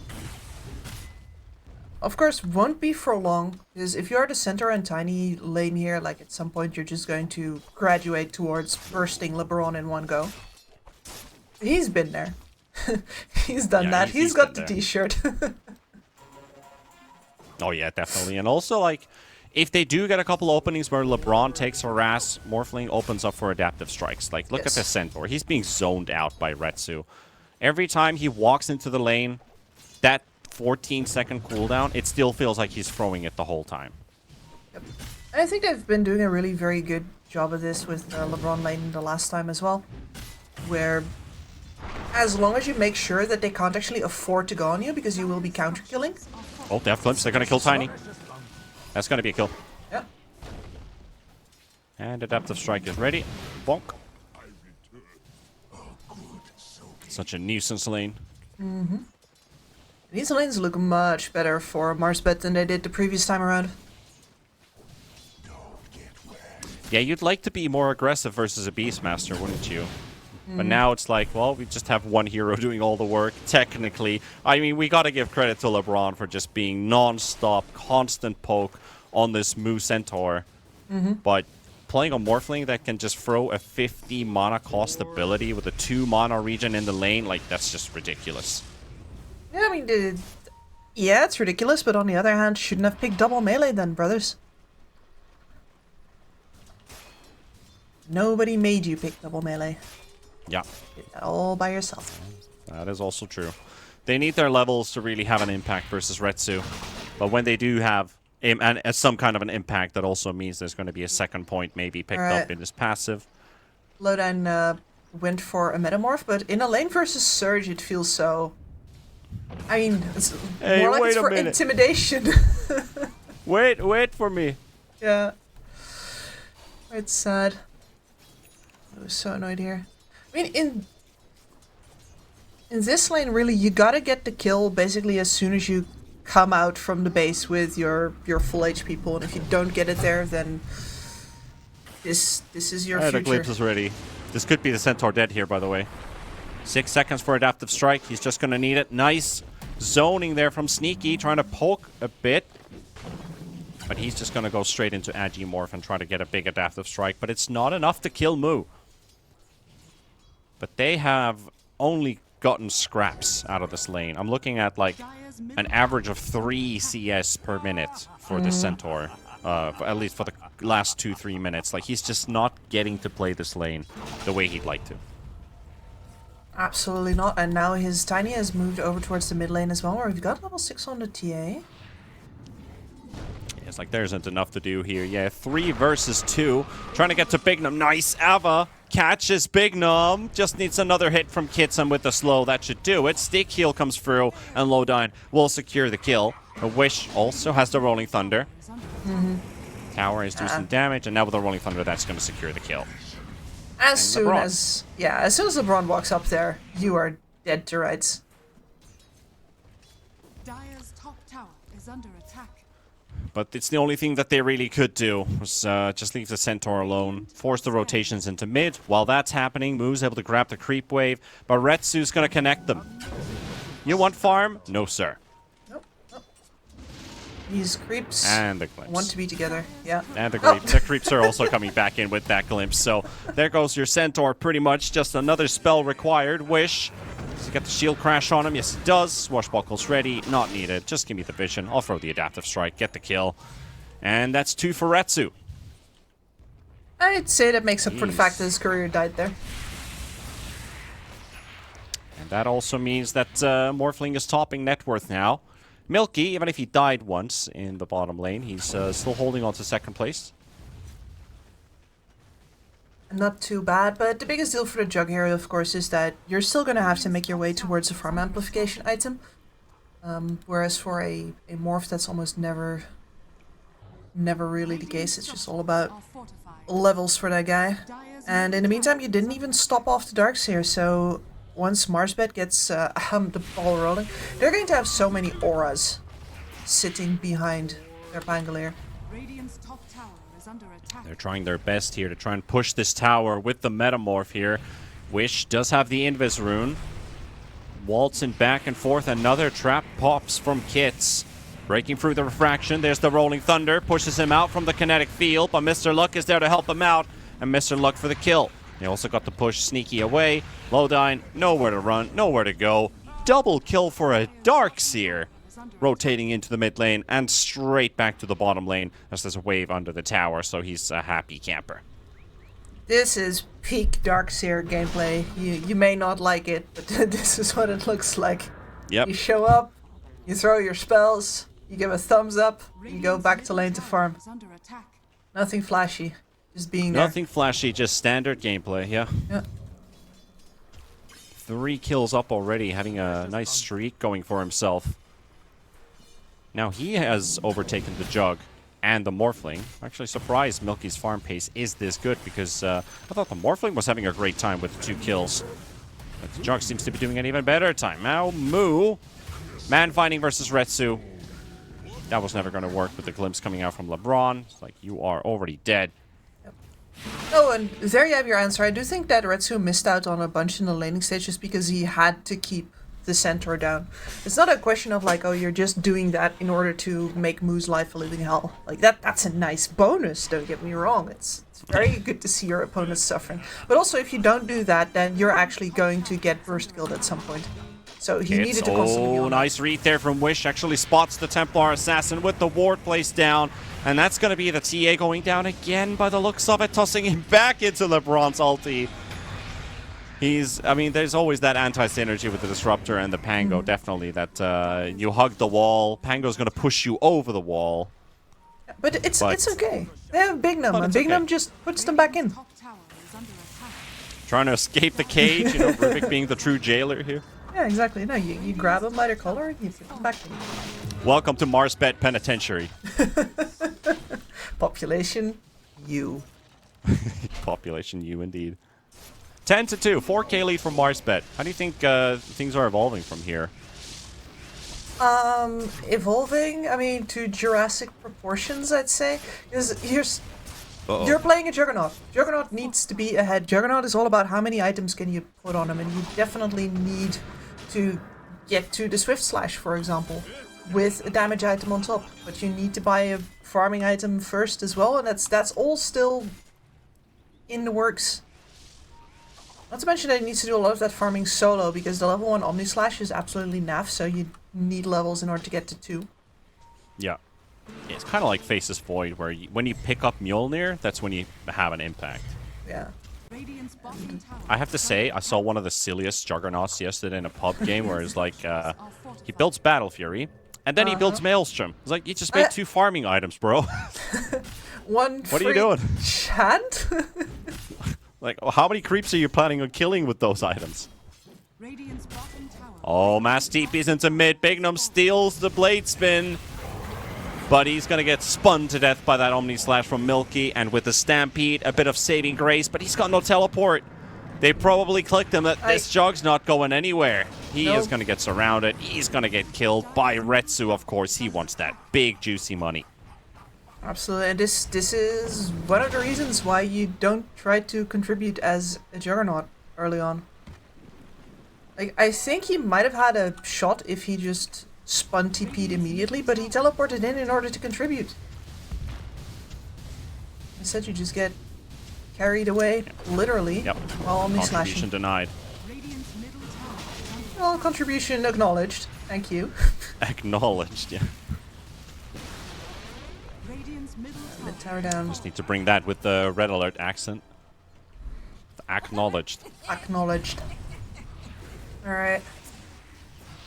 Well, LeBron, you're kind of deep, bro. Is he, though? Or is he?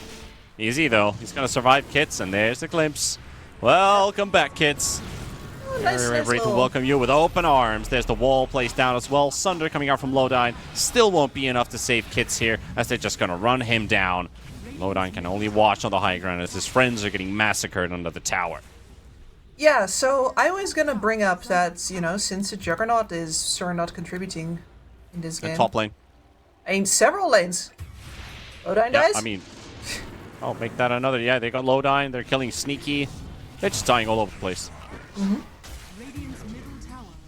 Mr. Luck is just going around punching people. Normally when you see a Darkseer have a game like this, it's because he's got a partnership with somebody that does really well with an Ion Shell. Like a Tiny, a Clockwork, an Ember Spirit. Mr. Luck is just more of the school, if I show up, I punch fools. Yeah, the true salesman. It's Yeah. like, you know, you have now partnered up with Darkseer Gaming. Undisclosed. Undisclosed. Well... Yikes, that's the Centaur. So, we're previously... Because I thought that Grin put up actually an unexpectedly good game previously, but I can't even talk. They just keep on murdering. Oh, I think we have plenty of time to talk here, but it's just MarsBet doing the talking. Ren on a bit of a chase, stolen Omni Slash. Oh, Big Num just slapped low down a big one there. While he was Omni Slashed, he Fate bolted the guy. And LeBron gets to run away too, even if they did kill the Pango off of Wish. And now the Stampede, the Surge away. Mr. Luck, he's in luck this time. Lady Fortuna sang her song. Smiling on him. Yep. Pango, I mean, that is one of the drawbacks of being a Banglair and having so much AoE damage. Like, if you thought you were safe from an Omni Slash in a creep wave, turns out you just murdered that creep wave and then you're going to tank the entire slash alone. So now in a 4-17 scoreline. Oh boy, don't even look at the graphs. It's a very brutal story. Do you love a 94 to 6% win probability graph? Well, you got yourself one now. Maybe if I was of a betting persuasion, I would be. Man, stolen traps as well. Bignum's having a field day. Yeah, when you're this far ahead, I feel like every small thing that you love to have usually an impact on is now always a great thing to have. Yep. So, possible turning points. Small things. Possible turning points. Centaur is nearing the Blink Dagger, has not actually built anything out of his Helm of Iron Will. It's just, you need somebody to make plays right now, so... Yeah. He could sell his branches for 75 gold. Moo? Yeah? Moo? No? No. Absolutely. And this feels so sad to watch the Centaur sitting basically back in base because they didn't really see what was going on the map, and now they found kits. LeBron, he's got an idea, but is he going to be in time? He pops the ulti just in time on top of the TA. Survived for long enough for the teammates to show up, and there's the Stampede. Omni Slash is used as well, and they're chasing them down one by one. Milky trying to teleport out. No, sir. Denied. Kits is trying to make a run for it. He's also taken out. And next up, there's a TB on the list. Make that 4 for 1. Yeah. Bignum gets a little extra zap on the back there, and this is turning into a slaughter now. Well, like how long can you take this beating, really? I mean, you're pretty good on net worth with some of your cores, but I wouldn't be too surprised if one of the teams decides to tap out because, like you said, it's this is brutal. This is brutal. At the very least, though, you've just got your Blink Dagger over on Moo. You've purchased it on the TA right now as well. So you're going to, at the very least, get the opportunity of where you're going to pick the fight. Now, I say that while Moo is at risk of getting the fight's coming here. to you. Yeah. Trying to make an impact here onto Big Num. Rubik has Toss. Tosses Wish on Lowdown. Here comes Kits, though. Just get a snipe here at least. So they got one hero out of the way. 2 heroes still down on the side of Grin. Trying to make a run for it. Mr. Luck and Wish and LeBron. 5 seconds for the ulti. Retsu's also here. And there's the glimpse. Should be done for in one quick slap from Retsu. And there we go. Another 4 kills. Refraction just does nothing for you versus the Ion Shells.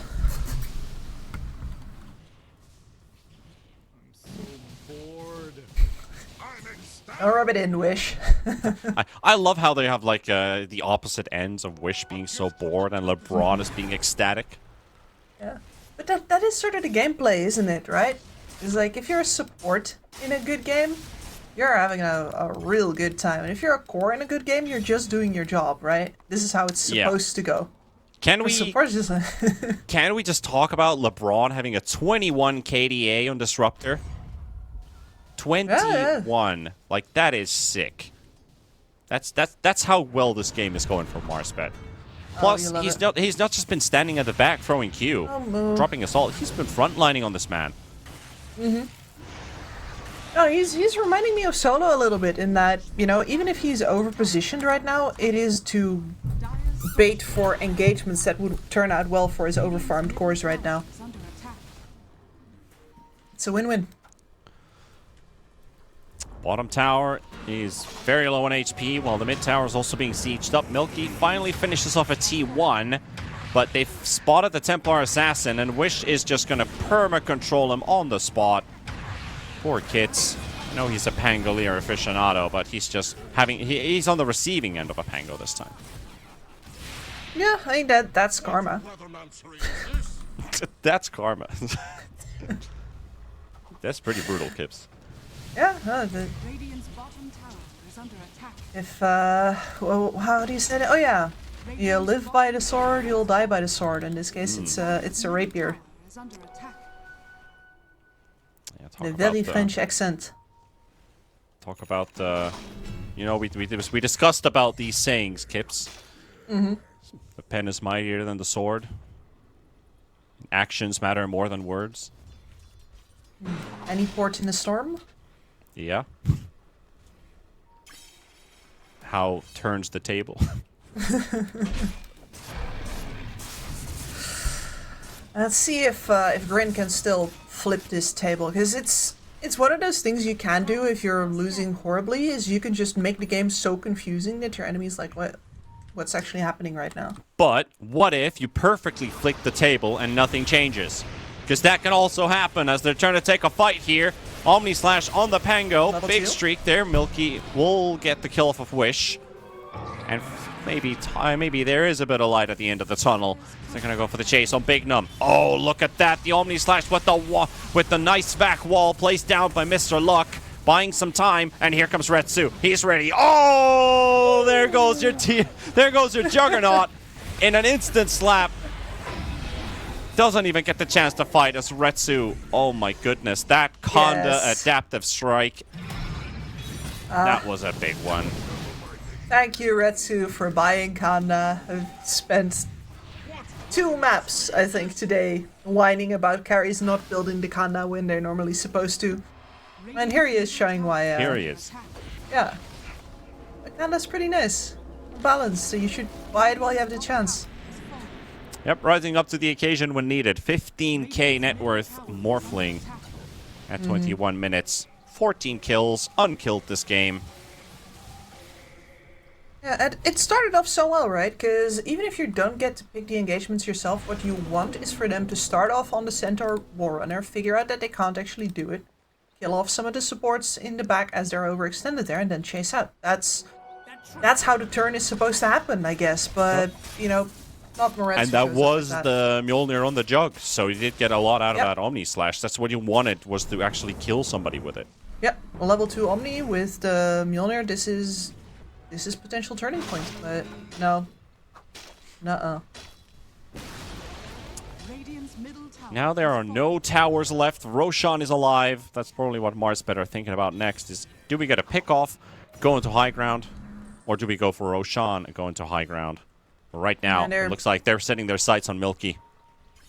He's in the camp of death. Alright, he'll get out. Spin nabbed. But yeah, that is almost guaranteed Roche attempt now. Yeah, I'm calling it an attempt, but, you know. But an attempt can be successful. Yeah. Never say guaranteed. I mean, we are commentators after all. That's true. I am not in the business of insurance, for example. I did some caster analysis for a Finnish caster. He was like, can you take a look at my Dota cast? I'm like, sure thing. I looked at a 50-minute game, and I ended up analyzing it on stream for 4 hours. A 50-minute game. So are you still friends, or? Yeah, we're still friends, definitely. He thought I was sending him a couple notes You know, like, yeah, do this or do that, and that's it. But I think he got a bit more than what he was bargaining for. Meanwhile, Juggernaut will be taken down as Milky will drop. So got the Tiny to pull in with that vacuum. And a pretty nice smooth sailing here from MarsBet from an Aegis to a rotation leading into 2 kills. And that's, well, 30 seconds for the Jug to be up. So even if they do decide to defend this high ground, it's gonna be with 4. Retsu's chasing Lowdyne. Maybe they won't have even 4 heroes. Maybe they'll have 3. Maybe they'll have 2. I mean, the Tiny is respawning in 10 seconds. Yeah, but on the other hand, you know, Adaptive Strike is back up. I love how you say, like, Adaptive Strike is back up. Yeah. It's a great thing to say as a cooldown, but it's caster. literally an ult right now. You're always correct. It is always the right thing to say. Yep. Sneaky goes for the toss play. They've got Wish Pango. And I will take that one happily. Meanwhile, on the low ground, I want to focus down this Tiny first, so Sneaky won't be able to get another toss off.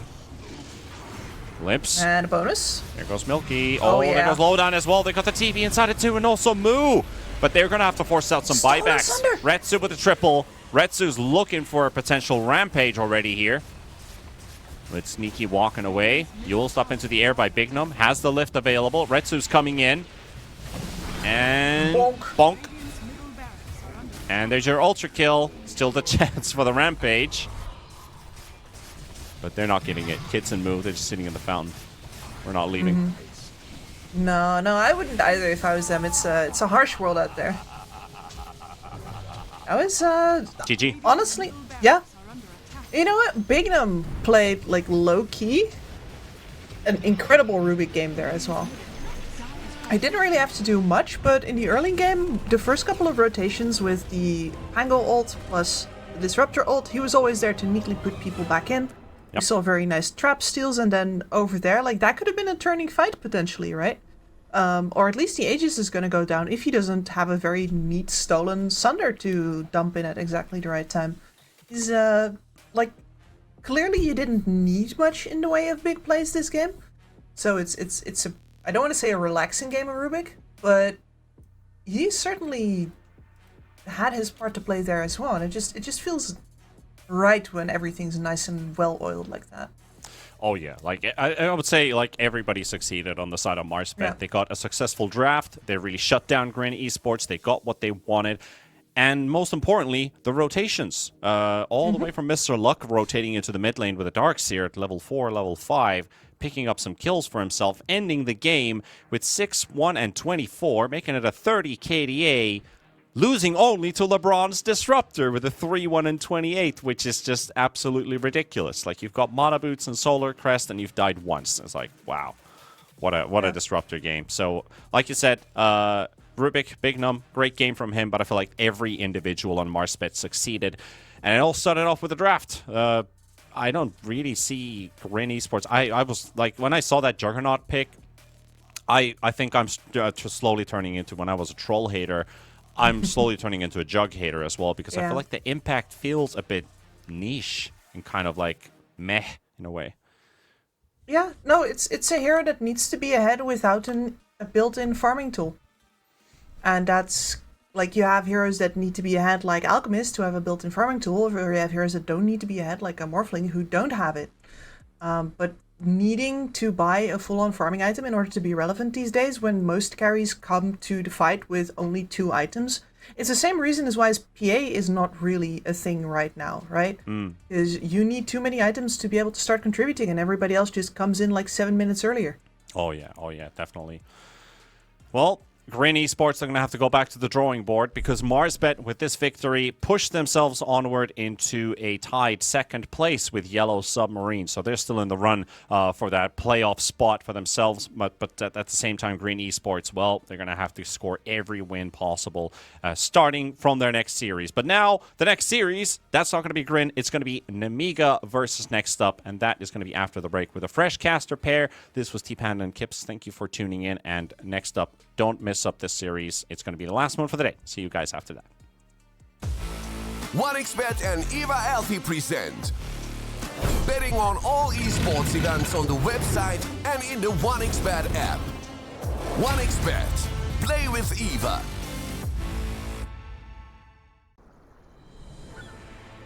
What if Kunka knew that he could not only play Dota but also place bets? Better the best black hole.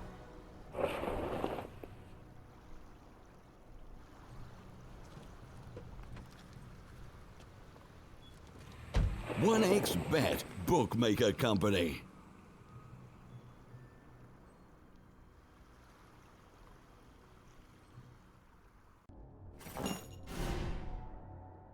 Chances of breaking items in a tournament match are non-existent.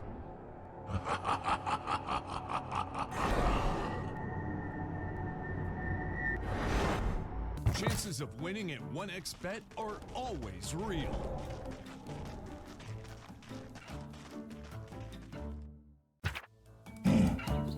Join with me.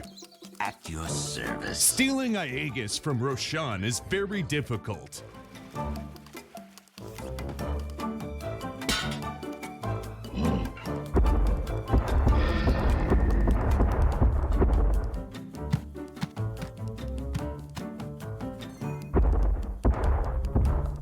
Winning at 1xBet is super easy.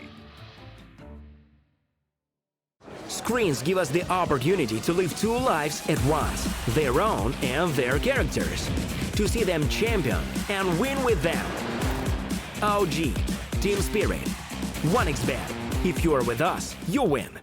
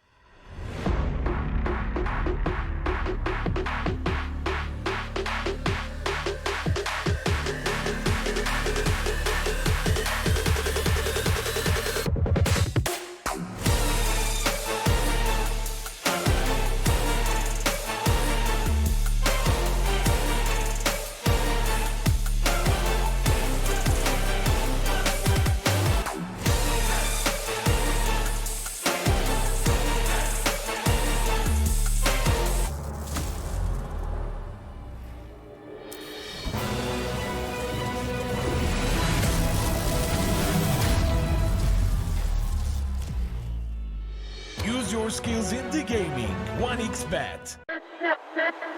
Respect from 1xBet. Respect from 1xBet. Respect from 1xBet. Respect from 1xBet. Respect from 1xBet. Respect from 1xBet. Respect. Respect from 1xBet. Respect from 1xBet. Respect from 1xBet. Respect.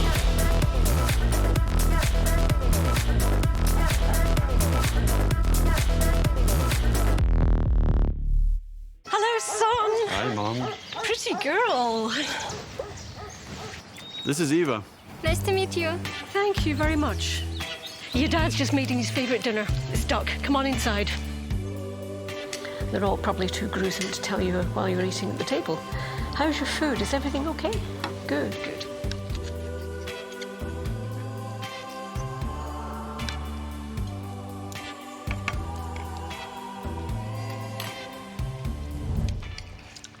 You seem to know each other. Yeah.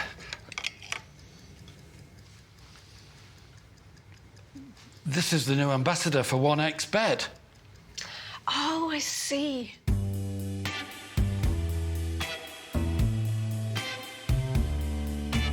Everyone felt good when Eva Elfie became the new ambassador of 1xBet.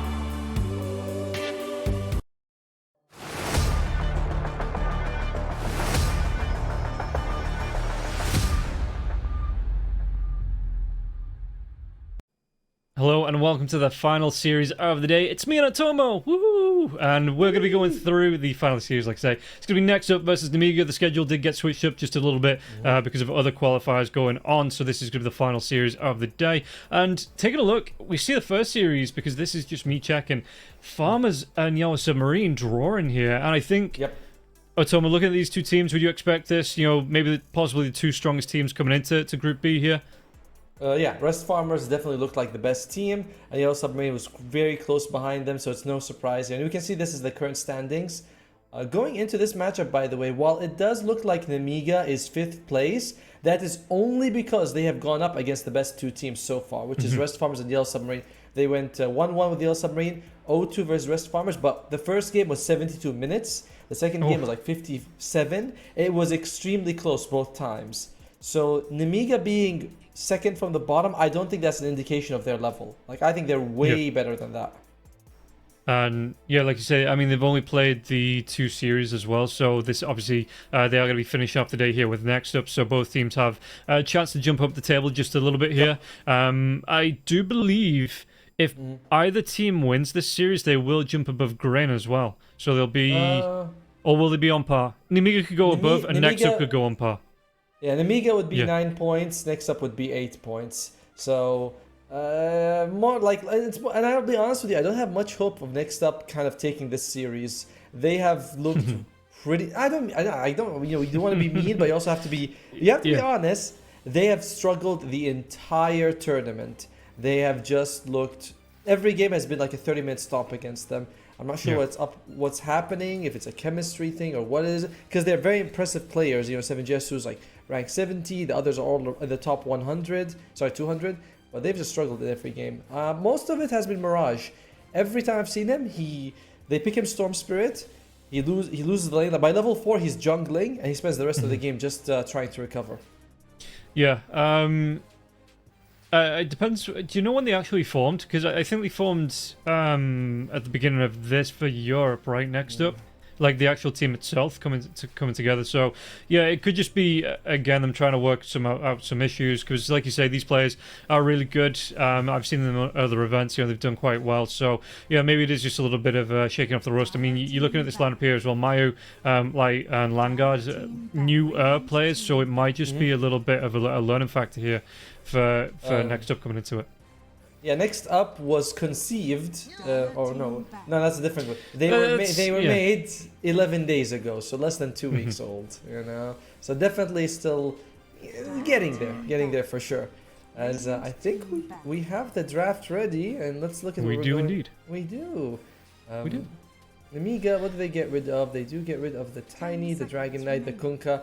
And this is, of these, I feel like Kunkka has been the one that's really meta right now. Every game I'm seeing Kunkka being picked up. Yeah, I mean, I'm seeing it. just I don't like it, to be honest. You don't like Kunkka? No, the Kunkkas that I'm seeing, it's playing in the off lane. It feels like teams know how to play around it, or the teams that I'm watching playing against the Kunkka now. That it's the build is if you're lucky, it's the Blade Mail into the Aghanim Scepter. If you're unlucky, it's like a 20-minute Ag Scepter with no base items apart from boots. God, what was Milan calling it? The Disney. I was calling it Blizzard Beach because he was calling it the Disney water park. But the water park that comes out, it feels like teams know how to play around it now. And I'm just seeing these Kunkkas coming out. Maybe in the top tier, the tier 1 teams know how to play around it. But yeah, it just doesn't feel impactful anymore. Like when it first was being picked up, and it was kind of like a new thing. Teams were a little bit. Again, a bit of a knowledge check coming out, but for the most part, yeah, I feel like teams have adapted to the Kunkka pick now.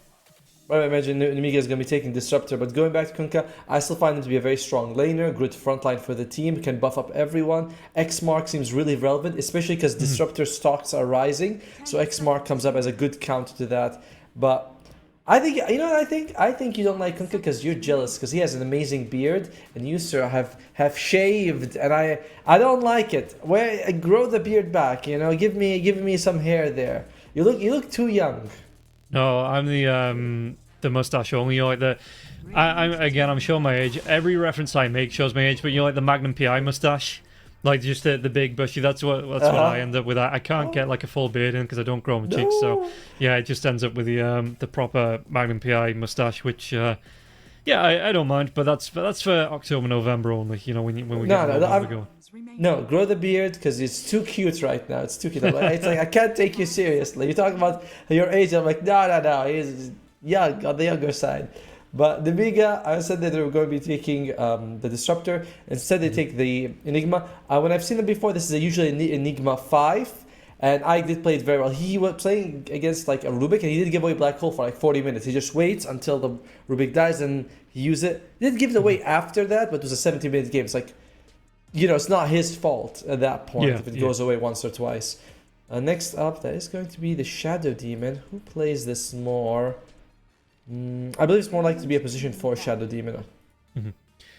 The long range interrupt as well on the Black Hole if you can get that off. The Shadow Demon pick, it was the Shadow Demon first, right? But the Enigma comes out, so I guess you are looking for that catch up until potentially BKB coming up for the Enigma. And yeah, again, I think there's been a couple of answers, but I don't mind the Enigma coming out this early on because it is more than likely going to be that support.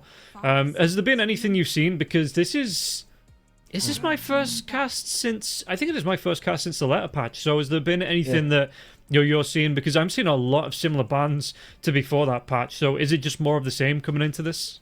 A lot, but the big change has been Revenant's Brooch has been sort of not been picked up at all. Before we used to see it on like Mars and PA because you can toggle it and suddenly you have this magic damage, and magic resistance is so much lower than physical, so it's like a great damage. People don't buy it anymore. That has been one of the changes. The other thing has been the rise of Disruptor. I think Disruptor has really shown up.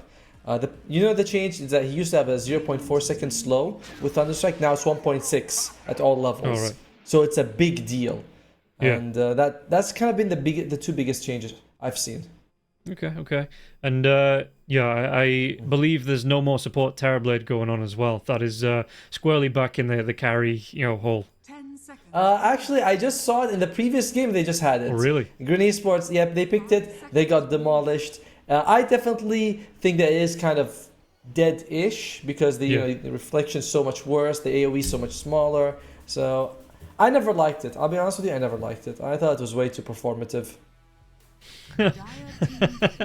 How dare these pro players come out here pandering to the Terrorblade pickers? I don't know, man. It's like, look at me, I Sunder. And it's like, why can't you pick a stun? What do you want me? Yeah, why do you need stuns when you have Blood Grenade's reflection slowdowns that pretty much, it's an effective stun that the players couldn't move when they were used on them? I don't know. Okay, you know what? I'm beginning to feel like you were a fan of it. Did you like it? Were you like, oh? I never played it, to be honest. So when it was a thing and the matches, so I've been, I don't know, on Twitter, stuff like that, but I've been fully on my Street Fighter grind, like the past couple of months. So yeah, I've been playing minimal Dota matches, and when I have like 50 roll queue games queued up, like thingied up, so I don't need to play support. I don't need to bother with all this Terrorblade, support nonsense. I've got my my offlane locked in. Okay, no problem, no problem. Speaking of offlaners, next up they do pick up the Doom for that. The Miga, couple of more picks. I think that is the support duo already picked up. They might take something flexible so that they can flex the Enigma a little bit more. I'm not quite sure. As next up, they might... I'm surprised they haven't picked the Rubik. I don't know if this is going to be a gyrocopter carry or not. Seven Jesu, he does play some gyrocopter for a carry, and I don't think the other two play... Oh, it's so bad, not light. I don't think the other two play any gyrocopter. Oh wait, no, sorry. Benelli does play it, okay. So it could be 4, it could be 1. Yeah, I mean, I don't think you need to worry about it here, right? Because you've got the disruption from the Shadow Demon, you've got that homing missile, you've got the Doom to come out as well. So you do have multiple ways already to deal with the Enigma. If you can get that Doom jump in the middle of the fight onto the Enigma before he gets any spells off. Yep. What's Enigma do? He right clicks. That's not worrying. He attacks with the power of space. All right, the void itself. He's like void of damage is what he is. He's definitely devoid of damage. To be fair though, if you have the Aghanim Scepter on Doom and you Doom yourself and you jump on Enigma, there is no counterplay to that. Like there's nothing you can do to keep your black hole going. As Nemiga, they go for the Bat Rider and the Puck. Into a Doom? I know, it's into a Doom, but you know what my other problem is that this draft is, there's no guy who jumps in, right? Like everyone's kind of waiting for someone else to start the fight. And I don't like that. It feels like you're going to go into these fights a little blind. Yeah, I suppose the Bat Rider is going to be the big jump here. The TA comes out as well, so that could be that carry TA. But I get what you mean, that they all of Nemiga have follow-up initiation, but was the initiation? Yeah, I get it. Yeah, okay. And I was going to say, I think the TA is more likely to go mid. She has a good matchup against the Puck. And in general, I think Mirage should be playing something like this, because he's been playing Storm Spirit every game. He's been suffering. I'm like, I would like to see him go for something else better for him, hopefully. Yeah. And looking at Nemiga, one of these, either the Bat Rider or the Enigma here, has to be a core as well.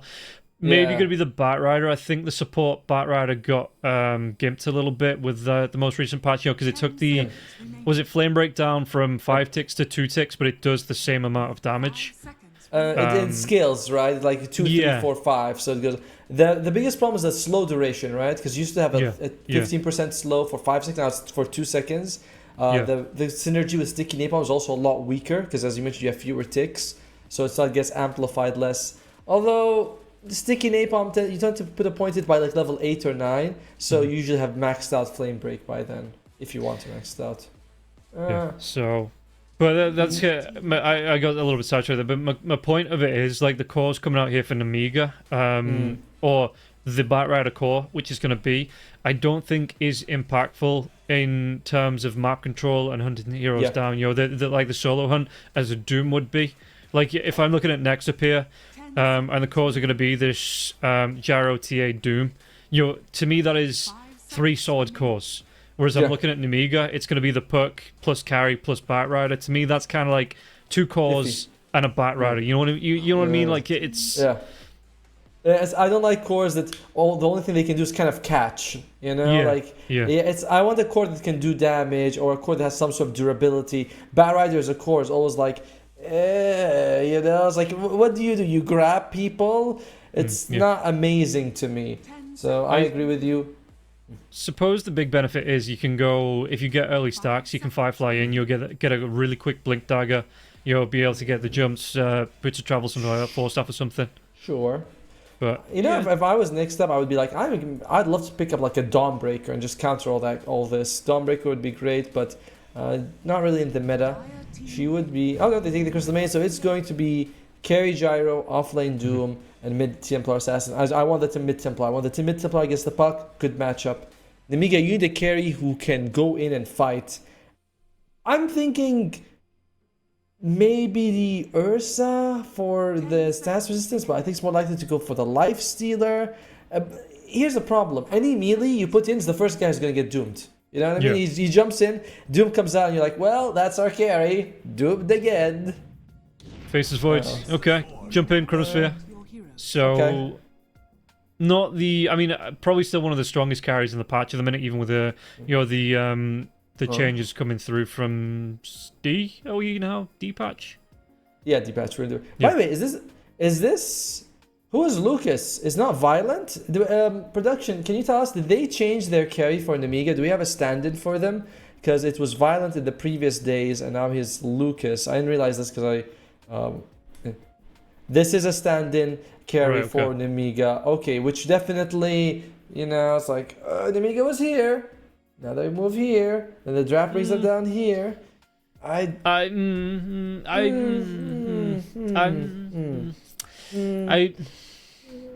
I put this? Yes, clean shaven man. Whenever I saw a team with Violent in it, I wasn't... How can I say this nicely? Okay. I didn't think it was all in on Violent shoulders. You know, it was more of a team effort. So if you are replacing him here, just standing here today, that it might not be the biggest cock in the machine that you are changing out here for Violent, because I do think it's a bit of a team effort. Whereas some teams do rely on their carries to be that, we're going to buy them time, we're going to 4v5 protect, 4 protect 5, 4 protect 1, excuse me, and then he's going to win the game for us. It does feel Nemiga more have a team benefit. So might not be the worst change up in the world here if it is standing here, or this stand coming in for Nemiga. I don't think Violent sucks like you do. I think he's a good player, but I did say that. I know what you mean. No, but there was definitely like, you felt like synergy between them all. Yeah. And maybe that might actually be worse, because if you had synergy, you remove the carry, you put in someone new, that guy might be the 4 perfect one. You kind of been relying on the team effort to win. So I don't know. For me, I do feel like this is a negative for Nemiga. We'll see. I came in fully favoring Nemiga into this series. 100%. I was like, Nemiga's going to take 2-0. But I don't like the draft.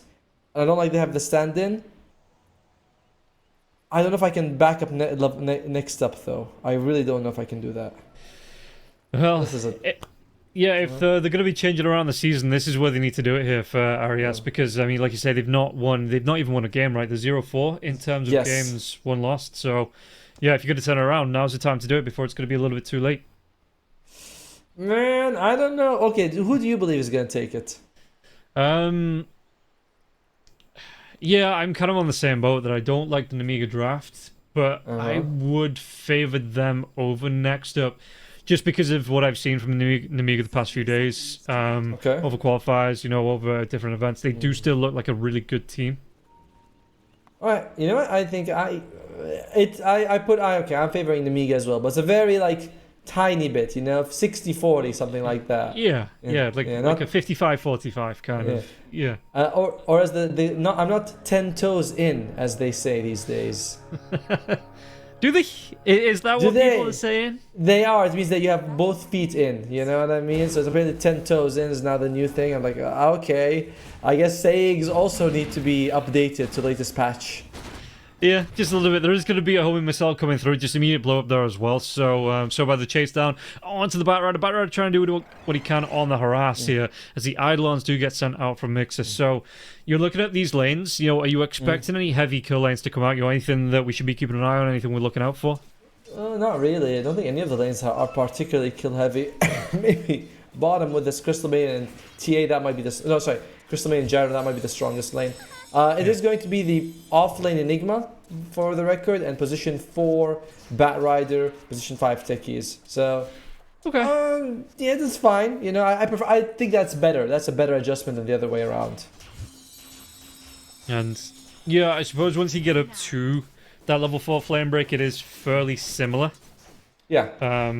But it only takes 3 or 5 levels to get there. So. And most people, to be fair, do most people max out Firefly or Flame Break? I feel like it's been kind of like, whichever one you want. I don't think I've seen a huge preference for it. Yeah, I think it depends on who you're laning with, right? If you do have a stunner and the slow, that you can go for that max Firefly and just run heroes down, get those kills. looking at the top lane here as well, we're going to be able to see Lucas coming through. Not struggling at the minute, 5-0 in terms of last. It's sticky bomb here as well onto the Shadow Demon. It's not going to be enough damage, nowhere near enough damage here, and Lucas will have to go for that time walk back. Still takes a little bit of damage coming out from the Doom after the fact. But yeah, for the most part, it's going to be fine. And Disruption comes out into Ake here, and Ake just going to be able to walk himself away. And yeah, I mean, the techies, I suppose that's going to be the big thing, right? That he's going to go for the blast off. Actually going to be able to get himself in on this now as well. The damage, is it going to be enough? It will be. And Ake picks up the first blood. Ike has been very impressive this tournament. I've seen him. He's been the best disruptor player out of all of them. We've had some amazing disruptor players, and in general, his Enigma the other day was also very impressive. He's just been looking really good. And Nemiga, the aggression continues as they also kill so bad in the bottom lane. Yeah, and go on. I was talking to Rob, and he told me like so bad loves playing the Bat Rider, and I think that's one of the reasons Nemiga actually picked it so early. Yeah. Yeah, I mean, again, it's one of those things, right, that if it's a comfort hero, especially in the patch, that as long as the hero hasn't been fully reworked, that you are always going to try and trend towards those heroes that your players are comfortable on, and you kind of just adapt to the changes coming out, that you might be a little bit weaker starting off, but it does kind of to that, like you said, level 8, level 9, kind of match up to back to where it was. True, but until then, you do feel less effective. I think that's usually the difference, right? It won't impact you every single game, but in like 2-3 games out of 10, you feel the nerfs, and that's sort of the weakness that we're talking about, where you just look a little bit weaker in some games, and that's really it. A mid lane, Mirage, he is keeping up with Nicky Cool. Although Nicky Cool's got 10 denies as a puck versus TA.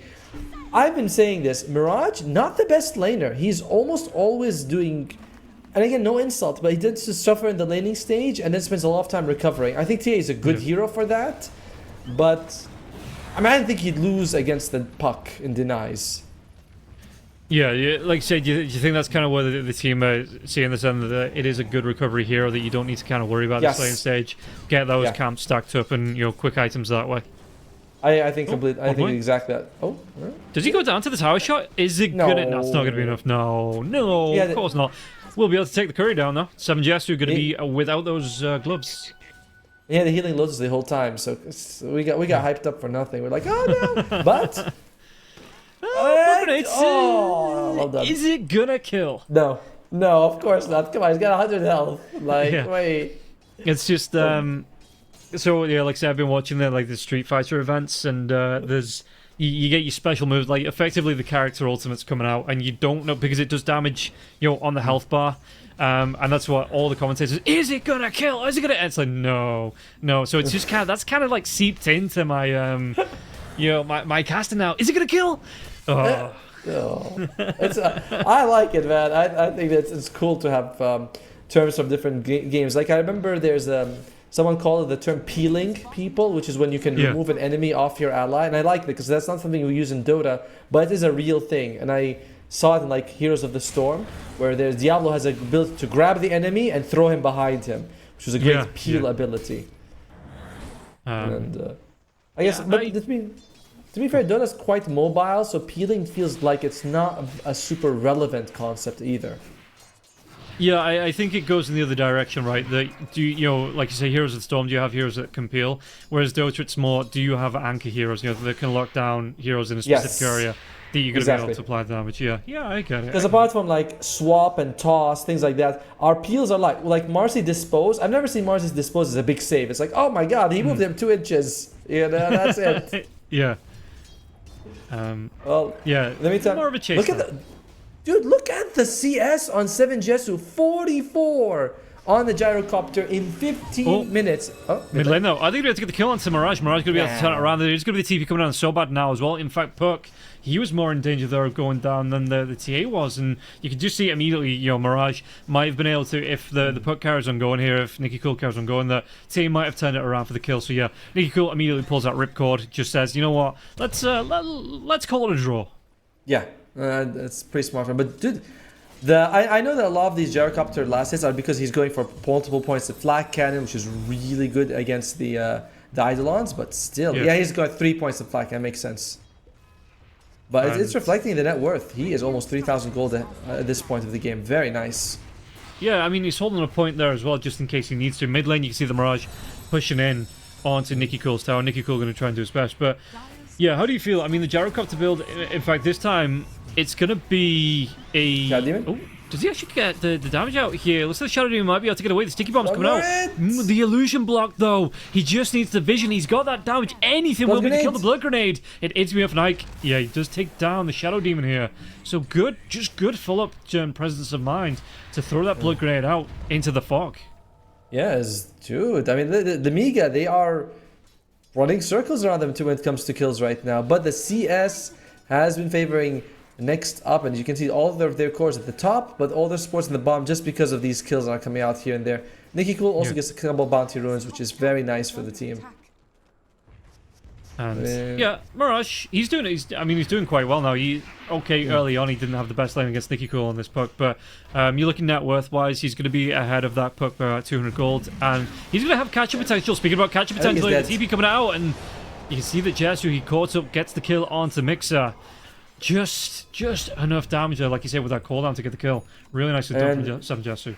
Gets them on the board, and this is pretty big. Look at the difference between the gyrocopter and the Enigma. Almost 1,500 gold. Like an absolute stomp in the bottom lane. And you have Doom on the other side. He's also been farming up well. Hasn't eaten a creep that gives him an ability, but yeah, he's happy. He's happy. And it feels like the difference between the two carries here, if they are being left alone.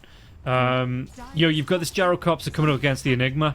Gyrocopter does benefit from that, like you say, with the 3 points of the flat cannon there. The Eidolons come out. He is able to clean them up. Meanwhile, you've got Lucas up against the Doom. 1 versus 1, that feels very Doom favored, even pre-6. Exactly. It's like anytime you move into the lane and you're next to the Doom, he dooms you 12 seconds, and with Scorch Earth, he can kill you. And he's also got 1 point Infernal Blade, which is pretty decent damage. It's not a lot, but the mini stun keeps you there, blah, blah, blah. So it is... it's a bit scary, definitely. The matchups between the carries and the off lane is heavily in favor of next up. In both lanes. Yeah, and you can see that Gyrocopter already got himself the Chrysalis on the board going towards that Acceptor as well. So we did see a little bit of a nerf, right, if I'm remembering correctly, for the Maelstroms and the Mjolnirs. We'll take a look at that in a second, because it looks like they might be able to get the kill onto the T in the mid lane. In fact, Lucas is going to be able to get the rotations out here now as well. Mirage taking a lot of damage. Is he going to be able to get himself away from this one? The disruption, it doesn't matter. They are still going to be able to get the kill. In fact, they're able to go for the Shadow Demon now as well. It does mean that Mixer takes down so bad in the river. So a good stack of kills coming out for Nemiga, but it does look like for that, they are going to give up a lot of health onto that tier 1 tower top, and Doom, he didn't even need to bother about the rotation. He should be able to take this tier 1 tower down. That's fine. I think Nemigas are completely fine with this. Yes, sure, you lose the top tier 1, but that's fine because you always have the outpost to teleport if you want to go for Roshan. And in the meantime, they got a kill without using Chrono, without using Black Hole. So they still have this ability to go for more. It's very impressive from Nemiga. As we mentioned, the draft, we don't like it, but they're playing it very well. Yeah. And did you watch any of the 1-win stuff? The what? The 1-win stuff. Oh, 1-win, yeah, the tournament. Yeah.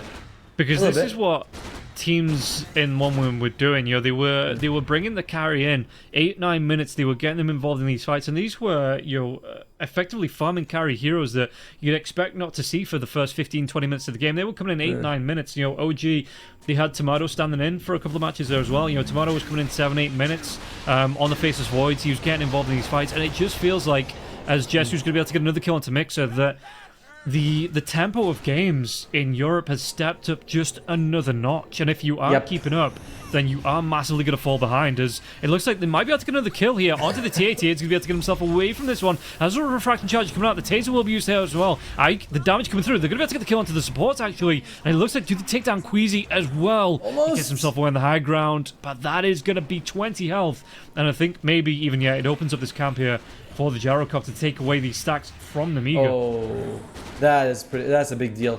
I think that's an actually bigger kill than if they had killed the Bat Rider. It's like, oh, this is actually worse. Yeah.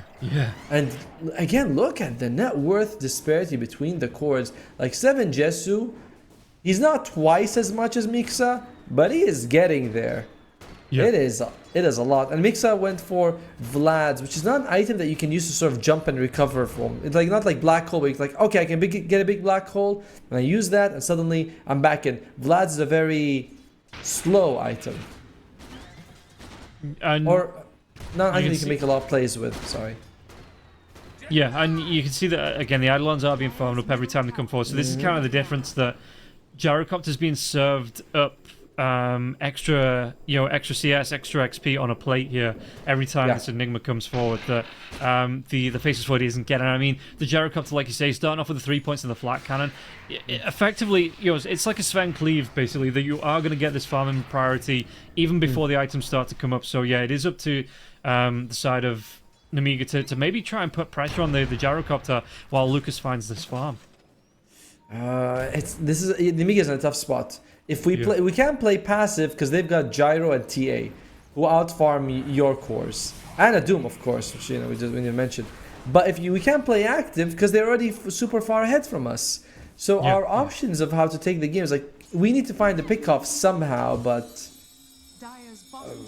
tough. Even the people you're jumping on, there's an Agam Scepter coming out on the Gyro. It's a Doom, he's fairly tanky. There's TA as well. I mean, it's 1,000 gold, but it feels very, very, not overish, but very tough situation. And yeah, I'm surprised that we aren't seeing, like I was talking about the speed of the fights. Like, I'm surprised we aren't seeing more of like the Weavers coming out, the Wraith Kings coming out, heroes that do kind of just get aggressive very early on, and they kind of get the benefits once he hits 6 around these team fights, around these early team fights, to be honest. I imagine that. I mean, the pros always have their own reason, right? Sometimes I think it amounts to little more than, we just haven't thought of the hero. You know what I mean? We haven't seen the hero for a while, so it didn't occur to us to pick it. Not that there's a hero that's bad, because I mean, like Weaver, lots of damage, very mobile, maybe fragile, but so what? There's a lot of fragile cores being picked up as well. There is a TP top. It looks like they might really want to go for a fight here on next up. Everybody and their mother's showing up. Yeah, not being shy of showing in lane here as well. You've got the Crystal Main as well as that Shadow Demon behind.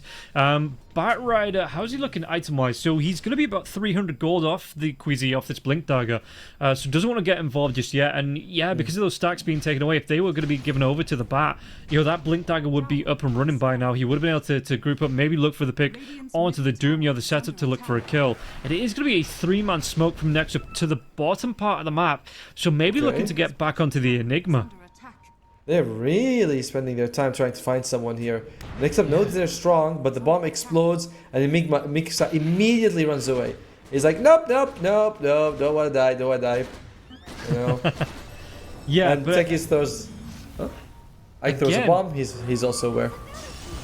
On mid lane, they're going to be able to get the lasso locked down onto the Templar Big assassin. kill. The lasso's going to come in for the stun. Do they have enough damage to take him down? Though they will do. Ake will be the one to take him down. Really nice pickup again onto Mirage in the mid lane. I was just going to say that even though they didn't smoke and get a gank, I mean, the Gyrocopter's got his Ag Scepter now. Yeah, that's going to be more and more net worth. But the fact that, again, they got into this triangle, they took stacks away from the side of Nemiga, it is for the Gyrocopter almost as good as a kill, though. Maybe it is, but for the overall game, I think losing Mirage is the biggest problem. Because remember, the team for next up, they went up, then they all went to the bottom, they smoked up, they go to the enemy jungle. Like, that's a lot of time you're just moving around trying to find something, and they end up losing Mirage in the end. So, okay, game state stabilizing a little bit for Nemiga. And you can see, the win percentage actually in their favor after what just happened. So, how are you looking to play around this as Nemiga? Are you just happy to get Lucas a little bit more farm once this Maelstrom up? Just let him get towards either. I assume you still want to be going to the Manta or at least the Asher here for the Faceless Void. Maybe. I feel like an early link is also kind of required. That's a bit tough, right? I don't know if I want the Manta this game, because Flatcan just immediately melts it away, Scorched Earth, and here we go. Bottom lane, Black Hole comes, so it's going to be the blast off now as well. Sobat's going to try and do what he can with the Freezing Field. Mix is going to be taking a lot of damage here. Nicky Cool as well. Do they get the kill off it? It's going to be a 2-for-2 trade, it looks like, if they can get this Chronosphere. Yeah, the damage in fact, Sobat being in this one as well as the Doom. Destruction saves his life for a little bit longer. Sobat, he will still take down the Doom, gets his ultimate off now onto the Faceless Void. It's a lot of damage coming through, so it is going to be a 4-for-2. In fact, they might be able to get a full 5-man wipe here. They see Ake. Ake's going to try and do as best he can. The team is going to be interrupted. The damage, it is going to be more than enough. You take down the Gyrocopter as well as the Crystal Maiden, but your entire team pays with their life here. Gets taken down.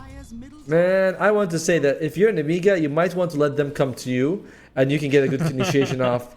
I would have coached them. If I was their coach, I would have told them that. But, well. Now, because... You first, sir. Yeah, no, I was you just going to say first. that disruption, it turns the fight around, right? Because if that disruption isn't there, they get the kill onto the Doom. And then you can't get the ultimate out to the Faceless Void. Yep. Faceless Void's going to be able to get a time walk away. So yeah, I mean the disruption really well placed in the fight, and the fact that he couldn't take down the Shadow Demon first means that next up could swing that fight back in their favor. And also the black hole was kind of decent, but only didn't last that long. We got interrupted. Like a lot of it was just because of the Shadow Demon getting that great disruption. Also because if you're Nemiga, we were seeing like they're stabilizing the game. Because when the next up is coming, they're coming with 1 or 2 people. They get caught. You can win a fight, but you go 5 versus 5, you lose. You just can't right now within a 5 versus 5. So I think that tells them, hey, let's cool it a little bit. Let's not go for heavy engagements. And what do we see? Go on. Because I was gonna say, like scaling late game, we've seen the Refresher, Faceless Void do a lot. Parasma, Aghanims on puck just shred people. I don't think the Nemiga should be scared of late game. It's this point of the game that's very scary for them. Yeah, and you have the Enigma to take buildings as well. With the attack speed on the Faceless Void, he's a fairly good, with the rest of his team, fairly good building taker as well. So they can, if they find these openings, he's not bad at doing it. He is actually going to go for the Manta style though. Oh, why not? By the way, Templar Assassin, he's got the shot. I love this shot for the TA. I think that it is insanely good. Basically a global silence for your team. Sometimes you have to have the freaking traps there, but still amazing for you. So I really like they went for it before anything else. Just like blink, trap, and I think that's what's cancelled the black hole. I'm not quite sure what it was, but I think that's what it was. We might be able to see. Yeah, well, I mean, we're definitely going to be able to see it in extra team fights, but yeah, we might not have a replay of what actually cancelled that black hole.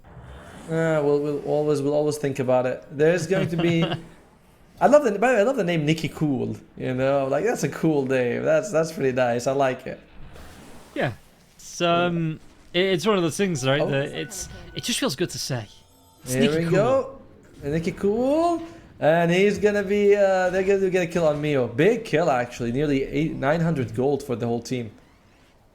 Yeah, good jump there. And what are you looking at here game-wise for next up? Because like you said, Nemiga do feel fairly comfortable coming into the late game.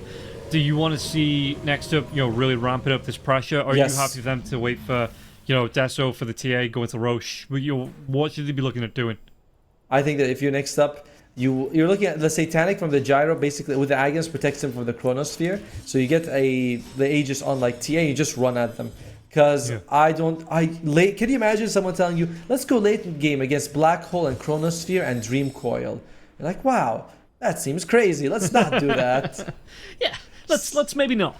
And what do we have? We have TA. Like, really? That's what's our biggest team fight spell? It's Freezing Field. Oh shit, we're screwed. Well, I've seen Gyrocopter solo games. You just get that. True. Just get that double rapier and look to run heroes down. With the Ag Scepter proc in there as well. Yeah, big deal. It's easy, especially against 3 BKB piercing abilities, right? It'll be fine. Potentially a 4th once the puck hits level 25. No, I don't like what's happening with Next Up right now. As the game progresses, they become weaker and weaker compared to the Nemiga draft. Like this is their time to shine. Like 20 to 35 minutes, something like that. This is where you're peaking. It's like high school for a lot of people. Do you think then that they should have, as soon as this Acceptor was out for the Gyrocopter, should they have been looking up to Group as 5, take fights, push down towers and take objectives? Because it does feel like they're playing fairly relaxed coming into this game from Next Up. I don't know if you want to be like, oh yeah, we're just going to go high ground, but I would like them to see they're doing what they're doing right now is pretty good. You're playing on the enemy side, you're pressuring the lanes. It's good. You don't have to be like, 23 minutes is the end. We gotta have backs. Like I said, 20 to 35. That's when you need to be ramping it up. They're starting to do that, so it's not bad. It's just could be a little bit better. Okay. Because again, if you look at the graphs, anytime the game ends at standstill, Nemiga's out farming them, and that's the problem. They have a Doom on the other side. You wouldn't think they'd be out farming them. And 2 Philosopher Stones on Next Up, so the passive gold should be way higher. I mean, Oh yeah, you're looking at. I mean, both supports here for the side of Next Up at the very bottom of the net worth. Yeah, what's going on? What is going on? I mean, it's Crystal Maiden. You know, we've seen you. You get a shard, you jump into a creep camp, you do the slide, the moonwalk, whatever you want to call it, and then you just farm it. It's like super awesome. the crystal clone. The crystal clone, yeah, did get nerfed a little bit, but not a big deal. Yeah, just a little bit, just a wee bit. 100 mana, you know, for a smart blonde woman like Crystal Maiden, not a problem. No, could have been worse. They could have took more move speed off her. No, yeah, you know what? She has been moving kind of fast. I wouldn't mind, you know. Ice Frog, I feel like Ice Frog, every time he looks at Crystal Maiden, he's like, how do I nerf her? 5 movement speed. He just kicks her in the face and he walks away. Yeah, it's... I don't know. It's. I mean, that's supposed to be the weakness, right? That's always kind of been the point, that you buff the strength and nerf the weaknesses to make the hero a little bit more balanced. And yeah, Crystal Maiden's had it for too good for too long these past 2 months. Exactly. She's been picked. She's been pickable. We don't like it when she's pickable. And just the game continues to be in this standstill. Roshan is on the Radiant side. And there's Mika, they want to go for a fight top. I might run into 7 Jesu here. No, he's just going to be farming it with his ultimate. Level 17, he's doing a pretty solid job for himself, but... I mean, he's got a big lead. It's somehow I feel like it's nothing against the Chronosphere, Black Hole, and Lasso. Well, I mean, yeah, you look at this lead, not the league. You look at the lead, and it's only 3-0. The Black Hole comes out. They're going to be able to get themselves on top of the Gyrocopter now as well. The Doom gets caught in as he comes through that twin gate. What can they do from this? The Chronosphere, though, the damage coming out. You do have a lot of damage here. Can you get the kill onto the Gyro? You do take him down, and now the Doom comes out onto the Faceless Void. Faceless is going to take down for this. He will fall, so you get another kill onto the Gyrocopter, but it's going to cost you another 4 heroes. Oh, that was a bad Chrono, man. Again, if we had the replay, he crowed his team next to a Freezing Field Crystal Maiden. We were kind of making fun about her ultimate being the biggest team fight. But theoretically, by the way, look at the damage. She did the most damage in that fight. Theoretically, on her side, sorry. Crystal Freezing Field is like one of the highest damage abilities in the entire game. It's insane amount of, I don't know, it's like something like 20,000 or something. I don't know exactly how much, but she shredded them. We're just waiting for the fight to begin here. We definitely replayed a bit too early. Yeah, look at that, look at the Freezing Field. Yeah, damage coming in Chronosphere just catches an entire team, and he's going to be on the edge of that freezing field. And again, another clutch disruption comes out, so it means that you're spending more time killing off the Gyrocopter when the disruption ends, where you're not able to then focus on the Doom, and the Doom gets his ultimate off, turns that fight around again. Yep, and Doom is no easy target. He's got 24 armor, so you kind of would love to kill the Gyro and walk away in that situation, but it didn't happen. As, again, the 3 cores from Next Up continue to be on the top. And you know, Shadow Demon's because kind of struggling in terms of net worth. We were saying like, oh man, they're in the bottom. He's doing fine for himself right now. What's he going for? He has the Glimmer. I think he's got something coming out for him. Yeah, he's got the Glimmer Cape right now. It's going to help him quite a bit. I love the change to Glimmer Cape that gives movement speed. I feel like that's such a nice update to the item. Yeah, do I? No, I'm usually the core, so I don't like it when the supports get away in the Glimmer Cape. You know, it feels bad. Yeah, no, I don't mind it. It is supposed to be a survival item, and the fact that the Glimmer Cape comes out, you know, maybe wasn't just enough, the invisible. Because, I mean, everybody's pros, right? Everyone carries reveal. So that extra movement speed, yeah, it does really benefit them. It does, especially because the dust slows you, so it kind of like compensates against it. Sometimes you Glimmer Cape an ally, he moves slower, and you're like, ooh, that's not good. Yeah, who's nice. They're going to be able to pop the Aegis though here. Nikki Cool with the AD rune. Rasma, you want to try and follow up? Yeah, looks like he's just gonna. Do they actually want to fight this? I mean, TA is still showing on the creeps. He might be able to go for a jump in Nikki Cool. He's going to be stood on top of the trap. Trap doesn't get popped. So the TA just backs himself away. Nikki Cool, really nice to pick up with that. By the way, Enigma, he was thinking, Mixa was thinking of going for Agdams, decides, no, I'm going for Black Hole, baby. Sorry, he was thinking of going for BKB, he's like, nah, I'm going to go for Ags instead, just to suck people in. Okay. He would have bought in the Crystal Main, that's previous fight, and ended her ultimate, that would have been pretty useful. Yeah, and it's extra damage, right, as well. It's extra health damage, 3.5% of the unit's max health. So, yeah, it means like these big tanky heroes like the Doom is going to affect them evenly. Going to be able to take them down. Yeah, I mean, the Gyrocopter as well with the Satanic. So he's sitting with over 3k health. So that is going to be a really nice pickup against these tanky heroes. That adds a lot. It's what, an extra 105 damage to a 3k or every 3 if you have 3k health. Okay, here we go. They're going to be able to get off now as well, and that damage is going to be stacking up Chronosphere as well. On top of it, they do get the kill into the Gyrocopter this time without any disruptions. Manta Style is going to be used, but the Doom is already on top, and it looks like this freezing field here. They're going to be able to take down Lucas once again. Trey comes in, Blast Off will be here. Nicky Cool going to try and get himself away from this. There's going to be a lot of damage stacking up onto the puck. Gets that kill onto the Shadow Demon before he goes down. A 2 for 3 lasso now as well. Firefly drag back onto the Templar Assassin, but Ikey's not going to be having any follow-up from Mirage. He will be able to just... I mean, he's going to be able to go into Queasy if Queasy shows. Do they get the kill onto Mixon now as well? Doom trying to follow up. Mayo, it's going to be the jump in. One more right click. It will be enough. And Mirage takes down Mixer. Very nice showing for Mirage. I mean, this is the first time he's looked this good, and I'm glad to see it because I was flaming him earlier. Nemiga, they trade all their cores for 3 people on next up. And most situations you'd be like, oh, that's kind of bad. But in this game, it's not really. 7 Jesu hasn't actually been converting his net worth to anything useful. He's always been the gun they jump on. And late game, Nemiga is better. So not exactly the best trade for Nemiga, but they'll take it. They'll be like, yeah, it's okay, we're delaying the game. How do you like the Hex coming off of the TA? There's no Dasso, there's no big damage item. It's just a BKB Blink and Hex. I like it. It's a way to catch the puck. Because it's like puck doesn't feel as elusive in this game as he usually does, and he might. I feel like he has to go for Lincoln Sphere, Lincoln's and Sanjin Kaya. Without it, you're just dead. Even BKB. Yeah. You know, it's like puck. You'd love to go for like Aghanims and Maelstrom with the prospects. Like no, this game you're forced to go defensive items because if you're not, you're going to be murdered. And he does, to his credit, queue up the Lincoln Sphere. Sorry.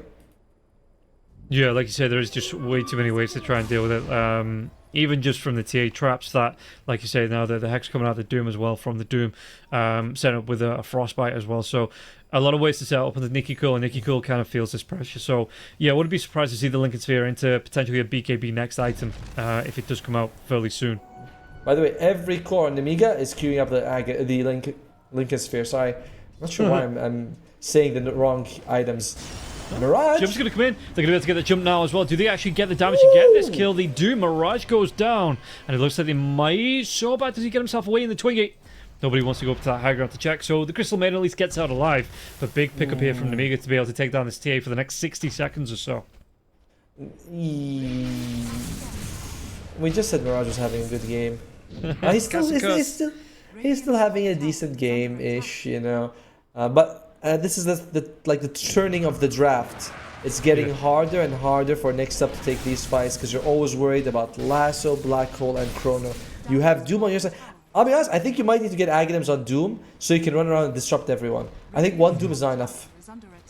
And he's queuing Octarine. Okay.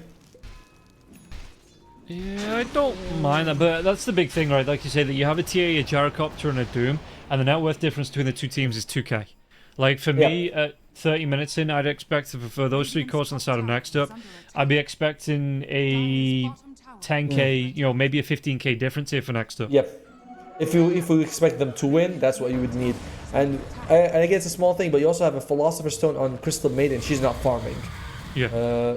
Mixa, he does have Black Hole, but I don't think you're going to be using it here, are you? I think they just let Mix neutral now. Okay, yeah. Almost. He's going to be happy just going down there, you know, not giving up the Black Hole. Nice. Not giving up anything big. Hex, just come out onto Ake. They're going to be able to get the kill onto Queasy now on the other side of the map as well. So, big cleanup here for the side of next up. You know, 3 heroes for free. That's going to feel pretty good. But again, while this is going on, you've got your farm on the perk, the farm on the Faceless Void coming through, and it still only keeps it to a 4k net worth difference. By the way, I love what he was able to do with Mirage. Uses the traps to get vision of the of where the Shadow Demon was and gets the Hex off. Beautiful play. Vindicator's Axe on 7 Jesu. This is one of those neutral items where I look at it and I'm like, I really don't know how good this is. It gives you slow resistance, which is a concept I still don't like. I'm like, oh, you slow resistance. Why can't it just be status resistance? No, we have to have a new one. And it gets better if you're stunned or silenced, which is also a situation where like I'm probably gonna be BKB or using Setiac to remove these effects anyway. Yeah, I mean, for me, when I picked this one up, the big sticking point is the slow resistance is really nice, but the big sticking point is the attack speed. So for a hero like the Gyrocopter, maybe like the Faceless Sword as well instead of Chronosphere, where you really are going to benefit from that attack speed, like things like this, a flat cannon that you're getting those right clicks out so quick that it does feel really nice to have this Vindicator's Axe. I guess so. I mean, I still prefer, if you want damage, I imagine Nemesis Curse is better, but we might have a big engagement here, and we do. Yep, going to be the jump in, the lasso lockdown now as well, but there's going to be no Chronosphere on top now as well with the BKB coming out. This Doom taking a lot of damage, but is he going to go down before the Chronosphere comes out? And they're not going to be able to. So that is going to be a retreat signal here, it looks like, from the Amiga. Get yourselves away. You see Mix, though, hiding in that tree, waiting for the double back. No, he blinks himself away because he was waiting for that double back into the potential black hole to come out, but no chase there from the side of Next Up. Next up might be like, alright, there's no Chrono, let's try to go high ground. By the way, if you really look at it, I don't think Mixa can play Dota until he has a BKB. Yeah. Anytime you jump in, if you don't catch the TA, she's going to throw a trap, Shadow Demon Disruption, Gyrocopter can't. Like, there's so many ways to deal with him if he doesn't have a BKB. I don't like that he's going Octarine Core. Yeah, and this was always the big problem for me for the offlane Enigma. You do. You like, because when they first changed over, it's like, oh no, just go for. Because it was like Vlad's into Wraith Pact, right? When Enigma was big in the offlane, it's like, yeah, just go Vlad's into Wraith Pact. But it's like you're reducing the hero to the item, and the fact that you're not going for a Blink Dagger into a BKB just means that this entire kit, you could have picked anyone to go for, go for like a Tide Hunter or go for a Sand King that can go Wraith Pact, or but. It just takes the effectiveness of the hero away, and it just, like say, it just turned him into the item and not the hero. I completely agree, because I'm seeing something very similar happen with like Centaur support. They pick Centaur support and they go Force Staff and Glimmer. I'm like, well, if you wanted that, there are better options. Yeah. There are better things to do to pick them if you want those items. It's like, sure, you get Stampede, and in your example, you still have Black Hole, but you don't really get the full benefit of it most of the time. So I don't really like. We'll see what the Enigma can do. If he gets the BKB, he's gonna be fine. Once he gets it, but if he goes Octarine, it's gonna be for a long time before he gets the Black Hole. Oh dear, that's the Hex value. Oh, the damage coming through, and Puck will just straight up disappear. Nicky Cool getting cooler as he's put into the ground here from the side of Next Up. Good use of the trap as well to get the silence off, because there was Doom was thinking, do I doom him? He goes halfway through the animation, and they're like, no, don't you do that. As Lincoln's Sphere fixed up on the faces, but for today, Lincoln's and Agons are the same thing in my head. I don't know why. Every time I want to say Lincoln's, I say Agonyms. You just have to do what Milan was doing. You just say red item or blue item. For Ags and Lincoln. Yeah, they've got a blue item. It's the blue item. By the way, stop talking about Milan. You make me jealous. You going and casting with him and not with me. That's the thing. I didn't even get to cast with him. He was just on my panel because I was doing some host work. It's been ages since I've actually cast a game. How was the hosting? Did you enjoy it? Yeah, it was really fun. To be honest, it's one of those things that they asked me if I wanted to do it, and I said I've literally never hosted anything before in my life. But yeah, fine, sure, cool. I'm sure it'll be fun, and it was great fun. I'm glad. It's also good to expand your horizons. It's also nice to be the host where you can be like, you stop talking. I want to hear what the other one has to say. Yeah, there wasn't any of that. There was no. It wasn't a dictatorship on my panel. I mostly just set a topic and just let the casters go for it, or the analysts. Okay, cool. Well, would be hopefully we can see you do all of that and even bigger and better events in the future. As for now, next up they have the Aegis on the Gyrocopter. They've got 4 minutes to sort of farm and go high ground. Usually we see the people kind of use the first 2-3 minutes of the Aegis just farming up, because the enemy team doesn't want to fight you. So you're like, all right, we can just take it easy, and then the last 90 seconds to go high ground. Yeah. The Enigma did actually finish off, so he does have the Octarine Core. I'd expect that BKB to be next. Although, I mean, it's still brown boots, so maybe goes for like the Boots of Travel or something on the Enigma next. Maybe. I don't know. Bat Rider doing a decent job of just sort of trying to cut and drag creeps all over the map. And you can see for Nemiga, they're doing okay with the creeper. Look at top lane. Mid is not so bad. They're smoked up who they find. Ooh. It was just the edge of the Shadow Demon there, but the Shadow Demon had that blink away, was able to get himself away from danger. And yeah, Nemiga, they didn't make this jump happen. I am hearing a Doom though, so they're going to be able to make this jump onto the Bat Rider. Look at how quickly he's taken down to this one. Mayu even pops his BKB for this. Okay. It will be spotted out here. Where do you want to go? Because I mean, that was just a BKB to... I don't even know what that was a BKB for. It was just a BKB for the BKB's sake, it looked like. It was also denied by the neutral creeps, and he has buyback. So not a bad death for Nemiga. 7 just is wrong. They see him. They're like, yeah, I don't know if I want to go for that guy. He loses so much health to those sticky bombs, though. That is a pretty big one. I mean, he does have the Satanic. There's not going to be any follow-up. You know, no Chronosphere, no Black Hole over the top. So he's going to be able to get some life back. But that's just, yeah, that's one of those that you lose half your health and you go, ah, crap, this is where I die, right? But yeah, for the most part, I mean, he's got himself the butterfly as well on the gyrocopter, so he's having a really good time. 2 minutes left on the Aegis for now.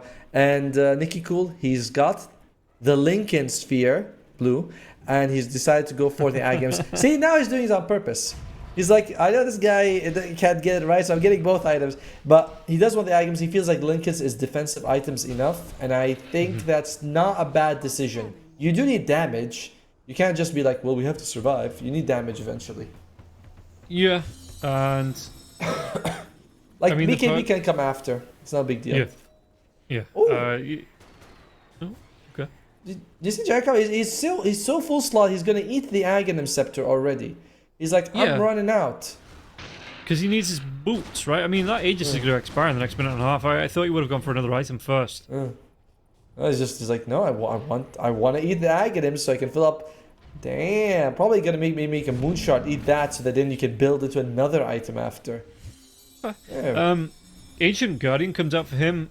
The plus 50 damage, I guess, is nice, and if you are pushing into the base, you know, you're going to get another 50 there as well. Okay. How do you feel about this, just in general, this item? Okay, firstly, I'll admit, I wrote about this item, and I thought it meant you're around ancient creeps. So that was my first mistake. It means the ancient. I kind of don't like how situational it is in that, but it's okay. I like that we do have situational items. I don't like this specific one. Is that okay to say? So you were like, this item's going to be great. You get a Helmet of the Dominator if it comes out, and you constantly He's have an always angel with you. Jump comes in. They're going to be able to get the lasso grab now as well. Disruption is going to be there onto the gyrocopter. What can they do? Has this Aegis for the next half a minute as well. So are they going to be able to wait it out? Jesu is going to be able to pop that BKB. Glimmer Cape's going to be there as well. Jesu just glides his way out of the enemy base. Big jump for nothing there from the Bat Rider. True, but they've got 20 seconds now left on the Aegis. It felt very premature, and then again they feel like they have to delay it some way or another. In the meantime, in the top lane, we can see Lucas farming up. Violence would have been here crushing them, by the way. I just want to put that out. Okay, if that's how you think that would have gone. In the meantime, yeah, he's good. Oh, and he does do that thing where you put the Maelstrom, the Molyneux, active on an illusion, sends it forward. Oh, Nicky, cool. Aegis expires, by the way. They can take a fight if they want to. Yeah, they can try and make a jump happen here. The problem is, Dream Call comes out just after Jester. They're going to come back here, back here onto the Bat Rider, but the Disruption comes out once again. Lincoln Sphere is going to be broken. They do get the Chronosphere on top of the Gyrocopter, but the Doom is going to be here. So they get the kill onto the Gyrocopter. Faces forward. Will he survive through this one? And Gyro's going to be dead for the next 80 seconds. No buyback, it looks like, here for him either. He's going to be about 1,000 gold short. Chase coming out now as well. Once again, the damage is going to be there. They take down that Shadow Demon. They have the reveal onto Sobat. Midnight Pulse goes down, and Lucas will be able to get the kill. Didn't go down to that Doom, so the Faces Void will still be able to pick up some kills. Really good fight here from the side of Nemiga. Yes, it was. It cost them their barracks, but to be fair, that was we're going to lose our barracks no matter what. At least we get something out of it. And you could see, right, the black hole comes out. It's a good black hole.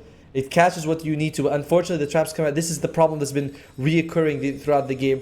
And it won't happen once the BKB is available on the Enigma. Pause comes out. Enigma's gone.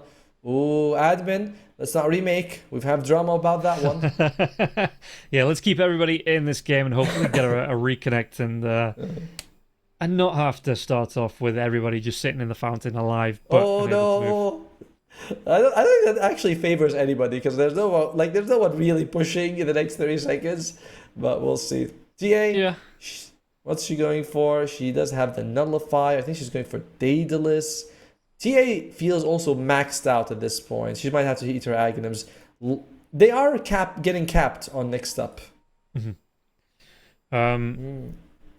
Yeah, what would you be looking for? Like a moonshot to come out as well that you could consume? Like say you've got the Daedalus queued up, but yeah, for the most part, I mean they are looking to be pretty much 9 slotted here on the TA and the Gyrocopter. Well, I mean the Gyrocopter has a free slot.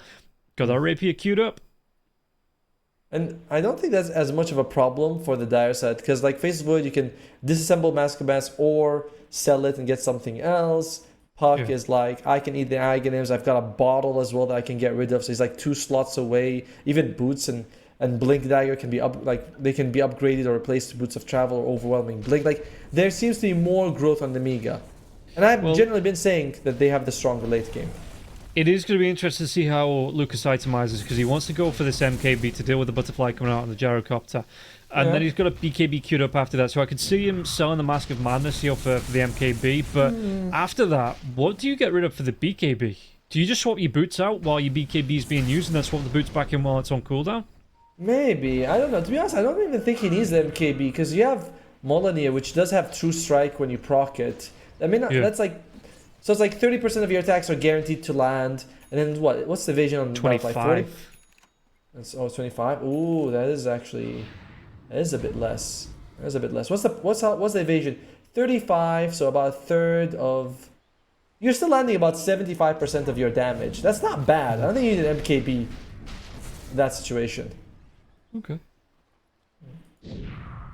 It's a bit odd if he really wants to go for it. We'll see though. He is the player. It looks like he's going for BKB. I like that. Yeah, BKB into the Refresher. It looks like here for the Faceless Void, so that is going to be a little bit nicer. That is something you don't really mind swapping your boots out for to use, because big cooldown, you just put it back in when you're out of the fight. But for now, we'll see what he's going to be doing on top lane as well. Mira, look at this. He's going to be smoked up here. Mixer is farming out the camp, but the Doom not going to be making a jump just yet. Actually jumps himself in. Shivas comes out, but Mixer was already away. Not bad for him. And he does have the Wind Waker on the Doom, so he's going to be able to save people in the Chronosphere. But who saves Doom if he gets caught in the Chronosphere? Shadow Demon. And who saves Shadow Demon and Doom if they both get... Yeah, that's... that Wind Waker is going to present problems from... Oh, okay. It works. It's a good BKB. Yeah. I don't. By the way, do you remember that there's a player? This was like 10 years or 8 years ago. Some player got BKB activated, misclicked, and they're like, "Why do you do it?" He's like, "I want to make sure it wasn't like one of those fake BKBs. It wasn't like made in some country that I don't want to say which flimsy. I want to make sure it works. It's a good BKB."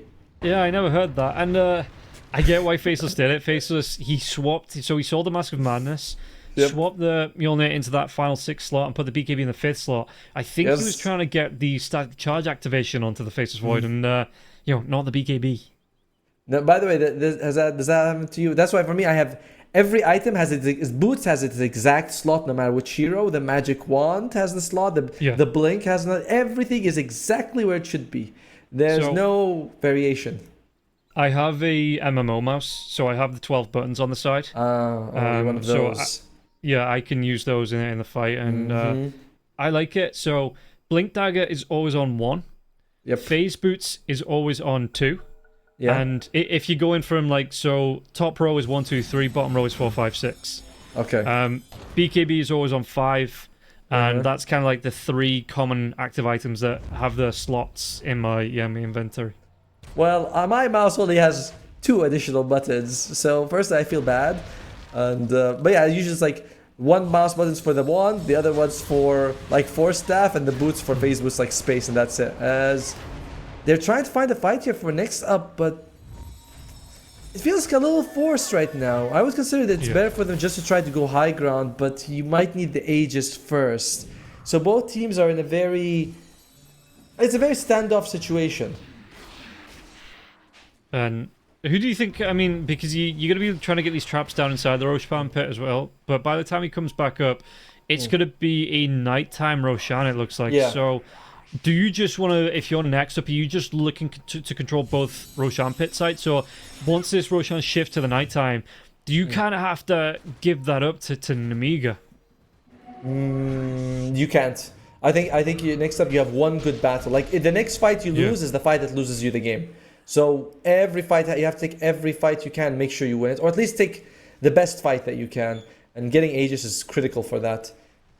And especially Nemiga also they don't mind this because they have buybacks on 2 of their heroes, so they don't mind throwing lives to secure the next Aegis. Next up doesn't have that option. If they buy back and go top, it takes them forever to get there. Okay, I mean, they are going to be coming through the twin gate. The last of the lockdown here onto the TA. It's going to be a really good jump in. TA, 100 seconds, no buyback, 500 gold away. This is a massive pickup on the side of Nemiga. It is, but of course they don't know that there's no buyback. But they do know that Roshan could spawn any second. Lucas, Violence would have checked it. This feels like, I don't know, it's some kind of... No. I don't know. I always feel like when a team changes, I always root for the guy who left or was replaced or he's not standing in. I'm like, hey, don't replace him. Yeah, we don't know that it's a replacement. It's just for a stand-in for the day. Is all we know.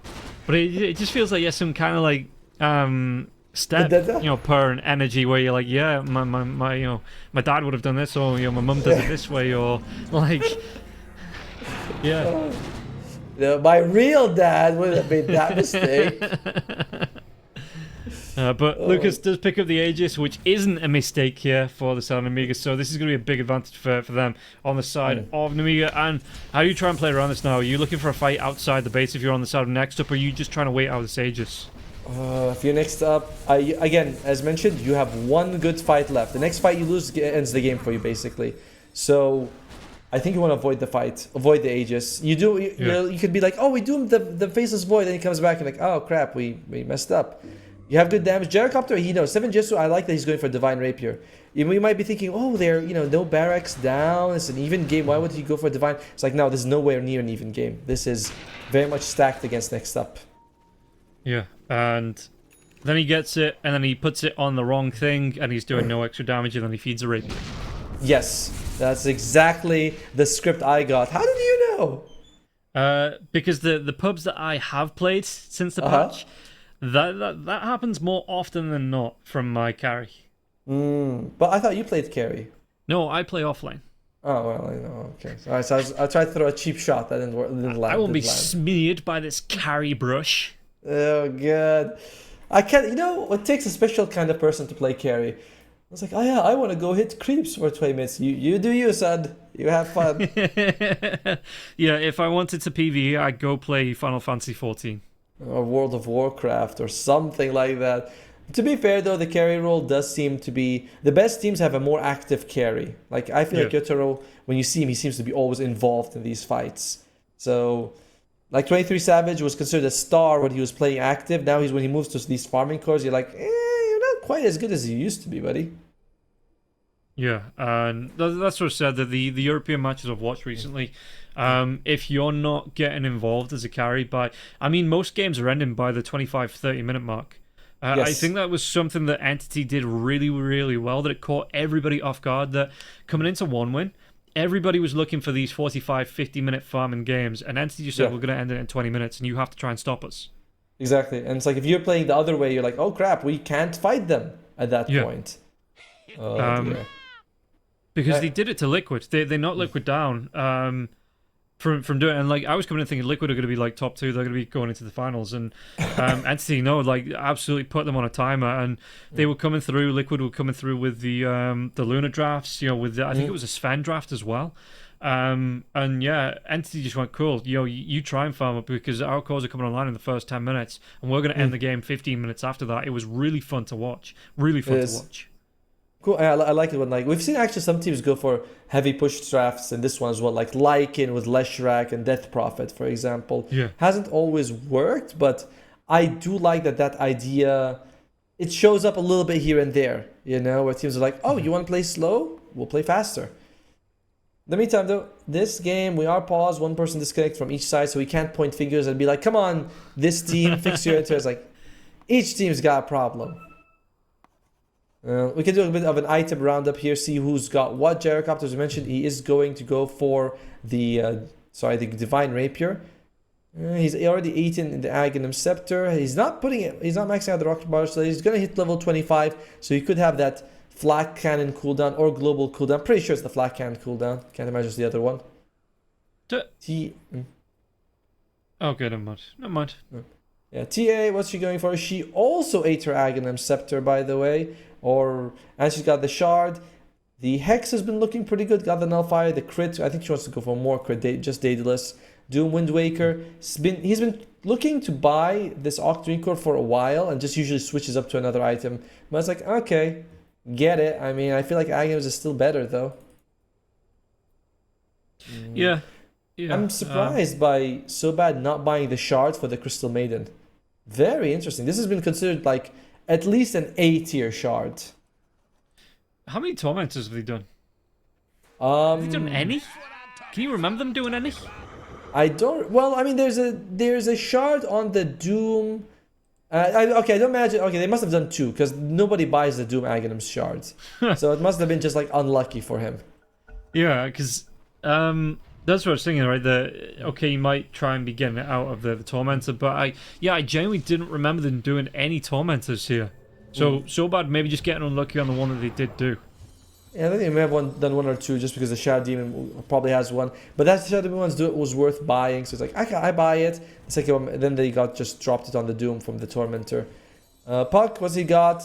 He does have the Molineer, Parasma, Aghanim Scepter, level 25 Dream Coil Pierce's debuff. He is a full-on threat right now, Nicky Cool. Yeah. And this is where you are kind of seeing the difference here. That these pucks that like to get in the middle and get these right clicks out, we're in the middle of the mosh pit, so we'll see how he's going to try and play this. What do you want to see Puck go for next, so item-wise? Because he's got an Aghanim Scepter that he can consume. He's got, he can maybe pass the gem off to somebody else. Oh, we might actually see Barrage. Oh, cool. Barrage is close. Do they have the reveal coming onto this one now as well? There's going to be TP coming out for the Faces Void as well. They might be able to get this jump. Are they going to try and go for the lasso lockdown as well? It looks like they might not even need this. The silence does come through. But Nicky Cool being there, they get the damage out and take down Mirage. This time, though, he does have that buyback available. Mirage, the first death gave them the Aegis. The second death now will allow them to push high ground because they've got 2.5 minutes of the Aegis available. Look at this as well. They're making another move. They want to get another fight out of this one now as well. The Wind Waker comes out from Mayu on to Nicky Cool. Nicky Cool still looking for the chase now. Doesn't have the Dream Call to come out, but the lasso is going to be there. The lockdown onto the Doom. Midnight Pulse will be dropped. The Blast of Disruption, no! Not going to be able to get this one off. Blows the Faces Void now, so the Black Hole does come through. The lockdown onto the 2 cores will be able to get the kill. And now Mixie is going to pop the BKB, but there's going to be BKB onto the Gyrocopter. It doesn't matter. Chronosphere will be here. That's not a full rapier for the Gyrocopter just yet now as well. It is only going to be the Sacred Relic, so the right click damage coming through. He's not going to drop this even if he does go down. Has that buyback available? Does he have the gold? He's just going to be about 300 gold short of the Demon Edge if he does buy back here, though, this Gyrocopter. Oi, oi, oi. 3 cores down. You still have Aegis and Cheese.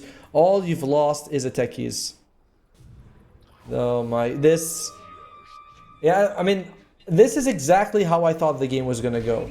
If Next Up does not try to end it by maximum 35 minutes, they are going to be super far behind, and this is exactly what happened.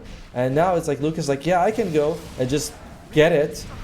I'm like, well, what are you guys really gonna do to me? And of course, all these is that extra Eidolons? No, I think that's the normal amount of Eidolons. But even so, Mirage is gonna come up, and you might be considering buying back on 7 Jitsu, but you don't want to. You would not. You would really be giving away the Divine Rapier chances in that situation. Yeah. Okay. Batrider not going to be able to get it there. He did get the Wisdom Rune though. That's going to be fairly nice for him. And yeah, it's going to be one of Lane of Racks going the way of Nemiga. I mean, yeah, there is no tier 2 towers available here for the side of next up, so it looks like with the Aegis that Nemiga, they don't want to stop, even though the ultimates are down. They're fully in commit mode to taking away the buildings from next up.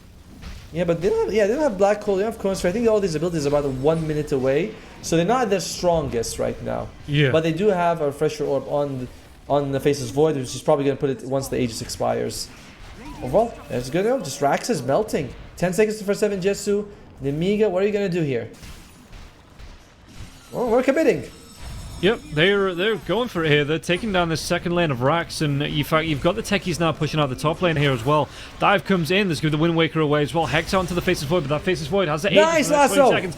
Great double lasso here. The lockdown onto the Crystal Maiden. 7Jetsu going to pop that BKB. The Black Hole comes. That's going to be immediately cancelled off now. Can't get himself away from that. Will be killed off here on Mixer. And what damage can they do? The Freezing Field has been used, but it looks like Nemiga, they are on the retreat here. Jaro still taking a lot of damage. His BKB is down, and Puck trying to be a menace, diving himself in and out, and Jesu loses about half of his health from that one. The Aegis will be reclaimed. Do you want to go for another re-engage coming out now as well? Lucas tries to come in. Time dilation won't actually connect onto anybody. Got to be careful here. Frostbite pops that BKB. Does he want to go? He's going to be able to dive himself in. Has that Chronosphere up once again, as well as a Refresher up, chasing down onto Sobat. Sobat, can they get the kill onto the Crystal Maiden? Sounds comes out. The reveal will be here. They get that kill and will be able to come on the backlines now as well. Nullifier will be used, but the Time Walk away here from the Faceless Void gets himself out of the firing range from that Gyrocopter.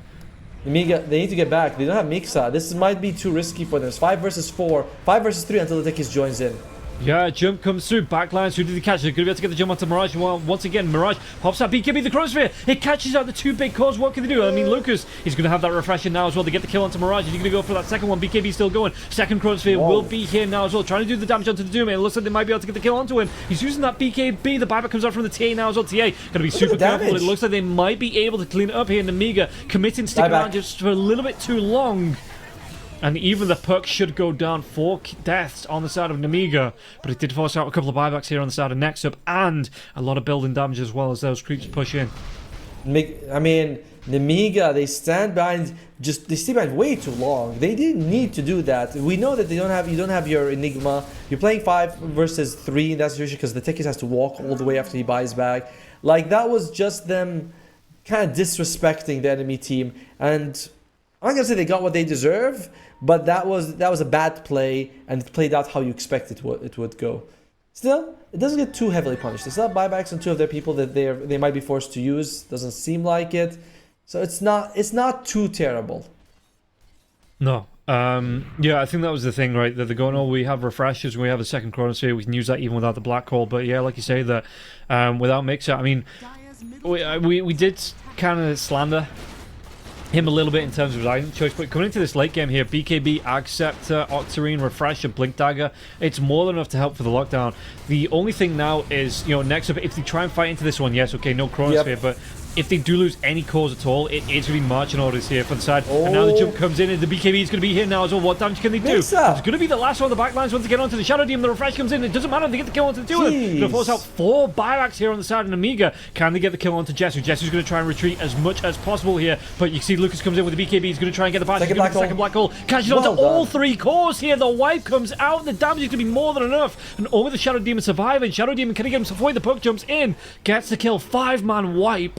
And Nemiga, with these buybacks being down, Doom and Shadow Demon available, Nemiga can march it down the mid lane, try and go for these tier 4s, maybe even just go for the Mega Creeps playing it safe, but the options are there here for Nemiga. 7Jetsu will have the buyback though, because it's only a gold thing. Shadow Demon, he smokes. I think is he going to go for the Bounty Ruin? May not even need it. I think the 7Jetsu will have the buyback before they... Like, he should have the buyback in time. It's not the biggest deal.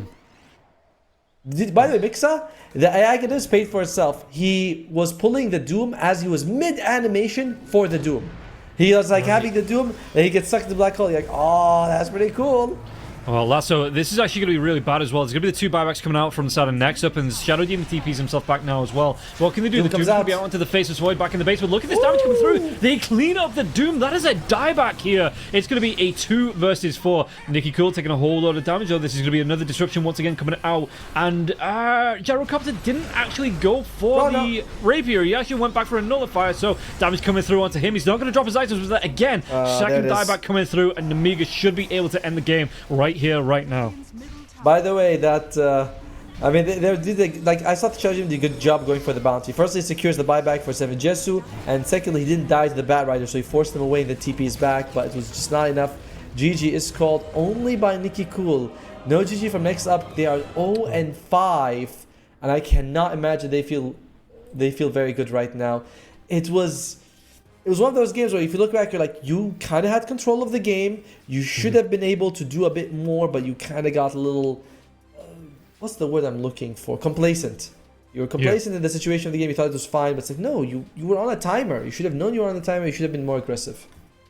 Yeah, I mean, we did talk about it early on, making those rotations into the dire triangle. The three heroes that they had, they were able to get some really good... I mean, we looked at, I think it was the first 15 minutes or so of the game, and not just at that, but the entire first 15 minutes, all three cores from the side of Next Up were sitting on that top of the net worth chart, for a good, big... But the big difference between the two teams was Namiga were keeping up in terms of farm. They were keeping that overall net worth gap so close. So Next Up never really pushed it, and like you say, they were on a clock and they never really tried to get super aggressive early on. Namiga said, this suits us fine. Yeah, cool, we'll come back into the late game. Yeah, 54 minutes in, and they were able to clutch out game number 1. Exactly. It's like Namiga was very happy with the way the situation unfolded, because I imagine you'd be like, oh crap, if they push us really fast. So Next Up, I could imagine that this was a tough loss. This is their best performance so far, the best game. It was quite close. It was just they need that leadership of being like, go, just go, because that's the winning strategy. If you execute it badly, you lose. It's fine, but if you rest on your laurels, that's the way to lose the game. That's always going to lose the situation. Yeah, and unfortunately, Next Up, they will be going down, and it's going to be another loss on the board for them. We'll see if they can get it next up in the because it is a 2-game series, so they do have the chance for the draw. As Tomo, you're a dad. You're supposed to be on these jokes, man. Oh yeah. But that is going to be it for game number 1, and we'll see if it is going to be the draw or if Namiga can close it out in 2. We'll see it after this break.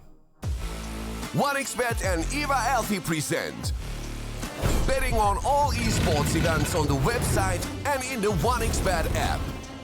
1xBet. Play with Eva.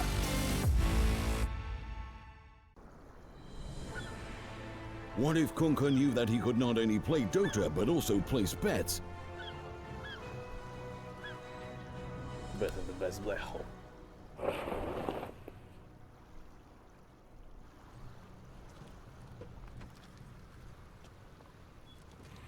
1xBet, bookmaker company.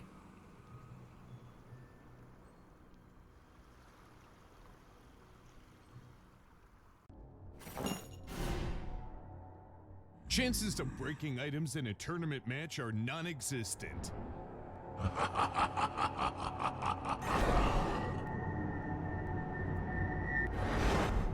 Chances of winning at 1xBet are always real.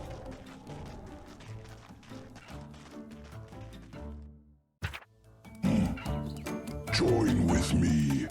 At your service. Stealing Aegis from Roshan is very difficult.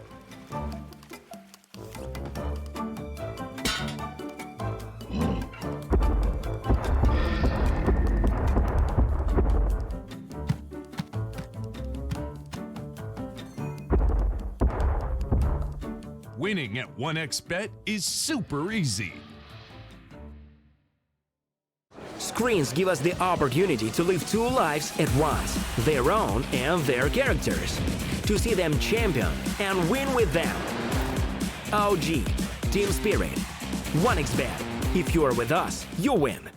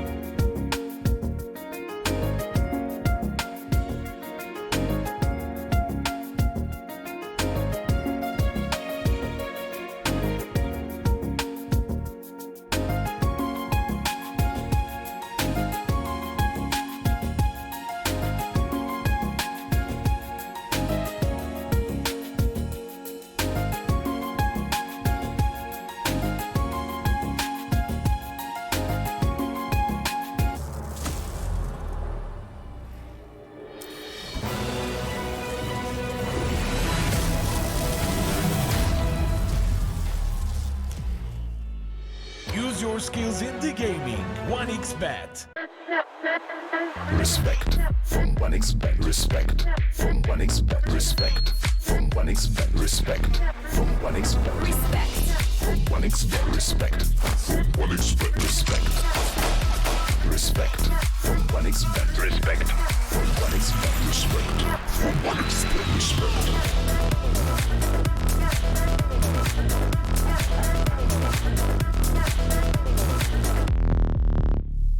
Hello, son. Hi, Mom. Pretty girl. This is Eva.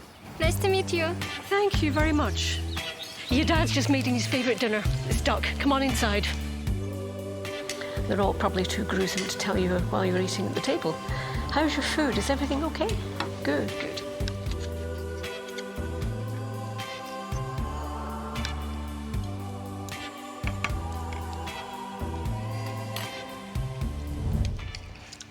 You seem to know each other. Yeah.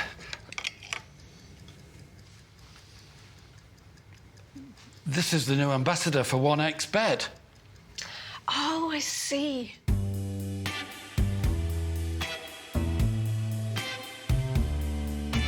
Everyone felt good when Eva Elfie became the new ambassador of 1xBet.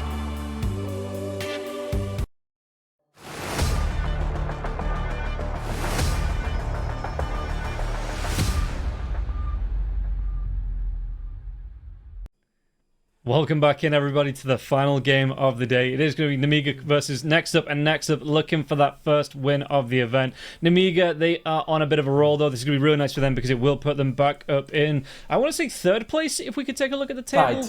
Tied. I think they'll be, yeah. A tied or like one game behind, but they'll be very close. They'll be a point above Grin, so they'll be in fourth place, right, by a point, and be a point behind Yellow Submarine. If they win the series. And yeah, so that's gonna be really good for them. Again, Next Up, they need a win because they need a bit of a boost, man. This is a feels bad. If you go down 0-6, I mean, that is kind of end of the group stage for you there as well. So yeah, you do always want to get that win on the board, but it does look like at the minute, Nemiga, they were really comfortable. They didn't feel any pressure that early part of the game. You know, they just waited it out. There were a couple of dodgy fights in the late portion of the game, but they weathered the storm and they were able to take this 1-0, looking for the 2 now. So we are going to be able to get ourselves into the draft, see how this one is going to come out between the two teams. All right, let's be all cards on the table. I'm pretty sure there's no chance for Next Up mathematically to ever make it to top 3. Because remember, you have to be top 3 in a 6-team group to make it. They're 0-5. So even if they end up 5-5, that's not going to be enough. What is important, though, is who they can beat along the way. Because any games you can take off people is going to make a big difference. What is going to be also important is which are the third place team. Because it will be a 3-way right now between Grin, MarsBet, as well as Nemiga. I think Yellow Submarine and Rest Farmers are sort of guaranteed. They look very strong. I think Nemiga, and honestly, of the three, Nemiga looks the best of the three I've watched so far. Then maybe MarsBet, then Grin. Although I feel bad saying that because Grin, they actually come in, they have their social media guy comes in, he watches the game, he tweets about them, they follow us, and it's like, I love them as an org. I wish them every success. You know, bias-wise, I want them to be at least third place. But as realistically, without feelings, it's looking like they're the least likely of the three to make it there. I did see the tweet before that the social media manager was celebrating, no hurry, freak, no atonement. There's no one that's going to flame us in our games. And then T-Panner and Kips just carried on flaming them in the game. So, I feel like if I do get a Grin game, I've got to follow the trend and, maybe be...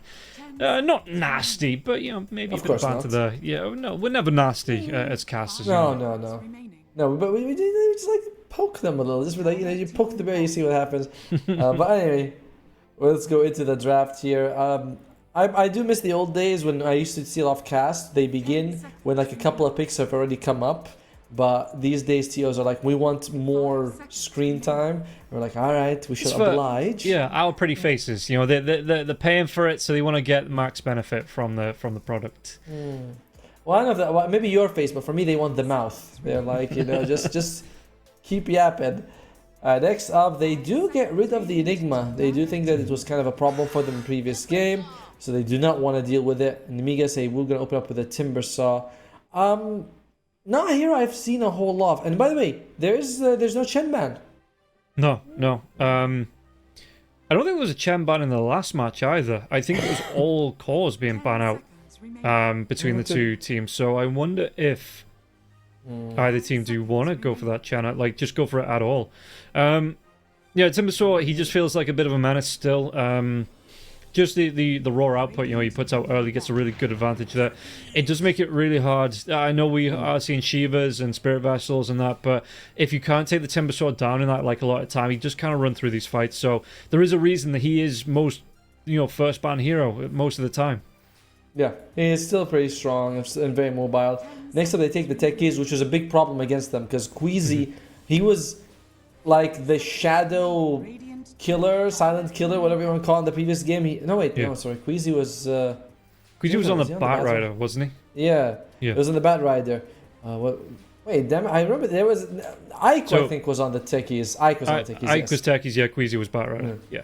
Yeah, and he was doing so much work. Oftentimes with the Black Hole, he follows up. He had a very nice game. Even though we didn't really talk about him, you can feel his performance. I want to go back and see his record, because I know he did well. He was 6, 8, and 16. Not bad at all. And 34,000 damage. Higher than almost his offlaner. He did more damage than his carry. Nearly twice as much, actually.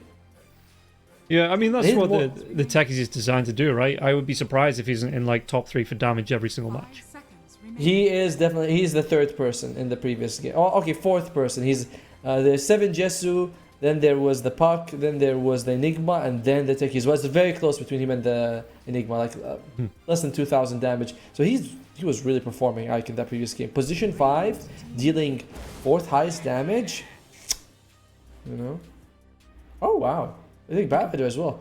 Next up is we like your draft. Can we use it? We've seen this draft somewhere before. It looks very familiar. It kicked our asses. Let's see if we can replicate that. And so bad he is a Bat Rider spammer. He's looked pretty good with it, so I'm glad that he's going to have a chance to play with it. Nemiga now, you're up against a lot of magic damage. Yeah, that's something that might... That disruptor that you were speaking of in the last draft there as well coming out, so... Yes, good lockdown. Can stop the Techies and the Bat Rider from being able to... Just with the, excuse me, the Static Tome Kinetic Field combo, it does really limit what the Techies and Bat Rider can do in these fights. Exactly. And in general, Ike has been the best disruptor this tournament, so I'm not surprised. I was surprised they didn't get it in the previous game, honestly, because they did have that chance, but they just chose not to. But this game looks really good.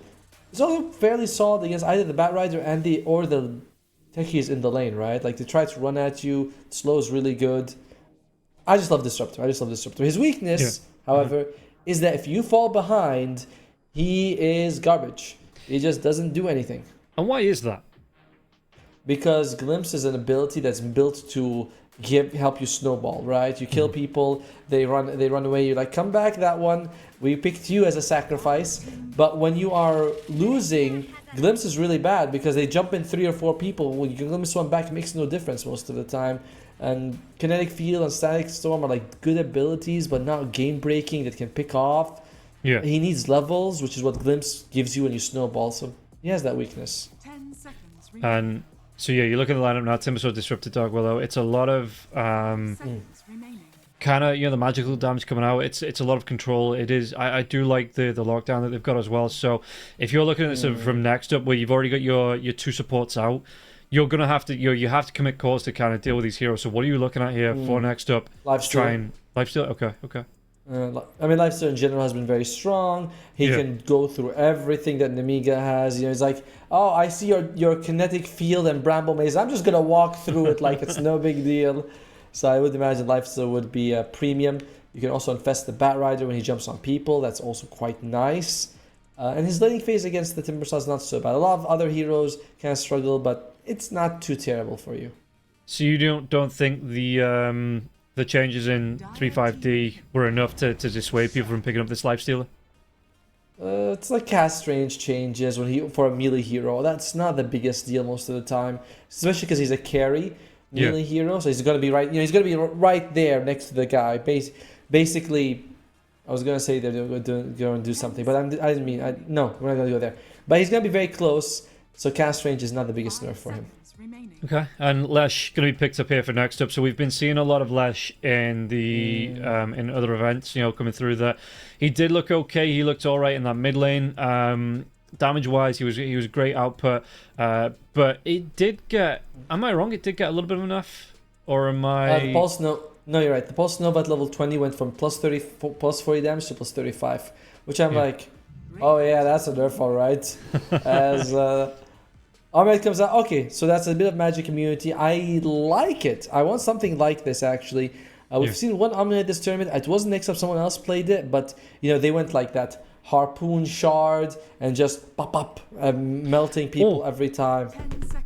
South America, yeah, I completely forgot about this. This was the pickup against the Timbersaw in South America. You run the Omni Knight up against the Timbersaw in the lane, and you absolutely destroyed the Timbersaw. Yeah, it's a really good pick. Sorry, I was distracted. I was looking at the Lesh because the Diabolic Edict did get a bit of a buff as well at all levels, so that's some early tower push potential coming out as well that I was just looking at. But yeah, no, the Omni Knight here for next up. This is one of those heroes that if you can make it work, really scary for the Timbersaw to play up against.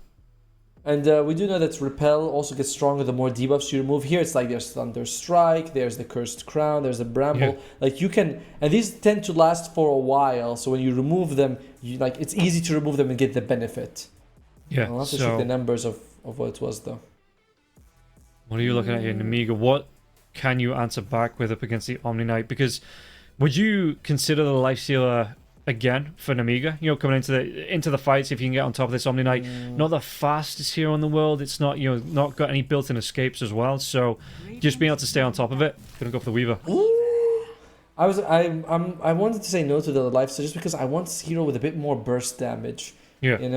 I don't want these long fights against the Leshrac because that is kind of what Lifestealer gives you. The Weaver does have more burst damage, but it also comes with being a lot more fragile. And you're up against Omni, which we've seen. You can jump and you can do 1,000 pure damage in a second. It's no problem for him.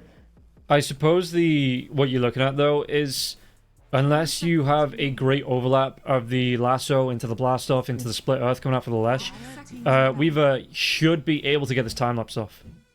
True, that is a good point actually. Weaver, they don't have the best lockup on the lockdown on the other side. Lockdown on the other side. Lock up, lock down. It's as long as the spinning around. Yeah. Whatever. It should be an okay Weaver game. We don't have any saves as well. I'm half on the Weaver right now. We'll see how it works out. I do believe though that the draft between the two teams is a little bit more even than the previous game. Yeah. So far. Right. That's kind of to me. You look at Nemiga, unless they get a really good mid laner coming out here, that I don't think this Omni Knight should be be put under a lot of pressure in the laning stage.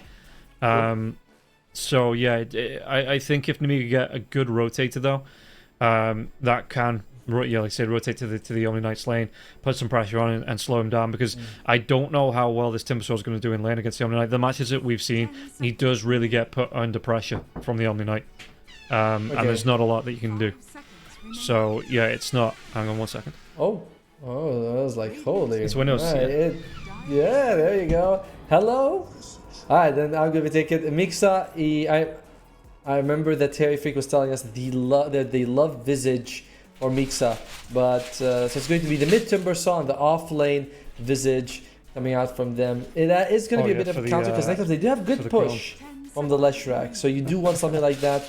And the problem is though is that he's a fairly weak laner on the Visage, and Darkrow is not the best bodyguard. So I'm also feeling very iffy about these last two picks from Nemiga, whereas it could go really well, it could go very badly, as Bloodseeker comes up from next up. And Rob, he's busy, so that's why he's not here, guys. You have to look just at my face, and that's all there is to it. Bloodseeker, that is going to give them some tempo. If you can put the Rupture on the Weaver, that really discourages him from moving around. Same thing with the Timbersaw. So I kind of like it. Next up, durable draft, can fight long, has some heals and saves. I feel like in both games, Next up has the better. Okay, in the previous game it was better draft for Nemiga game, but this game I think overall, Next up has a better draft overall. I don't know if I can root for them just because Nemiga had crushed them in game 1. I think they're going to be doing well in game 2. It's even, but again, I believe Nemiga is going to take this 2-0. Next up, though, this is a good draft. I wouldn't be surprised if they make a comeback here. As in the meantime, though, we are going to be waiting for Rob, so it's just going to be me here. And to talk to you about how important the match is, Nemiga, they are 2-3 right now. If they win this, they're going to be 3-3. But their record does not mean that they're a bad team just because they entered this series 1-3. They were up against Halo Submarine and Rest Farmers, which were the strongest two teams coming to the tournament. And they still were able... They went toe-to-toe in all of the games they played against them. Whereas next up, they came in 0-4. They had to start the recovery. It's not happening. They're 0-5 right now, so there's really no chance for them to make it top 3. But they're playing for experience and whatever teams you can take. And I believe that you can still get EPT points if you are in 4th place at the end of the group stage. I'll take a second to look at that. And yes, sorry, rest points, not EPT. So if you are able to get 4th place, you still get points. And all these points will be leading towards a LAN later on with a bigger prize pool. So it's going to be... It's still important for next up to put a good performance. There's still something on the line for them. It's just not the tournament life, if that makes sense. As we are going to be going into the game in just a second. Odds heavily in favor of Nemiga. Smoke up from them. I mentioned this a bunch of times. I hate it when the sides of the bets are on opposite. Like, it should be left Nemiga, right next up, but it's different. Also, the icons are N for both sides. There's a red N and a purple N. So, what are we looking for here? So, it's going to be the... Oh, so bad. Good flame break. And he does dodge those bramble mazes. If he was not... Oh, looks like Lucas, he tried to body block him, but it's not going to be enough. He's going to be making it out there.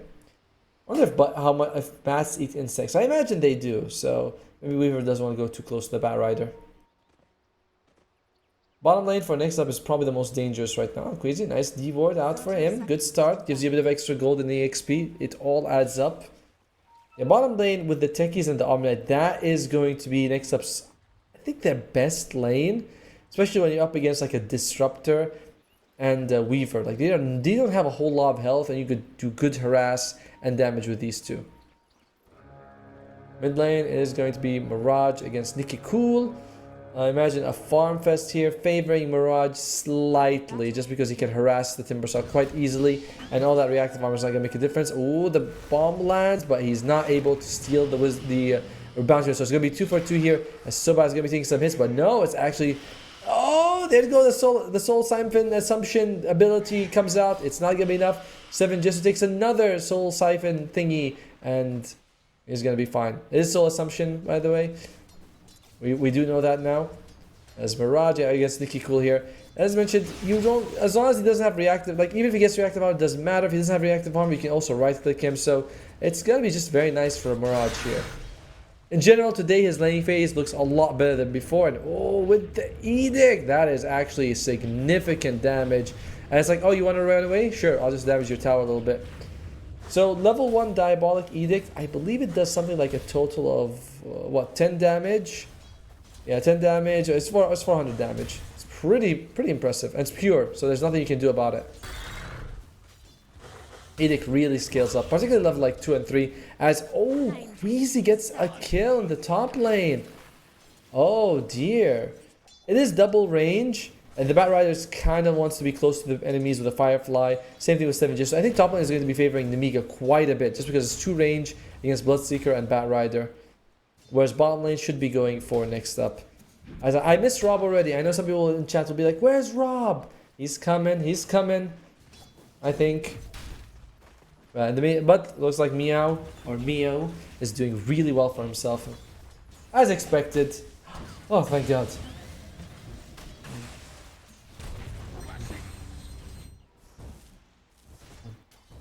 I like when the door opened, and I was like, is it Mom? Mom, I'm working here. I'm working. Yeah, no, it wasn't. But yeah, getting into it. So we're taking a look. Okay, Nemiga going to be 1 up coming in the first 2 minutes, and yeah, that they got Bloodseeker though so bad in the top lane. I was saying it's going to be a tough lane for Bloodseeker against 2 ranged. Yeah. So I didn't see the end of this draft, yeah. So we've got the Omni Knight in the offlane, Bloodseeker coming through, so the Timbersaw mid. I mean, Timbersaw mid isn't an easy... I'm sure you've gone over all of this here, Otomo. This is just me catching up. Expert stuff, man. Expertise from the expert. What? As Oh, yeah, Mixer dear. gonna be able to get the kill. Really nice one onto 7 Jesu, and Visage coming through as well. This isn't a hero you see an awful lot. So how do you like this as an offlaner though? Mixa is a Visage specialist. You know, apparently Harry Freak knows him. You know, they grew up together, went to kindergarten, all that good stuff.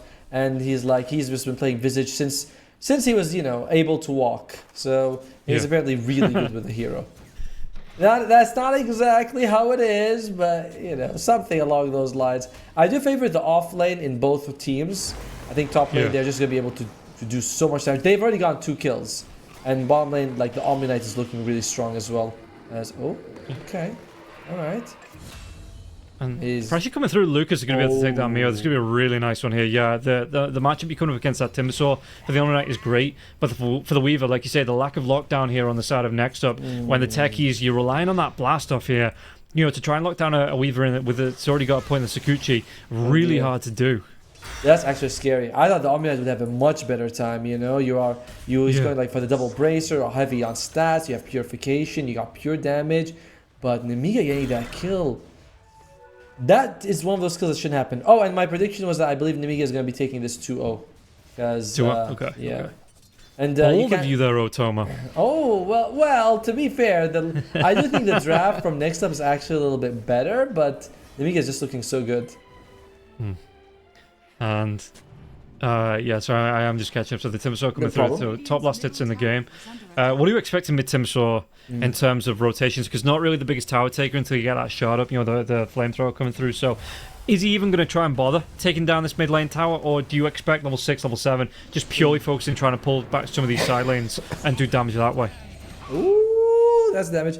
But they're going to be moving the butt. Oh, they took Techie forever. should go down. Yeah, he will go down there, and he's going to be able to help secure that kill. And Lucas, he is level 4, so he doesn't have that time lapse just yet. Mio's trying to get himself away from this one now as well. But again, being slowed down from that Thunder Shot, it's a lot of damage coming out onto the Omni Knight, and he's not going to be able to purify all of it.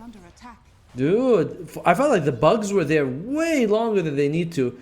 As Nicky Cool, he's also struggling a little bit here. I mean, it's fine though. Mirage is doing a good job. He just runs in with the Edict. He's maxing it out. You're talking about this matchup. If you're Nicky Cool, you're in trouble. You can't really face the Lishrak, but if you leave the lane, he's going to burn your towers. And rotating, it's inherently risky. You're not guaranteed you're going to get anything. Yeah, so is it just... bottom lane, Lucas is going to be taking a lot of damage here, but they are going to be able to turn this around with the Swarm coming through. Mayo, and again, he's already used that purification, so the glimpse comes back, and Mayo, he transfers himself towards the tower now, but one more right click from anybody, and he's going to be able to pick it up. They do get the kill here onto Mayo. Excuse me, how do you pronounce that? Meow? What we say? Is it like cat's noise? Is that what we're talking about? I liked it that way, but I always hear Hey Freak pronouncing it as Mio. So I'm like, but I'm like meow, you know. Yeah, and meow. That's a bit, which I think is it's a bit too much, to be honest. Okay, well, yeah, okay, fair enough. But yeah, no, we're taking a look at the mid. You were talking about this Timbersaw. He's going to be forced all the way back to base here, or the 1 point into the reactive armor, because obviously it's not a lot of use up against Mirage. True. The damage coming out onto him, it does mean that he's going to be forced to burn these TPs to get himself back into the lane in a decent amount of time. It's fine. It's fine for the Timbersaw. He's still getting good CS. It's all good for him with the way the game going. They're crushing it on side lanes, 5-0 right now for Nemiga. So this is all okay with them. Yeah, and well, you might actually come up against the Batrider here now as well in the river. Nicky Cool, did he want to try and go into this one so bad? He does have that Firefly, so he would have been able to get up a cliff. So yeah, Nicky Cool not going to engage. Meanwhile, Ike, he spots the Leshrac. But I don't think you're going to be killing him. So far, Leshrac, I won't say he's been the saving grace in this draft, but in terms of like overall net worth, there's not a big discrepancy between the two teams. Okay. And how's the Bloodseeker? How's Jesu doing here as he's skating around on he's his... alright. He's having fun. It's a nice move by Ike. What would you call those?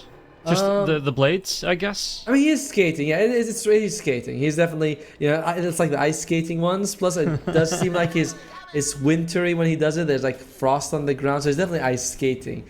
But not where he should be, which is on this muddy ground road. Yeah. Oh, so in the UK, do you ever have that? Like your rivers freeze over and you guys skate on it? Not that we freeze on it. Come back to that in a second here. The damage coming through as well. I think we'll be able to get this kill onto the Bloodseeker. Bloodseeker going to be able to take a lot of damage. Nicky Cool pops this AD rune now as well. The chase comes out as well. They're going to be looking for Sobat. Sobat going to be scouted out by the Familiars. Should be able to do the damage onto this one. And Queasy, yeah, with the he might try and go for that Roshan deny here, but with that chakram coming through, Nicky Cool going to be able to pick himself up a double kill. And usually, I was gonna say usually you can do that with the Bat Rider, but you're up against Visage birds. Yeah. So you fly, they fly after you. They're like, hey, let's all go south for the winter. Yeah, and yeah, we don't really you don't ice skate on our rivers and lakes and that freeze up because the ice is never thick enough to skate on. You know, you would end up probably going through.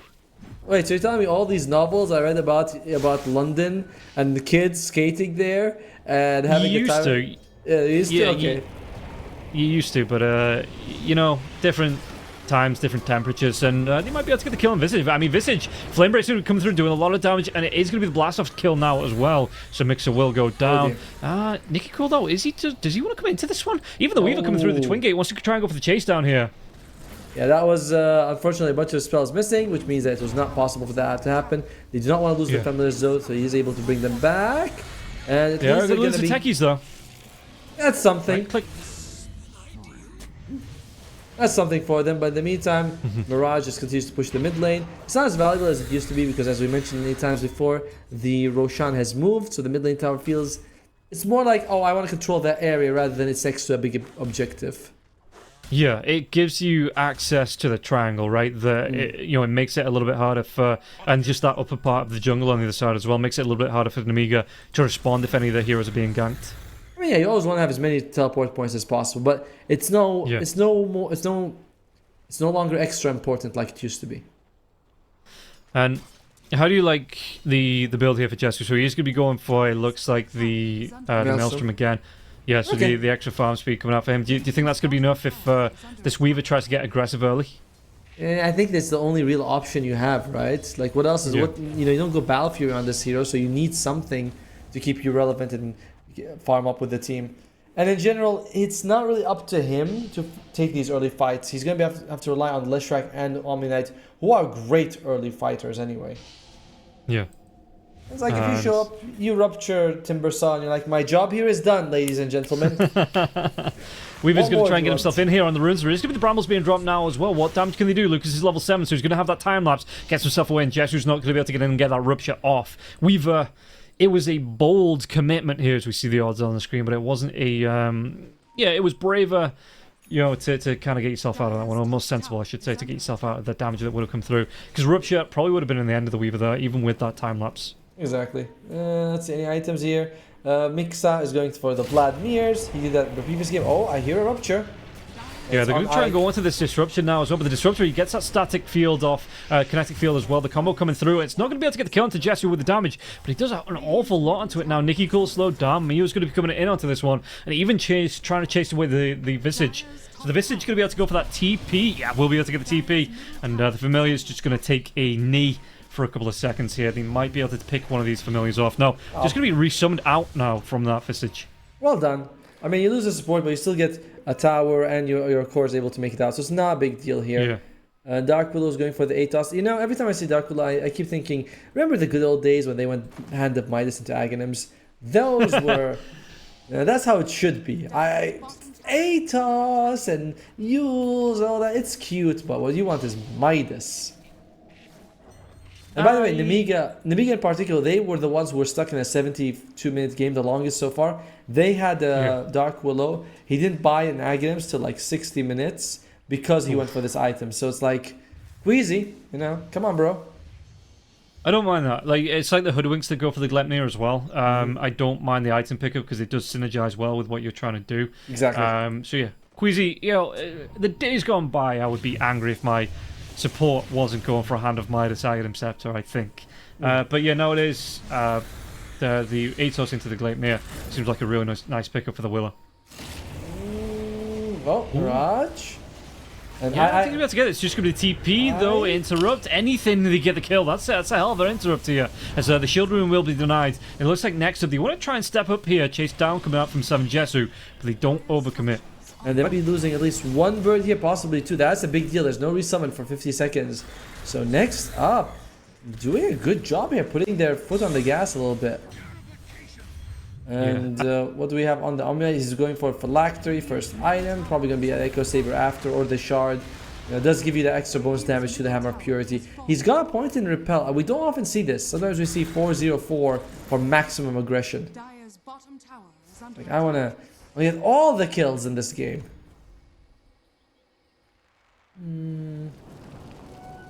I still think, I miss having Heavenly Grace. I feel like Repel is basically the same ability, but I like the one that was called Heavenly Grace. That was a nicer name. Hello? Are you here, buddy?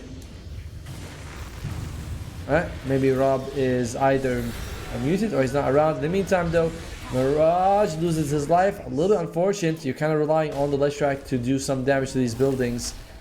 And he's sort of your main tempo setter. As they go for Lucas, he might still get silenced, but it won't matter. Lasso! Nice use of the flame break to just bring him in range, and the Bat Rider was able to catch him. Next up, honestly, playing this very nicely. It's unlike the previous game where I was saying the Miga has the advantage, heavy advantage, late game, heavy advantage. Here it feels a lot more even. There's barely a net worth gap between the two teams. It's pretty damn solid for next up right now. Losing this tower though will be annoying, as it's going to be the second tower here for Nemiga. And yeah, I do believe I'm going to be here by myself for a little bit, but hopefully we will have Rob rejoin us very soon. And Visage does finish his Vlad's going for drums. Very standard items. I imagine the Salt Curious will come out at some point after that. You just do so much bonus physical damage with the Femilers and all these auras on top of them. Maelstrom on 7 Jesu. He's going to be starting accelerating his farming. Again, next up has looked good today. They have just been... Yes, they've lost game 1, but they've been looking pretty good. I was about to praise 7 Jesu, but apparently the caster curse was way too strong. I was about to say he's been farming really nicely, and he is. He's second in net worth in this game, but he just loses his life just now. A little bit unfortunate for him. Alright, Disruptor, what's he gonna go for? Maybe the Tranquil Boots. I'm seeing a lot of teams, they buy the boots and the Windblaze. A lot of players, sorry, they do not upgrade to Tranquil for a long time. I'm not sure why that is. I mean, you could have Tranquils and the Windblaze if you want maximum movement speed, but I don't know. We do have now catch on next up as Sobad. He does have the Blink Dagger. I'm used to seeing Sobad as the highest farmed support, but not today, He's actually behind the Dark Queasy by quite a bit. Queasy, who, as we mentioned, is not going for the Hand of Midas. Big mistake, big mistake. I mean, he's the pro, obviously. They want extra lockdown, and it does make sense. It's just a preference that I think of. Interesting talent choice by Violence. Is going for 55 Shikuchi damage. I wouldn't have thought he'd want to go too close to the enemies to get the Shikuchi. I mean, you're up against Omni, Bloodseeker, and Leshrac. So here's you generally want to stay away from. So I thought I'd take the 8 strength talent, but a bit of an interesting change. Base damage on the Omni makes sense. Blood range attack speed also makes sense. As they are going to be able to get a lot pull here. Yeah, not making it out of this one. Nicky Cool. As Rob would say, he's cool, and he's getting even cooler once he's buried underground. What we're looking at here for Sobad. Just kind of both teams. No one really feeling the urge to go too aggressively right now. Nemiga and Jalen playing a little bit more on the enemy side, but next up doing a good job of repelling them. Alright, reconnecting this way. For some reason, Discord on the actual app, it's like you've got 15 updates and it's just Discord. Yep. So like we're doing it through the mobile, through the mobile. As it looks like top lane, I think you'll be able to get the damage here onto the Bat Rider. It'll sort of chase down coming through. Visage. Yeah, he's going to be locked down a little bit. Going to try and go for that TP. Do they have the actual damage to take him down? The Blast Off's not going to be there in time, so Visage will be able to get himself away. Well done by the Visage over there. As Mixa, I'm not really comfortable with his net worth. Lowest among the cores, you're on a snowballing hero, you kind of need him to do a little bit better. And I would just say that today, next up has really stepped up. And you think my next up joke was bad in the from the post game? Okay, but at least I'm using different words. You said next up is next up. Like, come on. No, I didn't say next up is next up. I said, and next up in the series. Yeah. Oh, God. No, okay, I'm fine. You know what? We'll let production and viewers tell us which one is worse. Anyway, it's a slight advantage here for the Dire side. They're playing very active. It's good. It's looking good for them at the moment here. I don't think that there's a big gap in the draft compared to the previous game where it's like, oh my god, 40 minutes has to end for next up. Here it's like, we can go late, no big deal.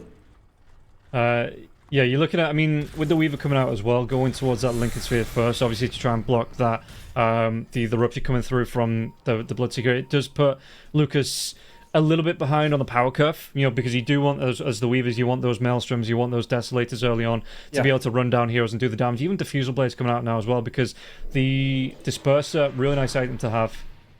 And I'm also surprised that he went for the Shikuchi damage rather than the 8 strength talent on the Weaver. Because it's like, are you really going to be landing Shikuchi on Bloodseeker, Dragon? Oh, Wheezy. Nice use of the Shadow Realm. Yeah, could be a bit bad rider. Maybe the backline dive comes in though from is Queasy gonna be able to get himself away? Yeah, he's straight up dead. That's more than enough. I like how he thought he was gonna be able to make it out, and the Dominate he's been doing. I feel like he always shows up at the last second, does a huge amount of burst damage. You're like, oh my god, you hurt a lot. Yeah. Oh, that's so who have they got? They're going to be able to get themselves on top of the Timber Sword now. Do they have enough follow-up to get the damage though? Nikki Cool, Timber chaining himself away from this one. He's got the back of Lucas coming on the back line. It's going to be a 4 versus 2 though. And the damage coming through now. Disruptor's here now as well. He drops the Static Storm. Connected Field as well. Can they get the damage though? The Weaver is going to be able to get that time lapse off. Chase down onto the Bat Rider. Bat Rider taking these right clicks and Lucas wants to go for it. Should be able to get it with that Swarm there as well. Lucas on the double kill. And now Mixer, is he going to be enough to get the kill onto the Visage? Visage taking a lot of damage down as well. Purify coming out. Oh, he's already used that time lapse now. Lucas, he doesn't have that Sakuchi for 1 second, and Jesu will be able to get the kill on the board. Really well played here from Next Up. Are they able to chase for any more? There's no tower as well, so it looks like that is going to be all they get, but all 3 cores, I say all they get, that's a pretty big benefit there from Next Up in that fight, seeing as, yeah, the Timbersaw was looking to get himself away. And it's like the seven Jesu was able to get that kill, brings him back up healthy, and Weaver was like, I can't kill him now, goes for the tech keys, but one thing is that you can't really play low health against a Bloodseeker when you're Weaver. Because you walk around, you're like, oh, I can see you. Nice solo kill coming out. Oh, sorry, nice solo kill. Nice kill coming out in the mid lane here.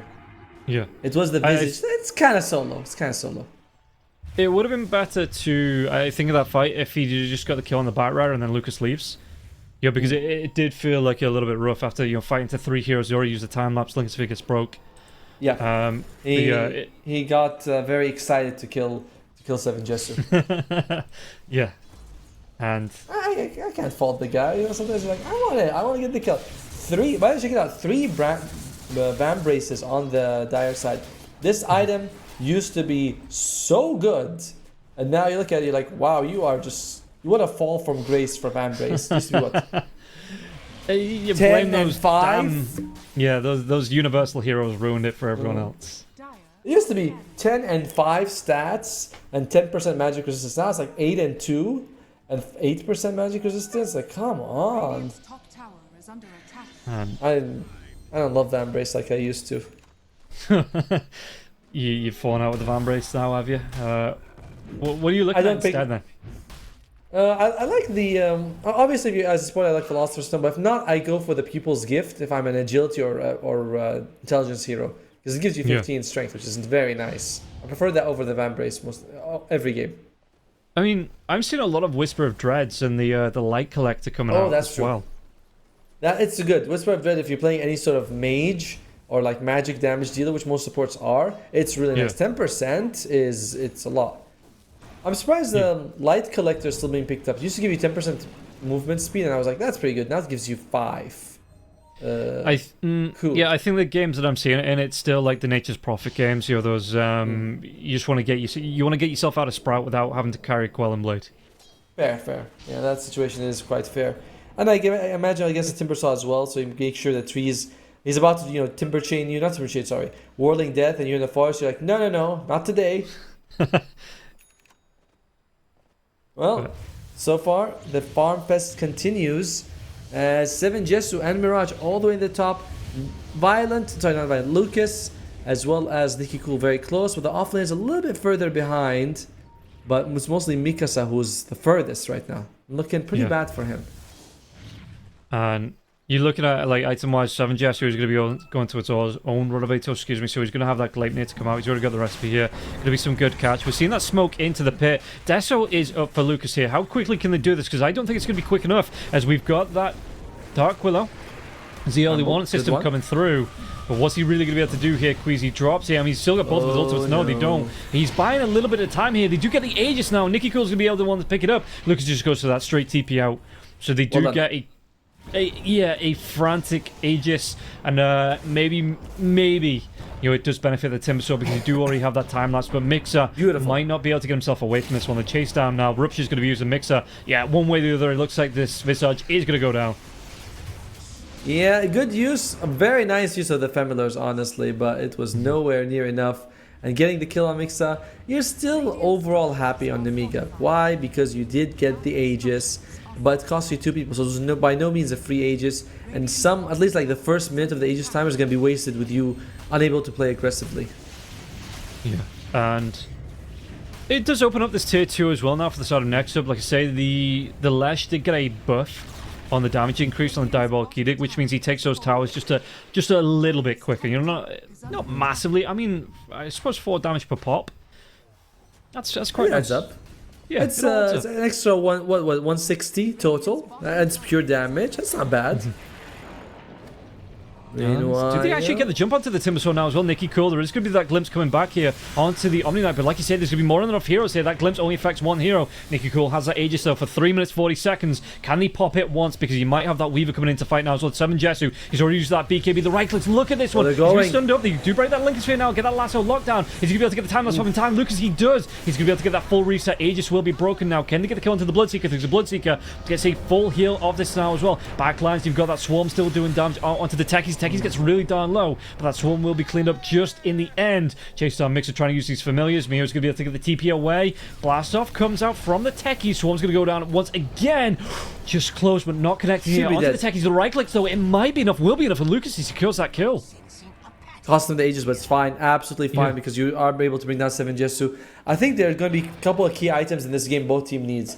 Nemiga, they want Yule Scepters and Nullifier. You're up against the Omni Knight, you need it. Probably the Yules for the Timbersaw. On the Dire side, you'd love to get a couple of Heaven Halberds. You know, the Weaver's all the physical damage. You Heaven's Halberd in 5 seconds, he can't do anything. Especially for Bloodseeker, who can buff up lifesteal now with the Heaven's Halberd. Yeah, and you can see that with the Visage and the Weaver going for the Desolator here as well, that the damage stack up onto towers as well. Both sides have ways to deal with these towers, so it's going to be hard for, if you lose a team fight, it's going to be hard to hang on to those objectives the later these games go. Exactly. It's like the ping pong, or oh dear. Speaking of ping pong, Mirage. Yeah, damage coming through. His Bloodstone's pretty good. Good item.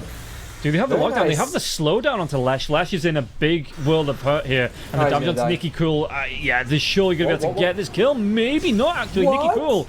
Are they going to be able to take him down? Dude, the Bloodstone kept him alive forever, and then the team shows up. Mixa also loses his life.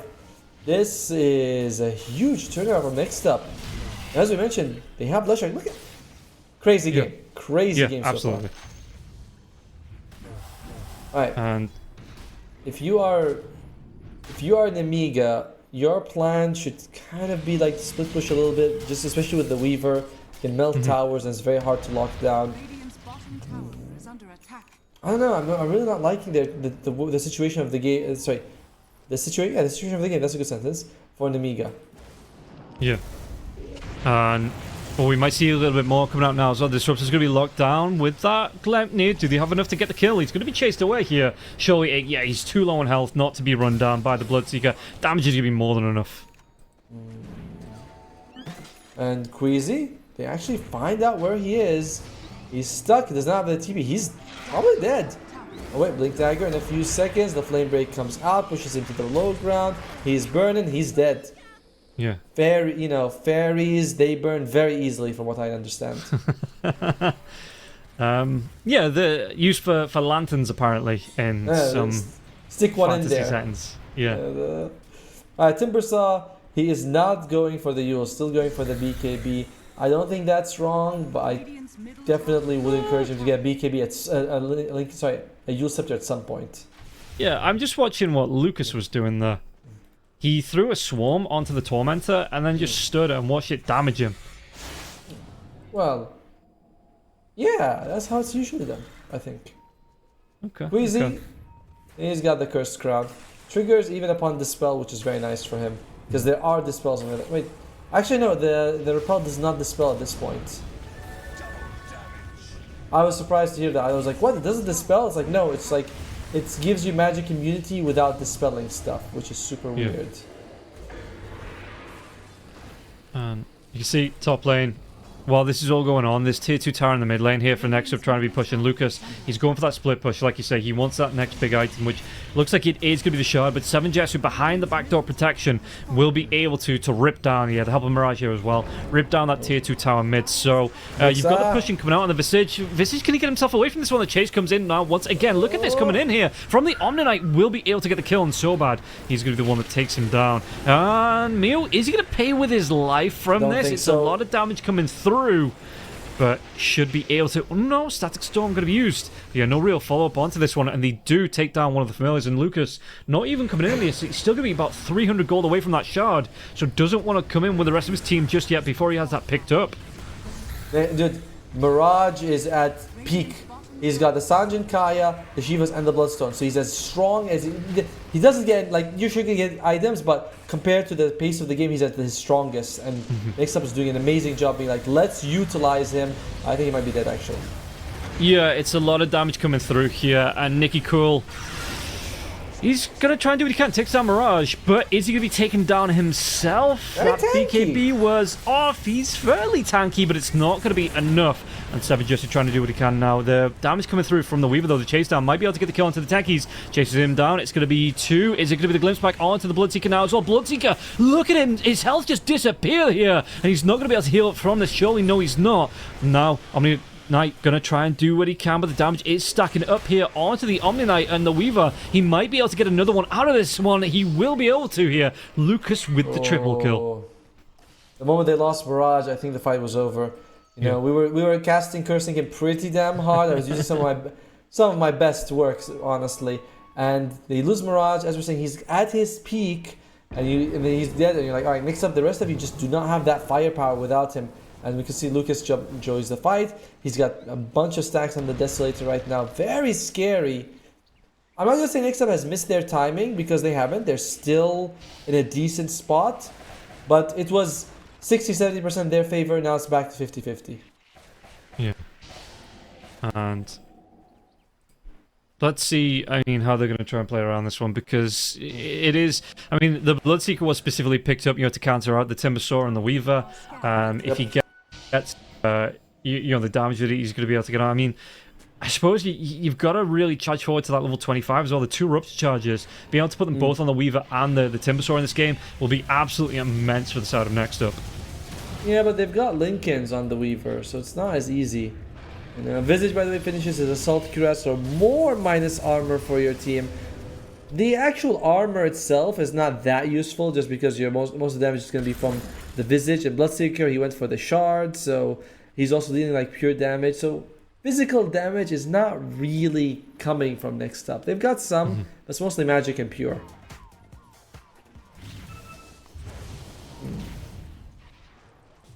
That was, oh. Do they actually get the damage off here? Lockdown. Well, look at the damage onto Lesh. He's just going to be absolutely punished. You do get the kill onto Visage as well as Aig. So what else can they do from this one? Lucas on the back lines. He's going to have that time lapse available. Might have to use it here. He should be able to get the kill onto the Techies, though. Techies will fall. Double kill for Lucas. Does he want to chase him more? Buyback comes through from this one, yeah. And now, Jessu's going to pop his BKB. Nicky Cool, there's going to be the Gleipnir coming out. Do they want to pop that Timbersaw BKB now as well? Nicky Cool trying to get himself away from this one.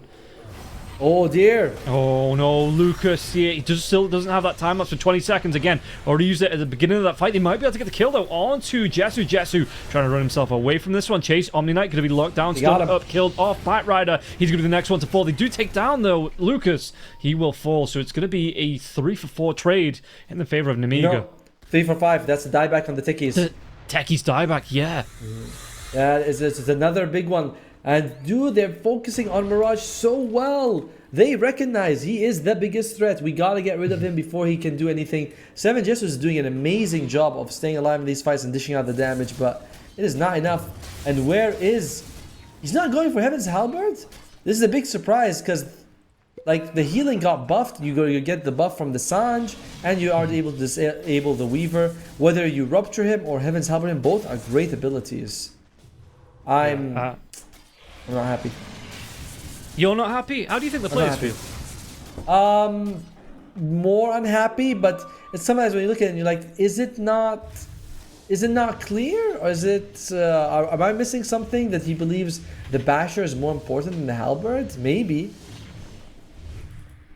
Yeah, I suppose the Abyssal is nice, again. It's always good, yeah. Yeah. It's always nice, but it is slightly confusing to see that rather than him prioritizing the Halberd, which would have been really nice for their survivability for the whole team. Smoke on 2 here. They are going to start, touching each other, and a Disruptor glimpse comes out. They have a rough idea here, Nemiga, of where they are. Everyone's smoked. They're all outside the Roche pit. Roshan's going to be on the way inside for another mid. Here we go. Reveal jumping in now as well. Disruptor going to be caught out. They get a quick kill onto the Disruptor, and now next up they have this advantage. Like I said, the next Roche is up. They're going to go straight into this pit, and Lucas is already away. He is just mid lane, not looking to get involved. He just wants to get he's already got that shard up, so with the Daedalus finish up now as well for the Weaver. He's actually going to be able to pick up a shield rune, but shouldn't be able to get here in time before this Roshan falls, because Roshan, it's about a quarter of its health left. No, I mean, I would advise, I would be like, no, Nemiga, this is not your fight. Let it go. The moment you lost Disruptor, he doesn't want to buy back. It's just not worth it to go 4 versus 5. Because, again, next up, they're kind of in one of their peaks right now. They're very scary. So, you've only been winning fights because you've been bursting down Mirage. Mirage now has the Aegis. It's just not worth it. Just don't fight him. And... yeah, they might have maybe looked for exit kills there with Lucas having that shield room, but for the most part, next up they left as a group. They didn't hang around too much. They're actually going to come back through the Twin Gate, so maybe going to try and force a fight out here. Well, Lucas is doing the right thing. Split pushing the mid lane, going to go top. Just wants to keep the lanes pushed out. Make sure that next up doesn't have all 3 lanes pressed up against them. Good blink by Queasy. It's going to be the lockdown. He actually throws out the fear now as well. Queasy can get himself away from this one fully. Mirage with the damage, no chance. That split earth, it just swallows him up. If he had Midas, he would have been fine. He would have cleared the cap faster and blinked away sooner. Yeah, that's why he died. By the way, ever have that when you are watching Dota and someone comes to you, like a real life friend, and they're literally 600 MMR and they start criticizing and you're like, my god, you know so little and I can't believe. And then they have like their hands in their pocket, they'd be like, shouldn't have done that. I'm like, thank you, sir, for your expert analysis. No, I've never had that before in my life. Oh, you don't have friends? I just don't let them watch my Dota matches. There you go, that's the better one. No, I'm talking about... No, for me, I'm like watching professional games, OG and Tundra, and things like that. These come in and you're like, do you know that this guy has literally 20 times your MMR? No, because I am that 600 MMR player that's calling out the mistakes, usually on cast as well. Of course. That's the best time. And speaking of this, these buildings, they're falling here. Yeah. Mirage still has 3... Oh, sorry. Yeah, no, I was just going to say, Lucas was trying to split push. In fact, he might be able to get something out of this one as well. Let's just have that Aegis, though. And the Bloodstone, Lucas is going to try and get himself in. Swarm's going to be dropped. Can they get the chase out into Mirage? Mirage trying to back himself away from this one. Timbersaw right on top of him. You're going to have the back of your whole team coming through. Where's that Static Storm, though? Has it been used already? He doesn't have the mana for it. And now Nicky Cool, he's not going to be able to get himself away. The last one's going to be able to lock him down. The Timchen's not going to be able to get the kill. And they might be able to turn it around once again. Great nice, come out into it. Now has the mana. Full team wipe. Yes, this one of Atos locked down. It is going to be a full team wipe. And should be able to get the follow-up onto the Lesh here now as well, even after with the BKB coming through. Is the damage going to be enough for that 6-man wipe. He's going to try and go for the TP away. Nothing to interrupt, no Bastion, nothing like that. So he does get himself out, technically quote-unquote alive after already dying once. And while this was going on, Lucas, he sets up for a great push in the top lane. So they've already lost part of the racks here on the side of next up. Range racks completely dropped. The melee is going to be going to stay there. And that was a scary moment right there for Nemiga. And it's unfortunate for next up. They get the top, but nothing more. And Mirage, he dies last. This is worst case scenario when you have the Aegis. You want to be the first person to fall in battle. But I was just go. I love that he didn't have the mana for Static Storm. That benefited them so much because he didn't throw it too early. Yeah, if you throw it out initially, maybe they don't get those kills off now, but because there's no buyback on the Bloodseeker here for the next 16 seconds, they are going to be able to wipe 2 lanes of racks, and I really don't think next up we're going to be able to stop this one. Thankfully, there is a tier 2 tower in the bottom lane, so it's not going to be Mega Creeps. They probably wouldn't have stuck around for Mega Creeps anyway, but that is a big, big loss after losing one fight on the other side of the map as well. Yeah, if you're an Amiga, your game plan becomes very easy now. Just control bottom. That's all you need to do. Whereas next up now it's like, oh, we have lanes being pushed in. We have a Weaver who could be like, we can't just like sort of push them out a little bit and go back. It's like now Weaver can be very aggressive with this. Very scary situation. Someone's got a Blink Dagger, by the way. I just that was a great move by him in the end. The kinetic field on the steps with the static caught everyone from next up. And what's he going to be? He's going to be 1,500 away from that Item Scepter there as well. That is going to be game ruining for anyone that gets caught out in there from the side of next up. You know, any of these cores, they just can't use the items coming into to the static storm. Yeah, it could absolutely just end this game here once that item is up for the Disruptor. Weaver is also kind of unkillable. Not only does he have, we know he has time lapse, but he's also got the Black King bar and the Satanic. So turn on the Satanic, one blow. He's got plus Geminate damage and attack. Oh, and interesting, he took the mana break talent at 15. That's slightly unusual. I mean, it's fine. It's not. There's nothing wrong with it. It's just unusual. You look at it though, it's 8 attacks to destroy. Apart from the Bloodseeker, who really attacks that quick to destroy in like a fast fashion? The Weaver's not just going to rip them apart while they're trying to deal with that. Fair point. But I think it actually goes up to 6 attacks, right? Because it's the hero hits count as double. Sure. Yeah, if you press Alt, it says it takes 8 attacks from a unit. Heroes deal double damage to Beetles. But even that, you're gonna have this rundown from the Weaver, right? That even 4 attacks from Batrider, he's gonna stop an attack while the Weaver's in his face.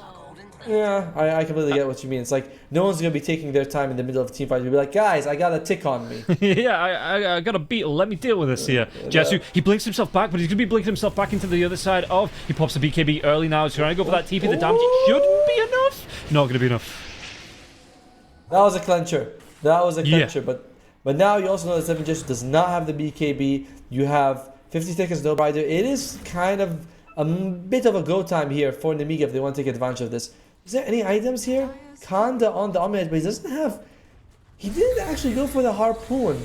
I've noticed that he doesn't have that double attack, which he really needs. Yeah.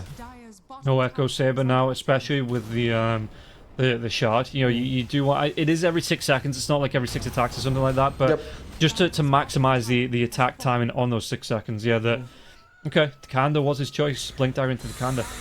Nothing wrong with it, honestly. But does feel like the Harpoon would have been very helpful as well. In the meantime, 10 seconds, no Batrider. I don't think they can wait that long as the melee racks falls, the range racks very close. Lucas, he doesn't care. Lucas is committed for Mega Creeps. He's got that Lotus Orb on him now as well. He wants those last couple of right clicks. Fight him, Mike can make the time lapse to use it there as well. He takes down. It is going to be Mega Creeps going the way of Nemiga. And I don't know. Nicky Cool is going to get Rupture, but he gets himself into the trees. Should be able to be fairly safe here. Even with that Blood right on top of him here, the Timbersaw, yeah, he's going to be fine. He's going to be A-okay. Just waits for that Rupture to fade off, and he's going to have the regen come through. Nicky Cool's going to be alright from that.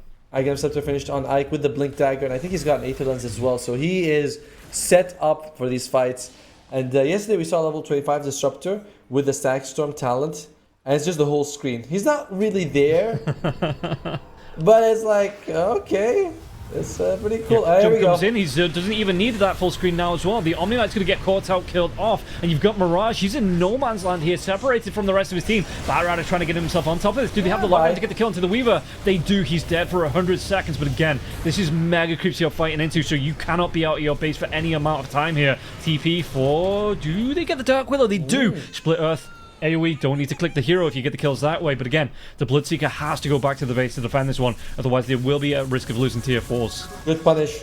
If you're next up, you would love to turn this as at least one set of barracks. You can't get too much more than that, but if you can just push with the Leshrac, get him there, he can bring down some buildings for you. Because you can't just win a team fight and get nothing out of it. Rattle Cage on the Leshrac. Okay. I need to see a YouTube video or a highlight of someone killing people with this so I can be like, oh, it's very good, okay. Because you know sometimes an item comes out and you're like... It's the Razor passive, right? Am I mistaken this? Basically, yeah, it's like what, physical damage, I think that's how it does. It's kind of cool, but again, I need to see someone do a YouTube clip of it. Like, oh, look at this play I did in 2K MMR. And you're like, oh, that's how it's good, okay. Yeah, because the Techies has one as well. And I mean... it's 12 armor. Okay. 12 armor is a lot. Yeah. And you are up against a Weaver and you are Hudesso and Assault Cuirass on the Visage, so armor is always going to be a problem. And you can see that next up, they're setting up for this Roshan here as well. It is going to be down in the bottom for at least a couple of minutes. Yeah, about a minute and a half. Time-wise, it's going to be on this bottom part of the map. But again, you can't just commit all 5 heroes to this because the lanes are pushing in here. And Amiga are going to know. Yeah, no one's defending the base, so obviously they're going to be set up around Roshan, so you just have to wait them out on this. Yeah, it's one of those things where it's like, we can afford to be here all day. We have all the... We're not going to take a fight until we see somebody defending the throne. And it's a very nice tactical advantage that Amiga has for the rest of the game. It's like, no matter what, next up we'll almost always be fighting with 4 people. Doesn't feel good. Queasy. Do they get the kill here? He sets up. They will be able to get the kill onto Queasy now, but that means that's a very, very early BKB for Mirage. And Mirage, he doesn't have a very refreshing nothing. The buyback comes out from that Dark Willow. He's inside the Disruptor. Going to be able to drop this ultimate and should be able to drop the Leshrac as well. Be able to get the kill. 7 Jesu BKB comes in. Look at the damage he's taken from this though. Swarm is on top of him still now. The Rupture comes out onto Nicky Cool. Nicky Cool. He's going to have the Lotus Orb in time. I don't believe there's going to be the lasso backlines, but this is going to be more than enough to close out this game here for Namiga. Yeah, GG gets called. They take the series 2-0. A little bit touch and go in the second game, looking really good for next up, but that one fight on the bottom racks, it just turns it right back around for Namiga, and the mega creeps means that next up under so much pressure, it costs them the game. Yeah, I mean, this has been next up's best day so far. Yes, and we're not being condescending and being like, oh, they lost. What do you mean best game they lost to? But they've been putting really good performances, both ones. In game 1, they kind of misjudged how long they can take to end it. But it still was like we got a good lane advantage. We were doing really well. We took a set of barracks, but we should have just put our foot on the gas a bit more. Game 2, also solid draft, leading for a decent amount. But that bottom fight, they get clumped up on the stairs against Disruptor, Kinetic Field, Static Storm. They already used the BKBs because he wasn't able to get his spells out early. They got really punished for it. And Mirage, unfortunately, he gets this big power spike with the Sanchkaya, Bloodstone, and Shivas and dies 3 times in a row in fights without doing anything. That's it. That's all the wit from your sales gone. Yeah, you look at the impact that next up Mirage had. 4, 5, 12 in terms of kills, deaths, assists there. This was a Lesh that should have had the advantage in the lane up against Nicky Cool. Yep. And yeah, really didn't force anything from it. So you would have expected maybe rotations to take towers or an early mid lane tower to make the pressure onto Namiga. It just didn't come out, and in the end, Namiga, you look at the Weaver, 18, 4, and 8 here. There was a lot of rotations coming through from next up. He was fine. Bottom part of the map, he was absolutely fine. Got all of his items, and he was able to run it through in all these fights. Yeah, it's just a very impressive from Namiga that they were able to take it. However, I don't know how to say it, but I thought Namiga would win this a bit cleaner. You know, it was quite back and forth in a couple of spots, and you're thinking, if you're having back and forth against next up, a team that we kind of seen as the weakest. Their score indicates that. Maybe they're not really as close to that top 3 performance as we thought. As I'm sure we can see the scores between the teams in just a moment before we round up the day. There you go. Dude, our people are on it. Yeah, it does put them a point behind Yellow Submarine and MarsBet. So if you can take games off, what are the remaining games in Amiga? So they've got MarsBet to play, and they've got Grin to play as well. So that could be the decider here, because MarsBet still have Rest Farmers to play. So that could be where it flips a little bit in Amiga's favor. To be honest, I'm trying to think who's playing us next up, because those might be like points that you could sort of... like Yellow Submarine, yeah. Oh, it's next Yellow up Submarine. Have Rest Farmers and Yellow Submarine. Yeah, so and to be likely that means that we'll see when the Rest Farmers at least at 15 points, MarsBet at least at 14 points. That puts them very unlikely that they'll be dropping from at least the top 3 spots.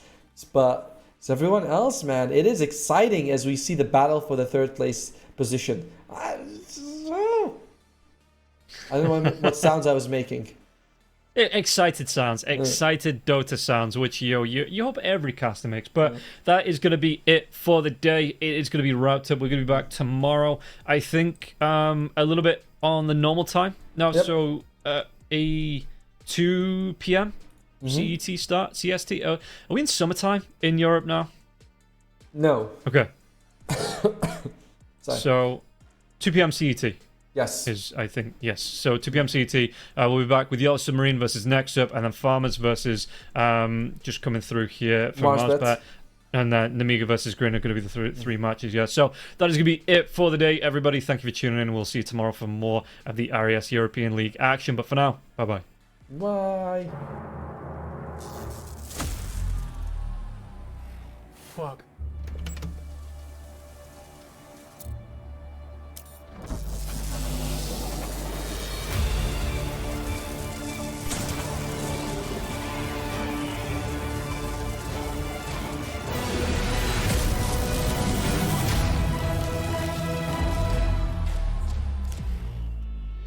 Use your skills in the gaming.